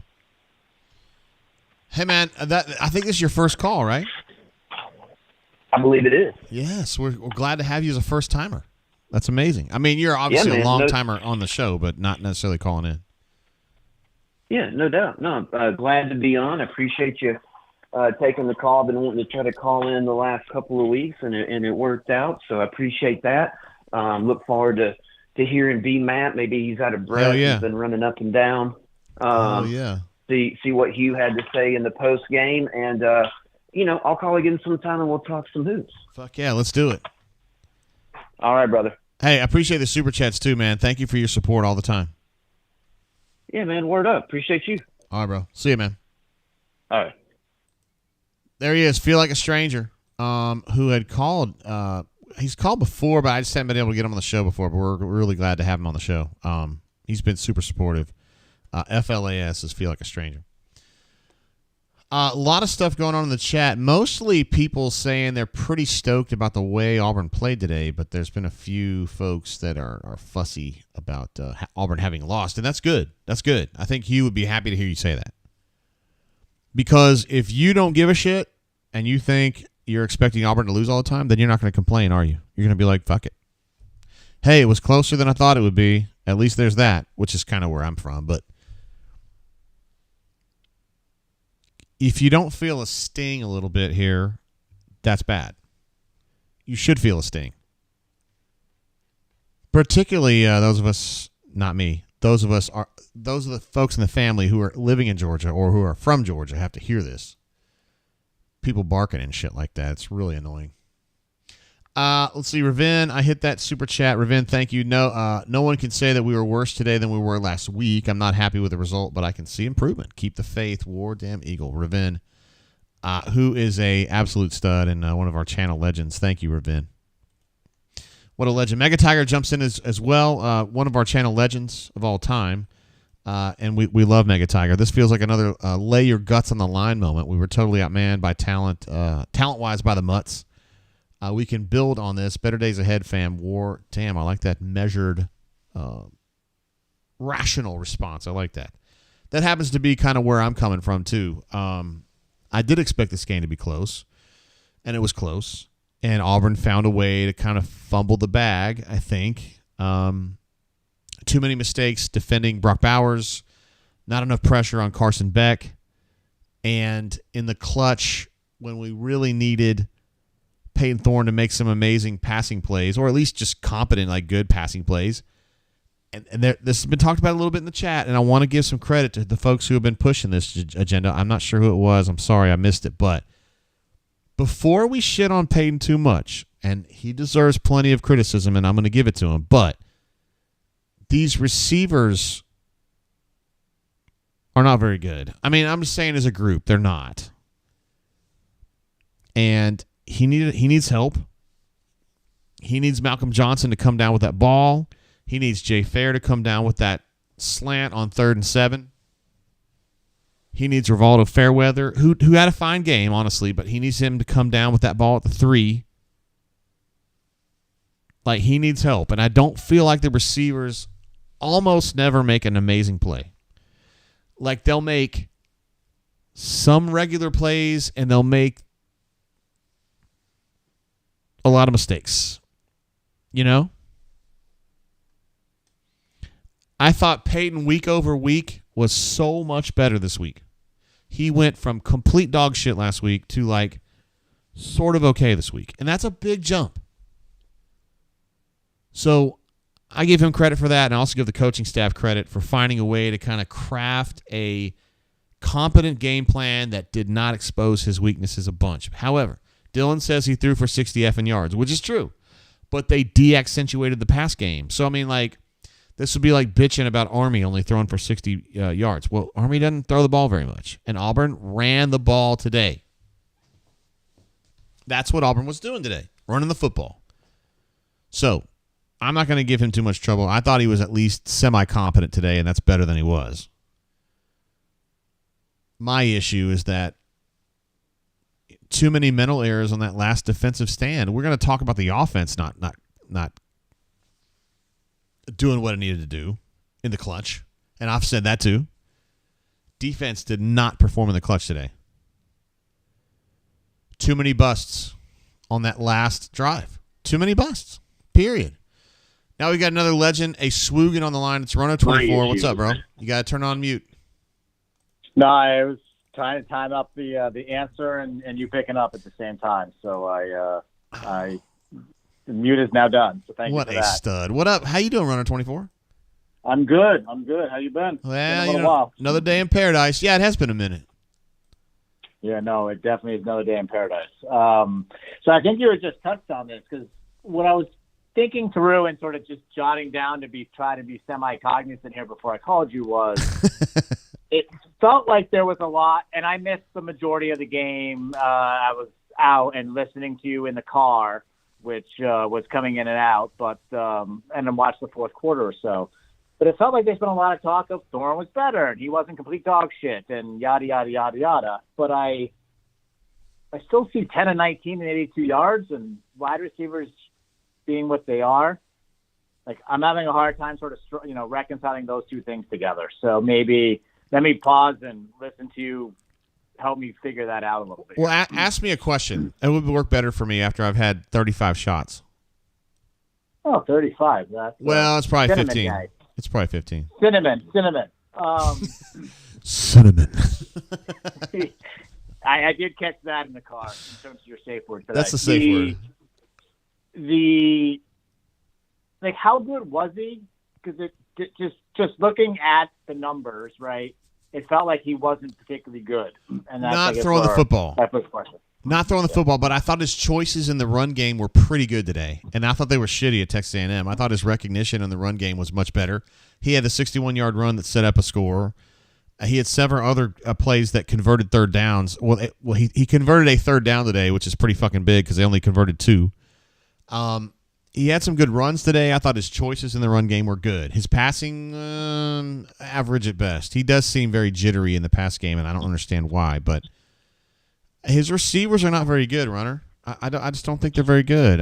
Even Jay Fair, who's supposed to be this, the saint of the receiving corps, he had a clutch drop there in the third and 7 in the last drive. Like, these guys have got to help him, and I think it's just kind of like Peyton kind of sucks, and then the receivers are even probably worse. Yeah, no, I saw the Fair one where he, it was a high throw and he would have got laid out, but I know he would have died, but you still got to make the play. It was a bad throw, but you should have caught it, and I put that in the chat earlier, and I think the same thing on Mardner's pass where that wasn't a crappy pass. That was a guy who just didn't know what the hell he was supposed to do, and that. So I could see a little bit of it late, but I obviously had no feel on what that looked like earlier, hence why I was calling in and asking the question. Hey, my thought is he got a lot better week over week, man, and that's hard to do. So I don't really blame him very much. We got Dylan's in the chat. He's giving him a bunch of shit saying he only threw for 60 yards, but they didn't really accentuate the pass at all. They were running almost exclusively, so I don't know, man. I thought Peyton was okay. I thought the receivers could have been better. And I also thought the defense could have been better on that last drive. Good God. Yeah, no, I'm glad that Feels Like a Stranger had called in because I was really about to hit the button right after Hunter and was like, I don't want to follow that guy. But it was interesting to sort of hear because my first thought was, why don't you cover that really big tight end, which struck me as odd with a 5'9" safety. Yeah, but, that is true. Listening to him explain it was helpful for me to steer away from that subject matter and sound like a moron. So yeah, I missed that too, dude. I missed that too. I talk to Hunter all the time, and he helps me learn more about football, and I still missed all that. So it's all good. All right, man. I'll let you get to the next guys, and we'll talk to you in a couple weeks. Take care. All right, bro. See you, Runner. See you.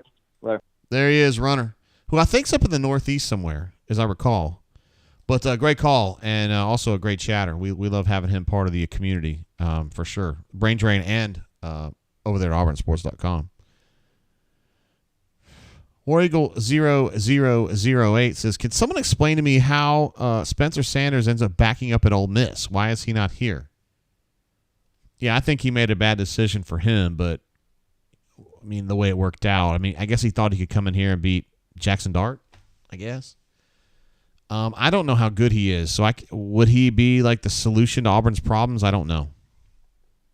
But we've had that question answered. We've had that question asked, and I'm just not sure how to answer it because I just don't know enough about it. Poseidon asks, do you think Perry Thompson comes in and starts next year? Yes, I do. Perry Thompson, of course, the outstanding ex-receiver from Foley down in the Mobile area. Super good player, and I think his talent level allows him to just come right in and without a doubt, compete for play. I mean, he'll be in the rotation, no doubt. Do I think he'll start? Probably, yes. But they have a lot of guys coming in next year that I think could start. Bryce Kane is another one that I think would be starting essentially right now. So, I mean, remember now, the freshman that Auburn has right now, for the most part, was kind of like let's try to salvage what's left. And I thought they did an amazing job recruiting for the final 2 months of that window. This next class, I think, is going to be a lot better. I think it's going to end up being a top 10 class-ish. Could be 8, could be 7, could be 11. I don't know, somewhere in that range, depending on what they pull here late.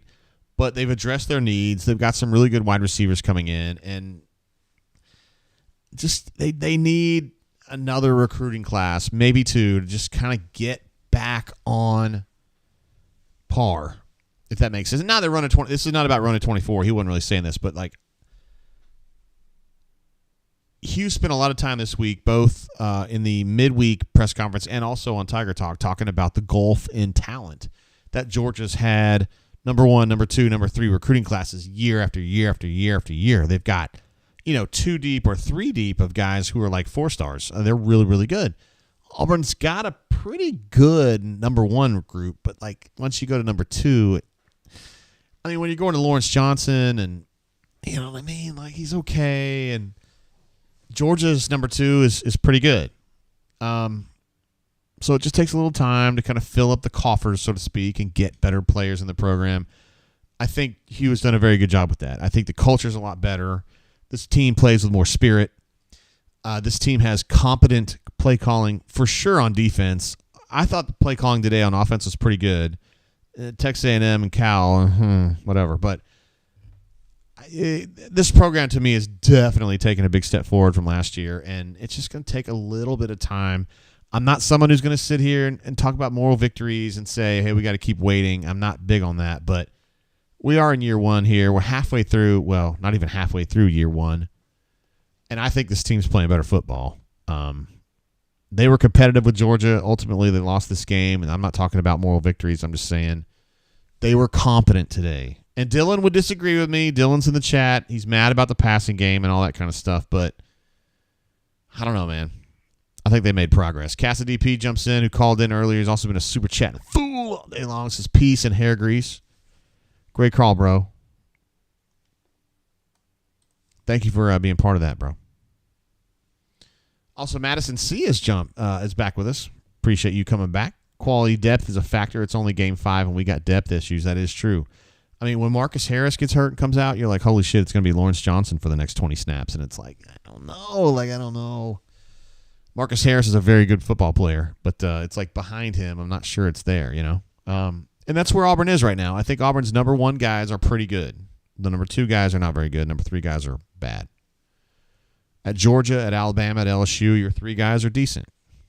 And that's the difference. Because people get hurt. It's a physical game.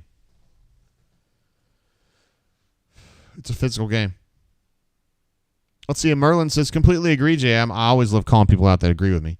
If us boogs just stay patient, our recruiting is going to pay dividends. What Hugh took over was complete trash.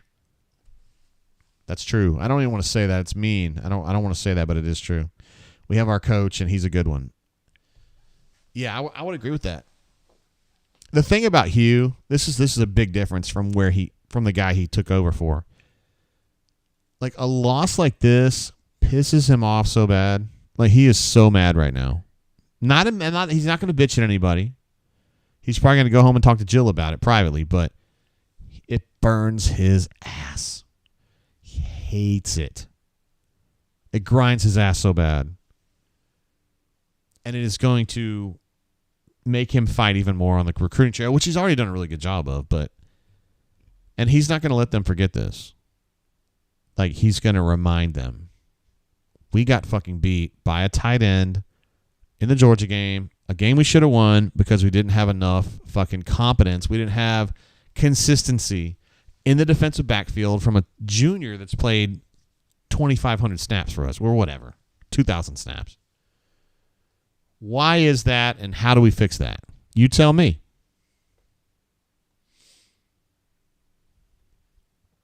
Burner 51 has a super chat right here. No message offered, no message needed. Appreciate you, Burner. Do we have an applause? Guys, can we get an applause for him, please? Please, if I ask nicely. Thank you. Guys, thank you. Also, a super chat coming through from CJ, who I cut him off from super chatting. He was super chatting too much early in the game. I appreciate you, bro. He says, Bauer's first to second half is the entire reason we lost. Yeah, I don't think they were really pushing him in the first half is the thing. And then when it was time to find a solution, they went to him in the second half, and Auburn didn't have a response. But I'm going down with Hunter on this. He thought the play calls were fine. And if he tells me the play calls are fine, I just take it that way myself. MW Adib is on the line. What's up, brother? What's up, JD? Word. How you feeling right now? All right. Hard to find much negative other than the final score. I know. They fought, dude. They were valiant. Offense was competent. Defense kind of fucked up at the end, though, didn't it? They were gassed and depleted. The rest of the game shows you we are closer to where Georgia is than a lot of people would have thought, and like you said with the first unit. But the end of it shows you where the gap is. It's the depth and the ability to play for 4 quarters. Yeah, they didn't play for 4 quarters. Defensively, they didn't. We had the best game plan I think you could have possibly had to put yourself in a position to win in the situation where our team is. So, I thought, I think we lose the game. There's no moral victories. I get that. But I think you saw that today and this week as a program, we gained more than we lost. Yeah, there's progress being made. A loss is one game. It's one game in one season, but you're more worried now about a era or tenure of Auburn football and what foundation's being laid. It was laid today. And you had all those recruits there, and Durden Hare delivered. The game plan and the way it played out is a message you can build on with recruits to say, look, you're the guy, you're the missing piece there that takes us to beating the number 1 team in the nation. So, because they're close. They look close today. It's with this kind of team and this kind of season. There's going to be. It's not like we're not going to see what happened last week again. Maybe not as bad, but there's going to be some weeks that we should destroy a team that we aren't going to look great. There's going to be weeks where we look like we do today, where we look like we're toe to toe with the number 1 team in the nation. I mean, it's just the coaching. What the coaching staff has invested in it, and what we do have that goes right, the fact that these coaches, could take what happened last week and figure out how to develop a game plan that uses what we have the best of our ability, gets your quarterback as comfortable as you can get him, creates opportunities for him. That's all stuff to feel good about. I agree with you. There's a lot of good things to take away from this game, man. A lot of spirit. And week over week improvement, bro. Anybody that's sitting there and saying, "Oh, Thorne's terrible," he only threw for 80 yards. Nah, you just haven't been a football fan long enough. There's more than one way to win a game and more than one way to be a good quarterback. Yeah. The stat line doesn't tell the whole story. They ran the football today. I mean, period. Yeah. It was if you open up the Pat Dye's book in the arena, you open up the very first page, it just says Auburn football. Run the ball, play defense, knock the hell out of folks. And that's what we did. We just aren't at where we need to be as a team to turn that into a win in that 4th quarter. Yeah. Yeah. But just not getting shit on by Georgia is a step forward, in my opinion. But that's just me. Well, I got to beat them. I hear too much of their trash talk. I had a friend in my group chat. He's the only Georgia guy in a group chat with 7 Auburn guys, and he immediately, he doesn't even bother to watch the game. He's out on a cruise, but he hops on to send a explicit text message, and I'm reading it, and I'm like, we never say that shit to him. Of course, it's been, once in 10 years that we could have had the right to. But yeah, that's right. Back when it was more the other way, we didn't pull that shit on him. Yeah. But I'm like, that's the way they handle things. We do things our way. Fuckers. Yeah, Georgia, I mean, Georgia half fans, of them never even bother to go to a game. But the second the game's over, well, even before the game, he was like, "Why aren't you guys talking smack?" And I'm like, "Because I'm going to a football game and watching it. I don't, But whatever." You're not into moral victories per se, but you feel pretty good about that one. No, I'm not in the moral. I mean, yes, but I'm not in the moral victories. But I think in a loss like that is a respectable team where you competed and you've got no reason to hang your head down. You learn about your team and you start building a foundation off those games. We've seen it every era of Auburn football that had success, which is all but one in my lifetime. I mean, the rest all had some success. Yeah. That, you at some point there is something that you have to build off from. I mean, I know Bowden and Gus first season, up until that last minute and not in 2013, there was, they lost LSU. They did. So they had to build off that. 12-2. But those are that loss, this loss, like last week, the only thing you could build off from that is to say what we did ain't working. But this week, it's the kind you really learn from and get a gut check, and it brings your team together. We look like an Auburn football team today, which we didn't last week. So, word. That's a step forward, in my opinion. Big step. All right, my G. You've been calling a bunch this year, and we sure do appreciate you calling in, bro. All right, man. I'm headed back out to the other side of the Chattahoochee, so I'll see you guys. All right, man. Be good. You too. There he is, MWD. How would I rate the quality of this call? 5 stars. MWD from Alabama, but has to go over there to Georgia to kind of live and deal with those people. So I'm sure he'll get some barking this week, and whatever. I texted J-Head earlier, and he said he is Gucci. We love having J-Head on. So he says he's Gucci. So I don't know if he's going to call me or he's going to tell me to call him, but we're going to get him on in the next 30 seconds or so.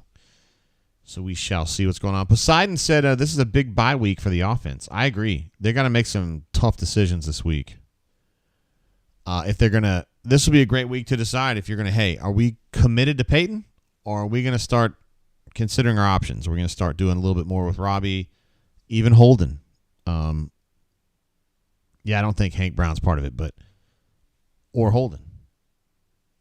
I think that they're going to say that the improvement that Peyton showed in this game means they're going to stick with him. That's just what I think.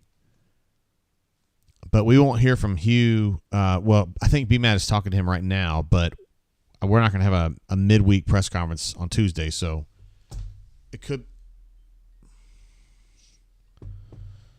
be a little while. Let's see. We need to get J-Head on the horn ASAP, because if we got him, we got to get him. Here, I think I got him right here. Let's see if I can get J-Head on the horn here.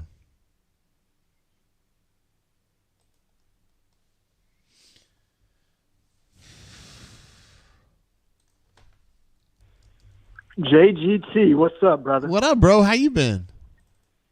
I'm good. I mean, I'm still feeling a little bit of a gut punch, you know what I mean? But starting to get my breath back some after watching that game. Yeah. But was proud of the kids today, Jay. They played hard. They came out. They competed.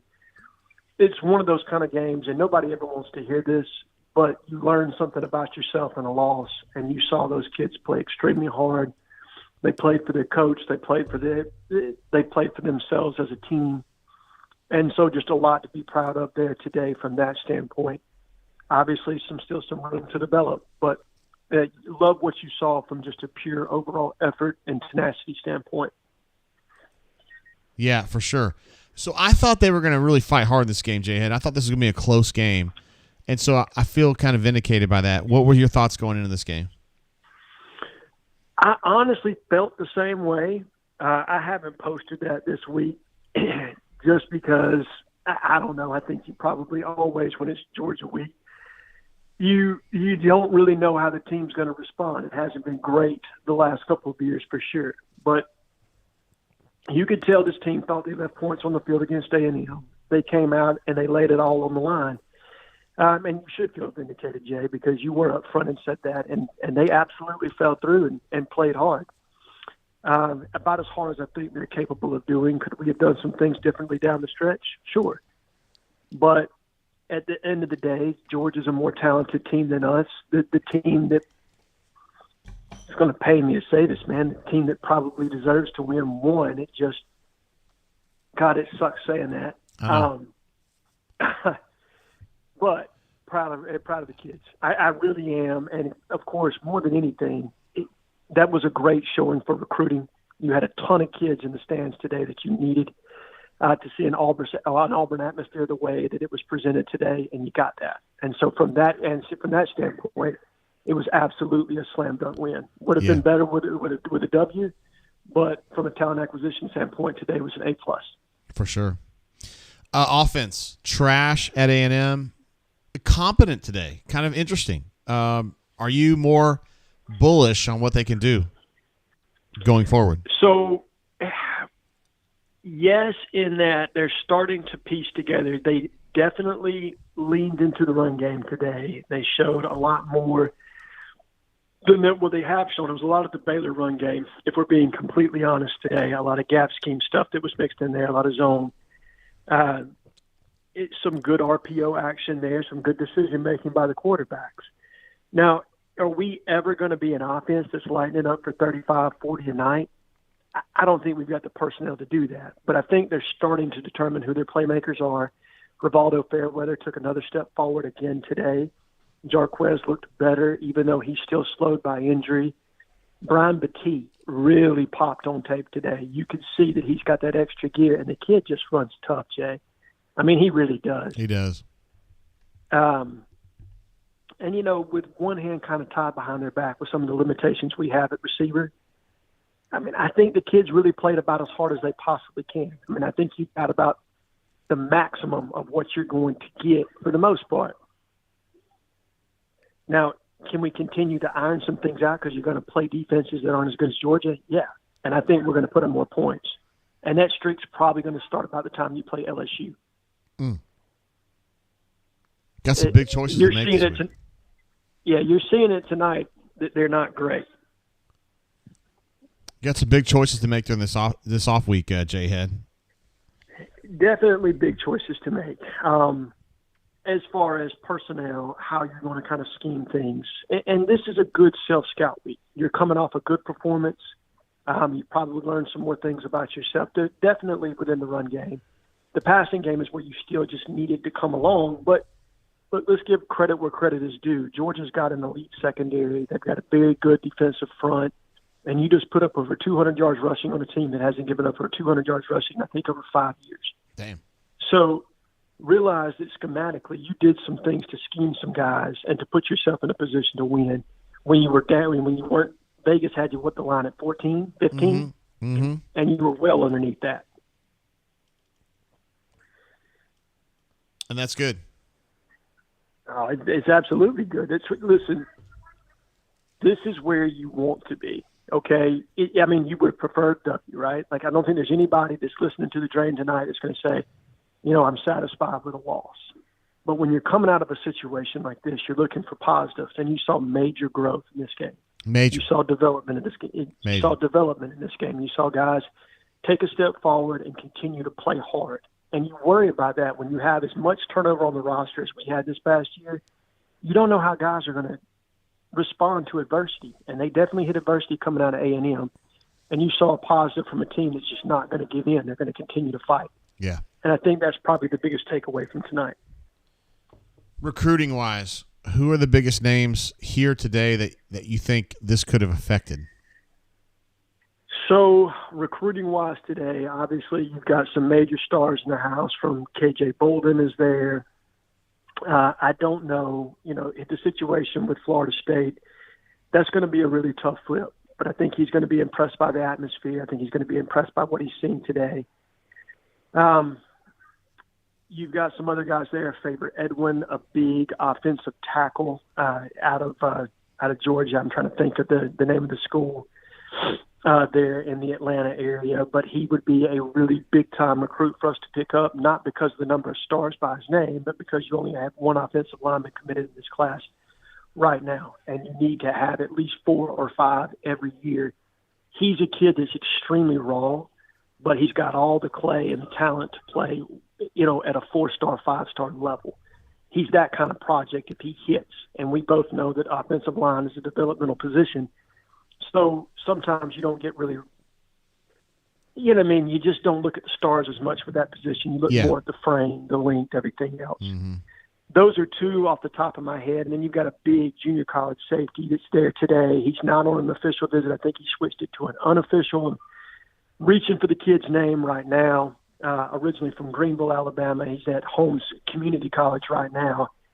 But he is an absolute hitter and a striker. And if you're going to lose Zion after this year, and obviously you're probably going to lose your other safety to the NFL draft, because I don't think that Jalen Simpson can play much better. You could really use a guy to come into that back end that can play right away and get into you too deep. And he's that kind of a kid. I think he's the number one junior college safety in the country today. So those are the three that really stand out to me that you probably could have made an impression on. And then there's a lot of 2025 kids, Jay. Yeah, tons. Lot of 2025 kids there that you're not behind anybody with, right? You know what I mean? Like you're on the same foot as Kirby or Nick or anybody else that you're recruiting against when you're going for those kids. And so you're showing them a lot today by being willing to go out there and fight, and what kind of atmosphere Auburn can be, and what you could be on a part of in rebuilding this once proud program. Hey, man, I mean, Hugh is – and you're someone who keeps a really close eye on this every day. Hugh is going in the right direction right now. Would you agree with that? Absolutely he is. But everybody wants to just win every game, right? Like there's this – I can feel it in the fan base. They just want – they want a W every time they line up. They don't want to – there's this thing right now out there with rebuilding where people's patience just isn't there. They see what USC did last year, and then they automatically want that. They want to go from ground floor of winning 5 games and 6 games, 2 straight seasons, and even in Malzahn's last year, I think we won 6 games. 6 games. That's solid. Right, solid, right? Not really. But and then recruiting classes that were towards, the 20s. So the talent's not where it needs to be. But success is never a straight line. There's zigs and zags, and there's times where you're going to flatline and other times where you're going to boom up. But today was an absolute, from an eye test standpoint, this definitely tells you you're going in the right direction. I mean, you went toe-to-toe with a top 10. I don't think Georgia's the number 1 team in the country. I honestly don't. But I think they're in the top 10, that's for sure. And you went toe-to-toe in your house with a team that wanted to absolutely physically impose themselves on you, and you didn't bend and you didn't buckle. You know what I mean? You stood up to the challenge. So, yes, he's going in the right direction. We're 3-2 right now. You're going into the bye week. You're going to self-scout. You're going to do the things that you need to do to iron out your offensive plan, and then you're just going to kind of start to lay it all out the rest of the year. And to me, the turn point game has always going to be in the Ole Miss game. When Lane comes to town, that's your shot to really get one, in my opinion, that Vegas is going to predict to go the other way.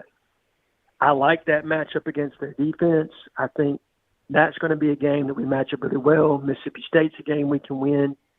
Arkansas on the road will be tough, but that's not a game that you should be scared about. And then obviously Vanderbilt. So this season can still be very positive. I still feel very much that 6-6, 7-5 is absolutely on the table. And if anybody says that's not upward trajectory, I don't think they truly know what football is or what a rebuilding process is like. Yeah. I mean, I know people are going to probably debate that. That's fine. That's my hot take for tonight. You don't know what you're looking at if you don't think 6-6 or 7-5 is an upgrade from where we were last year. People will say, well, their record wasn't that bad last year. I'm like, it was bad, and it was getting worse because they lost a lot of good players. Like, this roster was fucked. Big time, right? Like, and here's the thing. We still don't have the top-end talent defensively that we had last year, or maybe even offensively. Who do we have that compares to Tank on offense? Nobody. Who do we have on defense that's Kobe Wooden or Derek Hall? Nobody. See what I mean? And yet, this same team last year went into Athens and got their ass beat by, 30-plus points? Yeah. And then you turn back around the next year and play them within 7 in your house. They're getting better. They're getting better. That's how I feel about it. That's how you should feel about it, and I hope everybody else does too. Look, I know people are going to be salty after a loss, right? I get it. I understand it. I know they wanted this one. But you have to look at it for what it is. And success isn't going to come overnight. Look, Di said it best, okay? there's going to be days like this when you're going to lay it on the line, and all you can do is lay it on the line again and again and again until you get to the point where you want to be. And that's how the fan base should look at it, and I know that's how Freeze and his coaching staff looks at it, and I'm sure that's how this team is taking it right now. They don't accept the loss, but they're going to build off of it, and that's all you can do. Jay had an amazing call as usual for you. Thanks for giving us some time, bro. No, thank you, buddy. I appreciate it. I hope everybody in the Drain has a great time tonight. Look forward to talking to you again next week, buddy. All right, brother. See you, man. Thank you, JG. Bye. Bye. There he is, Jay Head. We love hearing from him. Just a tremendous human being. And he also knows a lot about Auburn, so we love having him on the show, and he's just very gracious with his time. So big up to Jay Head. Always a great caller, and we appreciate him. I am going to try to get Sir Brian Matthews on the horn now. Hopefully he's going to be out of breath after having walked up the stairs. He said he was good to go. So what is up? B-Matt, what up? Are you winded? No, not at all. I'm in the press box. I rode the elevator back up, so I just got to chill. I'm not out of breath at all. I'm good. All right, tell me about Hugh post game. What was he like? It looked like he had, I don't know if tears is the right word, but he was certainly very upset and disappointed. You could tell this one kind of ripped his heart out. It was an emotional loss. You picked up that same feeling from the players, just heartbreak.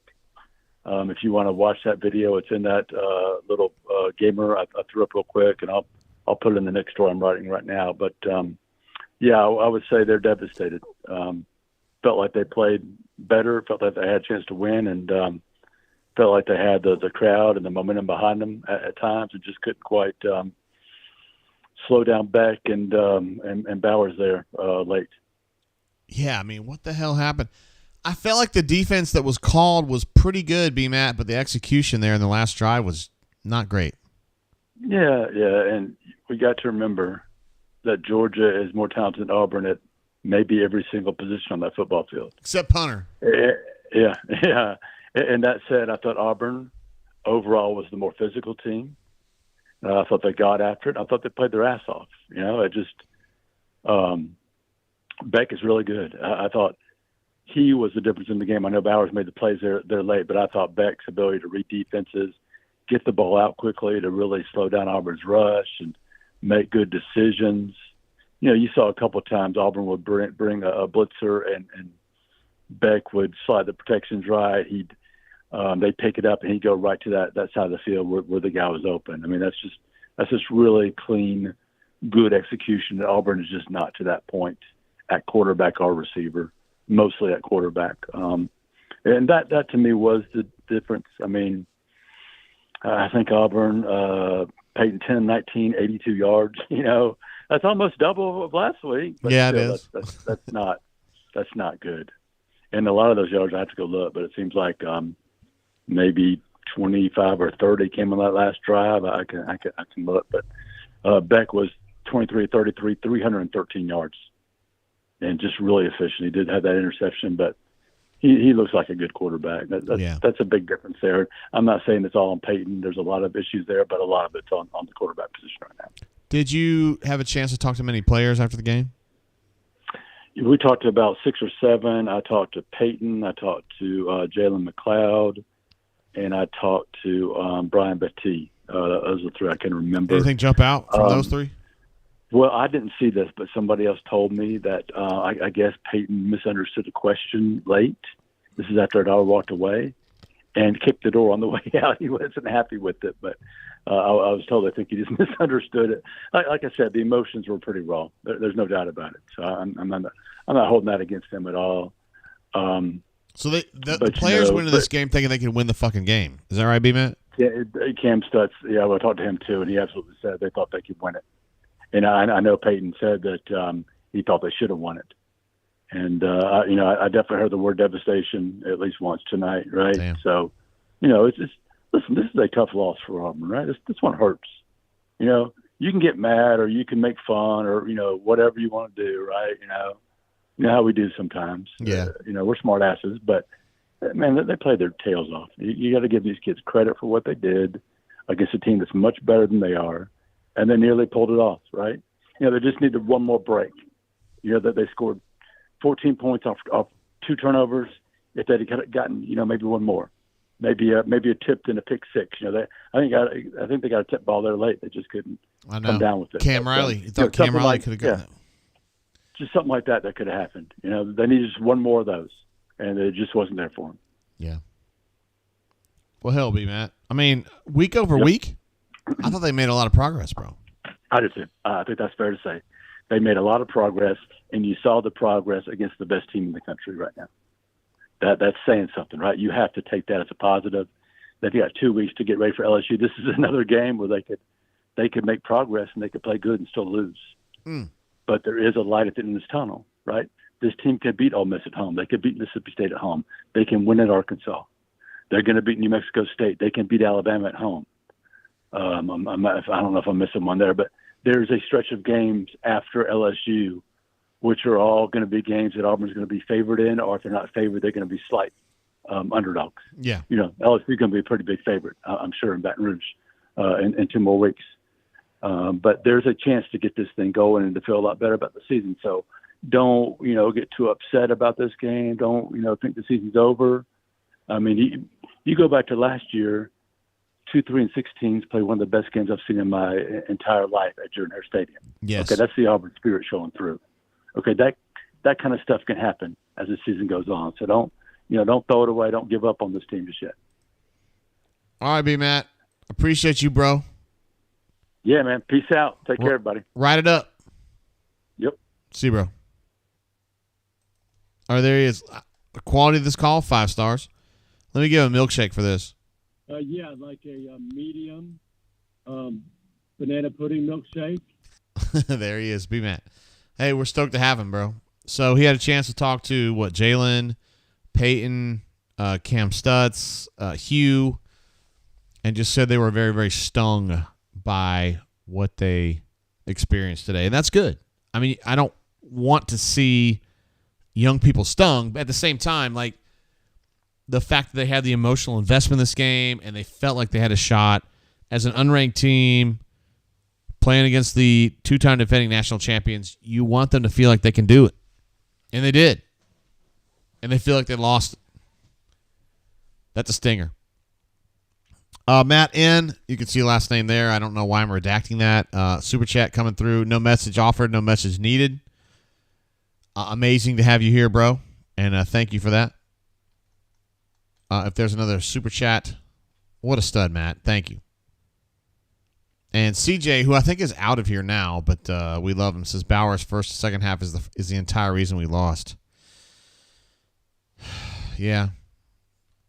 Bowers was really good when they needed him, and Auburn just didn't have a way to repel that, honestly. I mean, if we're being real about it. You think we need to check in with Stultzy? What do you guys think? Yay or nay? You want to talk to Stultzy?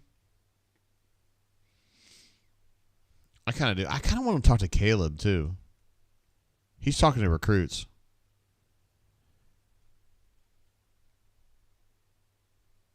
Let me see. I'm going to check with Caleb. So, when you're doing recruiting after a football game, it goes on forever. So, I don't necessarily know that Caleb is going to answer me because they are talking. They are literally talking. Oh, shit. Okay, Caleb's good to go. Let me see if I can get him on here real quick. Because all Caleb did today, his only job was to talk to recruits.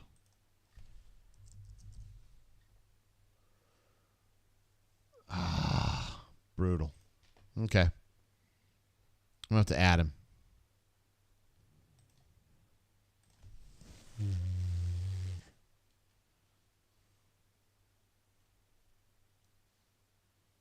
Let me get Caleb on the horn here. I got to type this one in.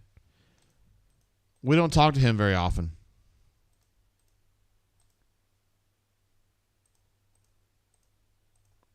All right, here we go.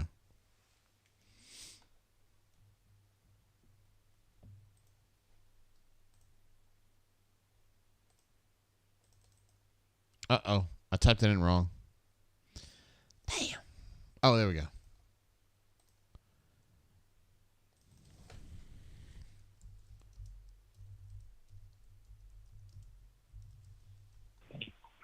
Hello. What up, bro? What up, Jay? Where are you at? I'm in the press box. I can head to the you stairwell real quick. already gotten back? Yeah. All right, I'm in the stairwell. Oh, and we call it the BMAT stairwell.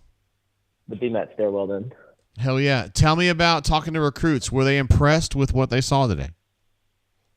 Yeah, no, they were really impressed. A lot of them that we talked to were just impressed with how Auburn was able to actually stay in the game for so long up until that final minute of the fourth quarter. So yeah, I think a lot of the recruits came away with a good feeling. And in a way, I think for a lot of these guys is Auburn needed, to make a couple more plays, and for a lot of these recruits, I think in their eyes, they could be that guy. You know what I mean? Mm-hmm. Anybody specifically stand out? Did you who are the best players you talked to today?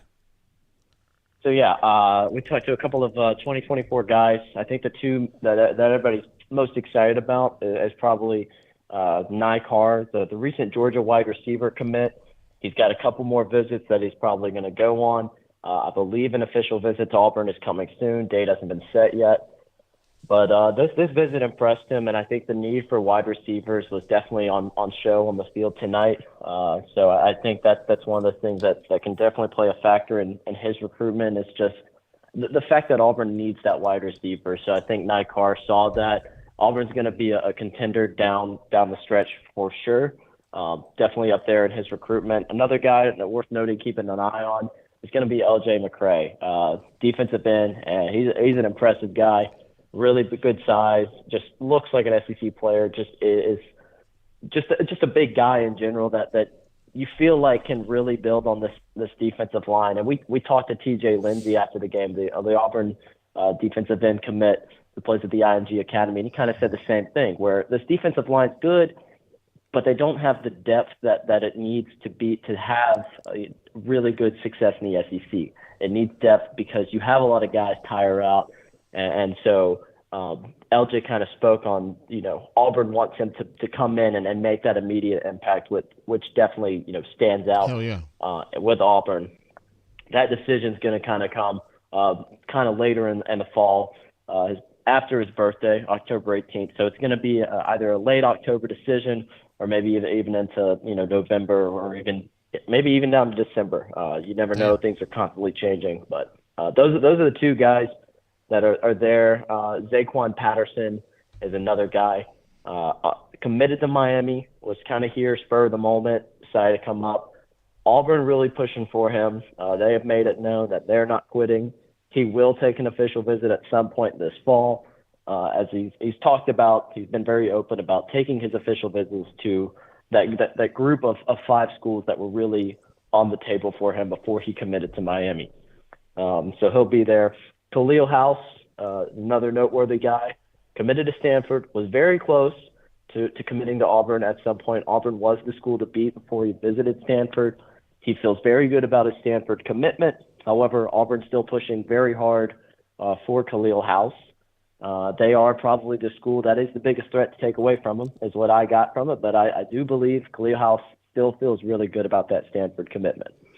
Man, but they're they're by themselves in that league, bro.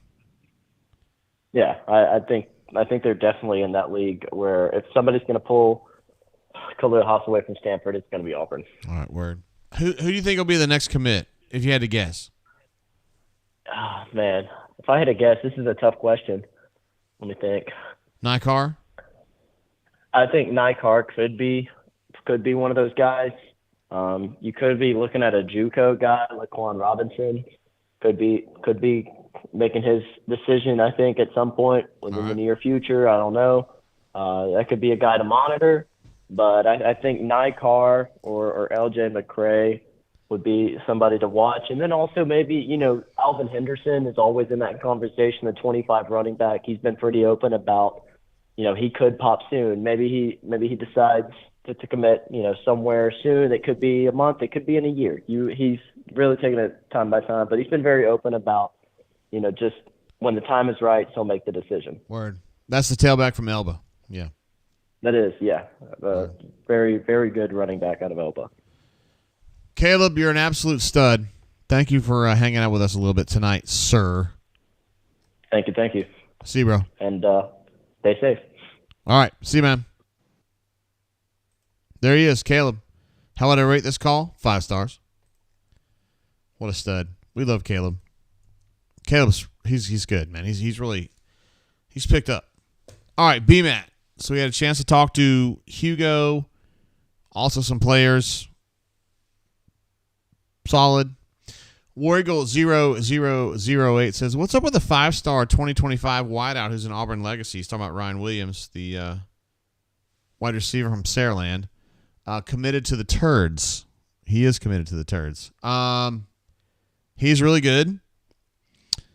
He's also a very intelligent kid.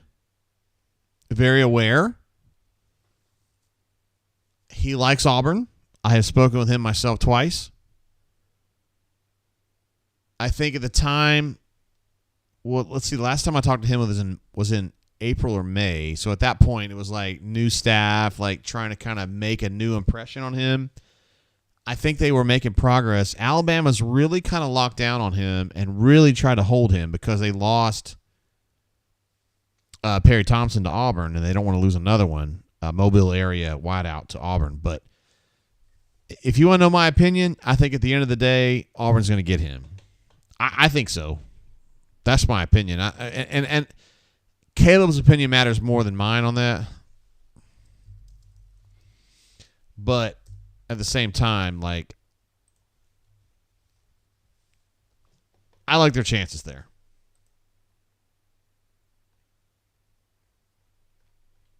Justin C. says we got Harsin on Ryan Williams. There is some truth to that. Actually, a lot of truth to that. Matt N., thank you for the super chat, bro. No message offered, no message needed. Also Keithner Tucker jumps in. Great job, B-Matt. Fan of B-Matt, as he should be. Let everyone know when you're back in Huntsville. Hugh is going in the right direction. Ward M. Eagle, right there. We got an applause for that? Guys, I need an applause. Like, seriously. Come on, I haven't asked you to do much today. Thank you. Thank you. I'm so glad B-Man has big fans out there because he's awesome. We love him. Taylor M. says, Perry. Stoop Up says he is intellectual. He's going to Bama because, of course, he is. Well, that's not over, bro. That's not over. That is definitely not over. Guys, we're only at 2,600 chats today. That's not enough. Man, I feel like we've done it all tonight. Duff Diver, Cassidy P, Roxy Poo, Chip, Hunter 48, who did halftime and postgame. Feel Like a Stranger, Runner 24, MWD, J-Head, B-Matt, and Caleb, all in one show. Unbelievable. And it's only 7:20. We still have a night to go. We could watch Notre Dame Duke, and I don't know who I would pick in that one because I don't like either one of them. OG22 says, y'all think KJ Bolden will flip to Auburn? We're not sure about that one. That's going to be a tough pull. He feels pretty strongly about Florida State, so I don't know, OG. We'll have to see. Kanuman says, B-Matt is good people, darn great show. Melanie in the house. Hey, y'all, first time here. Glad to have you, Melanie. We have been streaming for 5 hours and 10 minutes now. I've been drinking this Peerless, like, throughout the show. I don't know. I've only drank probably, a third of this bottle? But at 108 proof, that's not soft bourbon. So, we kind of do what we do. But it's great to have you here, Melanie. And I hope you have a good time. Hope you come back. Solo Tigre says we haven't talked round ball since the game was competitive. That's true. Jack B says Tennessee game is on. Wait, what is our lineup tonight? Like, what are the actual good games on? Let me see what we got here. NCAF. Okay, LSU is up 35-31 on Mississippi State. Holy shit. In the middle of the third quarter? LSU's up 4 at Ole Miss. Wow. Oregon, Stanford in the third quarter, 14-6 Ducks. Iowa State and the Sooners are very close midway through the second. Troy and Georgia State. I think my man J-Dub is over there at the Georgia State. That game's at Georgia State. Halftime, 6-7 Troy. Whoa, that's great. Let's see. South Carolina Let's see. Tennessee is up on South Carolina 14-10 in the first quarter. God dang. Where's the defense at, bro? The Fighting Rhett Lashley's up 14-0 on Charlotte in the second quarter. The Horned Frogs tied all square 7-7 in the first quarter against West Virginia. My San Diego State University Aztecs playing Air Force tonight. Just got started. And the Fighting Tater Tots are playing Appalachian State. They're up 7-0 early on. And then we got Bam Bams at Mississippi State. That game kicks off at 8 o'clock. God bless. That's a late kick. I mean, we had a 9:30 kick earlier this year, but 8 o'clock is still pretty late. I'll probably watch Bam Bams. And then I don't know what to do in the Notre Dame Duke game. Like, I hope they both lose. Maybe I can watch this Troy-Georgia State game. Pull for the Trojans. I don't know. That's not amazing. Kanuman says that Eli is at Von Hemingway. Yeah, whatever. No, I mean, I wasn't ragging on you. I was just saying. Eli making that play in the 2003 game at Auburn was bad. War Eagle 0008 says Bam Bam's playing at the Barnes and Noble in the middle of nowhere. Melanie says, can you unblock Powerhouse Deese, please? Wait, who is that? I don't know who that is. Who is that? Powerhouse Deese? I don't know who that is. I mean, I probably would, but feel like a stranger is thinking about a Stoltze call. Wait, hold on. Mike C says J-Head embraces mediocrity. No, he doesn't. He absolutely does not. That's not fair. I feel like Stoltze would be a let me see Stoltze.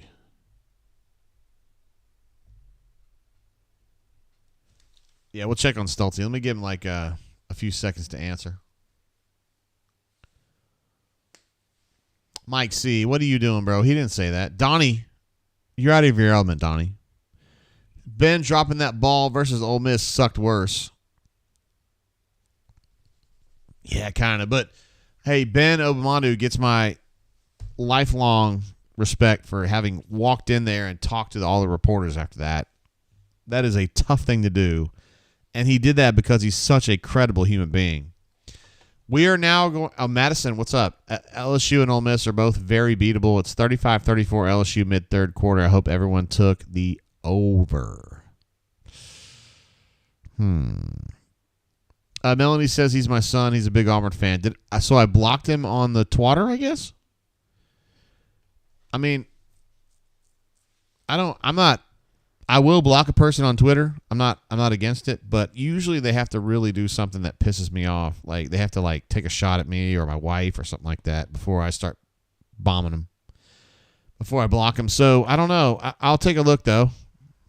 Send me a I don't know. Have him send me a DM or so. Well, he can't if he's blocked, right? I don't know how to deal with this.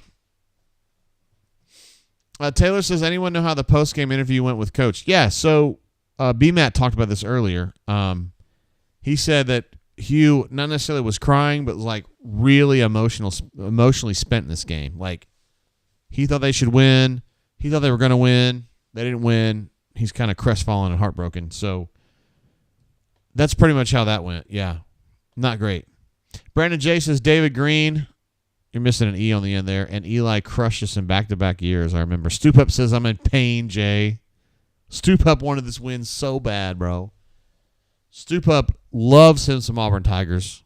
Absolutely loves him some Auburn Tigers. And he's devastated by this. He's crestfallen is the word that I would use. And War Eagle 0. Melanie says you blocked him last year. What do you think that I did to block him, though? That's the question. Like, I don't just block people randomly. Usually it's because they did something that's like pretty shady. I mean, I'm just telling you, like, honestly. I don't like to block people just randomly. I gotta find here he is. I found Stoltz.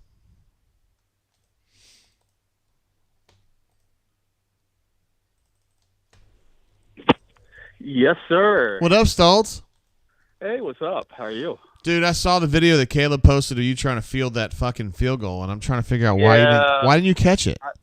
I blew it. I know. I blew it. Just like the Cubs, you blew it, bro. Yeah, I know.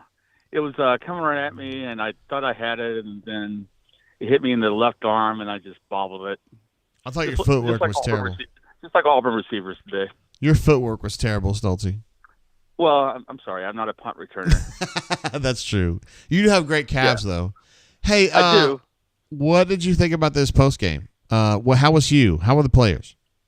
You could tell they were down. Peyton Thorne was really upset when he left the interview room, kind of slamming the door. Yeah, what was that all about? What was he mad about a question? I have no idea, to be honest with you. I was already done interviewing him, and I was working on transcribing when he did that. So, yeah, I have no idea what that was about. But he was down. Freeze was down.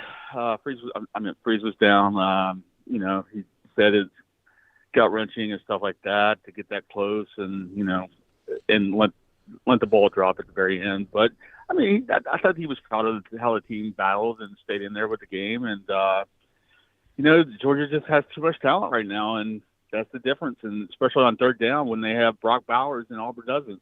Yeah. So man, he was good, wasn't he? Shit. He was so good. Yeah. Some NFL team's going to pay him a lot. But I thought it was all right. I thought the third and fourth down play near the end of the second half was not. I don't know why they took Robbie out and put Peyton in when they were running it down his throat. But I'm not a coach. I'm only here to question calls, and maybe they saw something that Peyton can do, and the snap did not help at all. It was about 4 feet above. 4 feet for where it should have been, but at the same time they couldn't pick up a yard. And I guess Georgia's defense, that's hard to do, but at the same time you should be able to do it. I agree.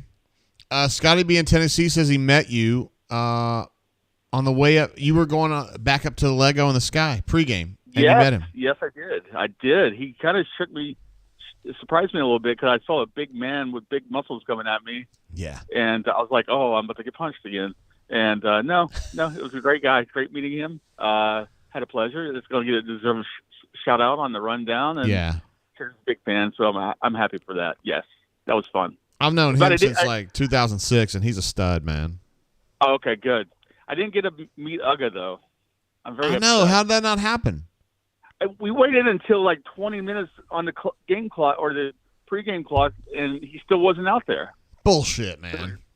Yeah, I mean, it's like he's sitting in this tub on his tub of ice and, not doing a damn thing but being an inbred dog. And, I wish I could have met him because I met Bully last year at Starkville, and, Bully is now taking the lead as the best mascot. Well, I don't want to talk any shit here, but in my experience working on the field, like, Bully's better than Uga. Like, I would rather hang out with Bully. Well, Uga is just, things of an old man. Yeah, there's some truth to that. But, like Bully is a cool dog. Like, actually. Yeah, I agree. Yeah. My friend David has a dog just like him that I love to death. So, hey, I have a rant. Oh, here we go. And it's for the people that are sitting on their ass on third down when Georgia has the ball, when you should be up making noise when Auburn has a chance to defeat the number one team in the land. Wait, what? I saw it so often.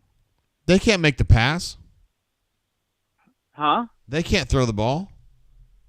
No, when Georgia had third down. Oh, word. Yeah, they weren't making noise. They were just sitting on their ass. If you don't want to be there, don't be there. I mean, it's one of the best games of the season, and Auburn has a chance to defeat the number one team in the land and one of the biggest rivals. And you're just sitting there sitting on your hands. What the hell? Yeah, it's Give BS, man. Somebody who really cares. I'm mad. Yeah, I was telling B-Man, I'm like, those people should be like escorted out of the stadium. Damn, that's mean. So yeah. So if you're one of those guys sitting on your hands, I understand old people are old people, but at the same time, crowd noise can make a difference, and every little bit helps. But I guess they don't want to help. Who did you talk to post game? Who was your best interview today? Oh, good God. Well, they gave us Zion. They gave us Peyton Thorne, Eugene Asante, and who else did I talk to? Cam Stutz. Talked to somebody. I did not talk to Cam Stutz. Oh, I talked to Larry Nixon. Ooh, I like him. him. He was all right. He was very quiet, though. You could barely hear him. So I don't know what he said, but yeah. I thought he was in there in the media room, like, I don't know, 10 minutes after the game ended. That's always helpful for us media guys. It is. And got it knocked out, and working on a column article about third down play right now, costing Auburn the game. And so that's about it. That's what I'm talking about. Hank D says, any explanation for the fake injuries on national TV? How do you feel about that, Stoltz? Oh, I that's disappointing to see. And what? one of the, I mean, it happens everywhere. I mean, Ole Miss is known for it under Lane Kiffin, but I mean, it's all gamesmanship and everyone does it at times, but it was kind of blatant. Excuse me. What? I got something went down my throat. But I think it was number 33 that just dropped in the middle of nowhere and just acted injured. And yes, I mean, it's bad to see, but at the same time, it happens. Nasila Kite is who that is. Yeah. Oh, okay. And there was a smart-ass comment from one of the Georgia reporters on Twitter about how if only Hugh Freeze was known for cheating at other programs. So. Yeah. Yeah, and I used to work with the guy at SEC Country, but they're going to take their pot shot because it's Georgia. Wait, it wasn't Ben Wolk, was it? No, Ben's the stud. I know, obviously, yeah. Ben. We love Ben. Yeah, of course. There was other Georgia reporters I don't really want to see, but okay. that's the nature of the business. And so I think there were some positive things to take out. I think I still don't think Peyton Thorne is the answer. I think they should have stuck with Robbie because he was having success. Now, would Georgia adjusted the game plan and had stacked the box probably, but when you have Ashford doing Ashford things and Petit doing Petit things and Jarquez kind of doing Jarquez things, I just think sticking with Ashford after that first touchdown in the second half would have been a smart choice. Word. Good call on that. Thank you. All right, bro. That's just me. All right. Well, I'm going to bounce now, Stoltzy. All right. Tell everybody I said hello. All right, bro. Bourbon. All right. See ya. Bye. Bye. That's it. There he is, Stoltzy. How do I rate this call? 5-star. Hell yeah, I do. Let's see. Matt jumped in with another super chat. Said, after today, no moral victories. I think we definitely beat Ole Miss, Mississippi State, Vandy, Arkansas, and New Mexico State. LSU and Bama are possible. AU wins 8 games. Boy, that would be good for me because I predicted 9, and I've obviously missed some things on offense, but 8 wins I would still feel pretty good about, honestly. At LSU is going to be a tough one.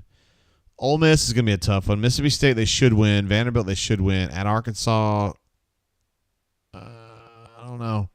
New Mexico State's a dub, and then Alabama at home.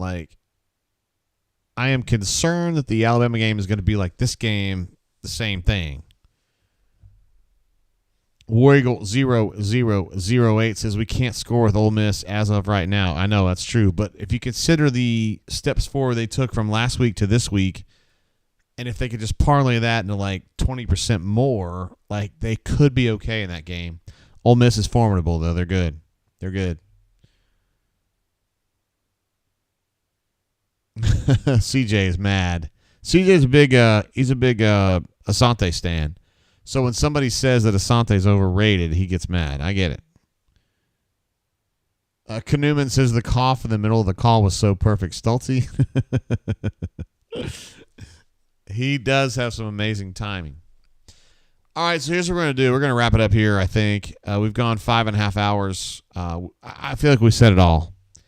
We have had some amazing calls tonight. I want to give a shout-outs to everybody involved here, which is Duff Diver, Casa DP, Ruxy Poo had a great call. Glad to hear him. Chip, Hunter, who called us twice, by the way, and also Alex Kozan at halftime. I Feel Like a Stranger, Runner 24, MWD, J-Head, B-Matt, Caleb, and Stoltze to finish off.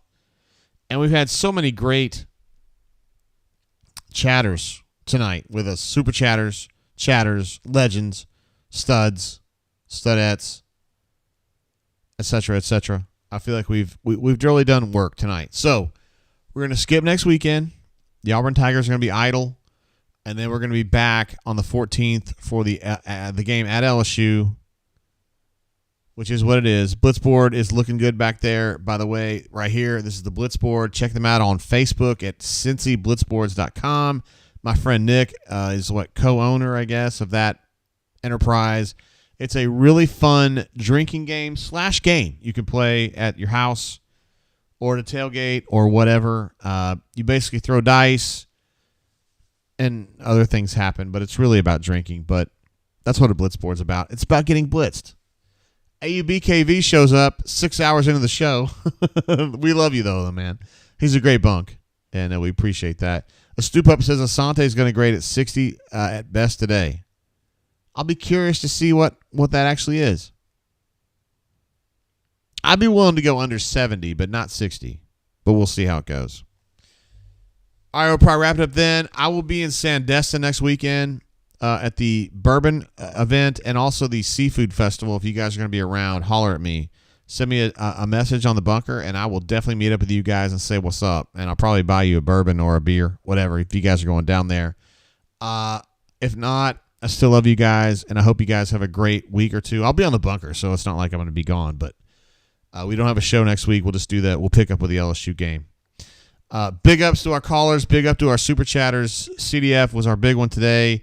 We appreciate you, bro. Also, Casa DP, who super chatted us like 15 or 20 times today. Love you guys. So meaningful to me. And also Stoop Up, who continued the streak today. Literally, he's been super chatting us for like 5 straight years. So, word. Peace.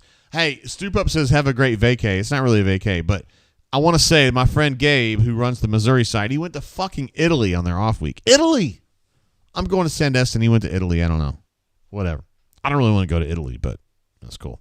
Anyway, guys, I'm not saying moral victory, but they did play approximately the way that I expected them to. I said it was going to be close. They're going to lose. That's what happened. I hate it, but shit happens. Anyway, as Solo Tigre says, word amigo anyway, that's exactly the right attitude. Appreciate you, bro. Until then, I'll see you guys in 2 weeks. Until then, keep your feet on the ground. Keep reaching for the stars. I love you guys. Make great decisions. Appreciate all the great things you have in your life. I appreciate you. You guys are the great things in my life. Until then, be good. Love you guys. Peace.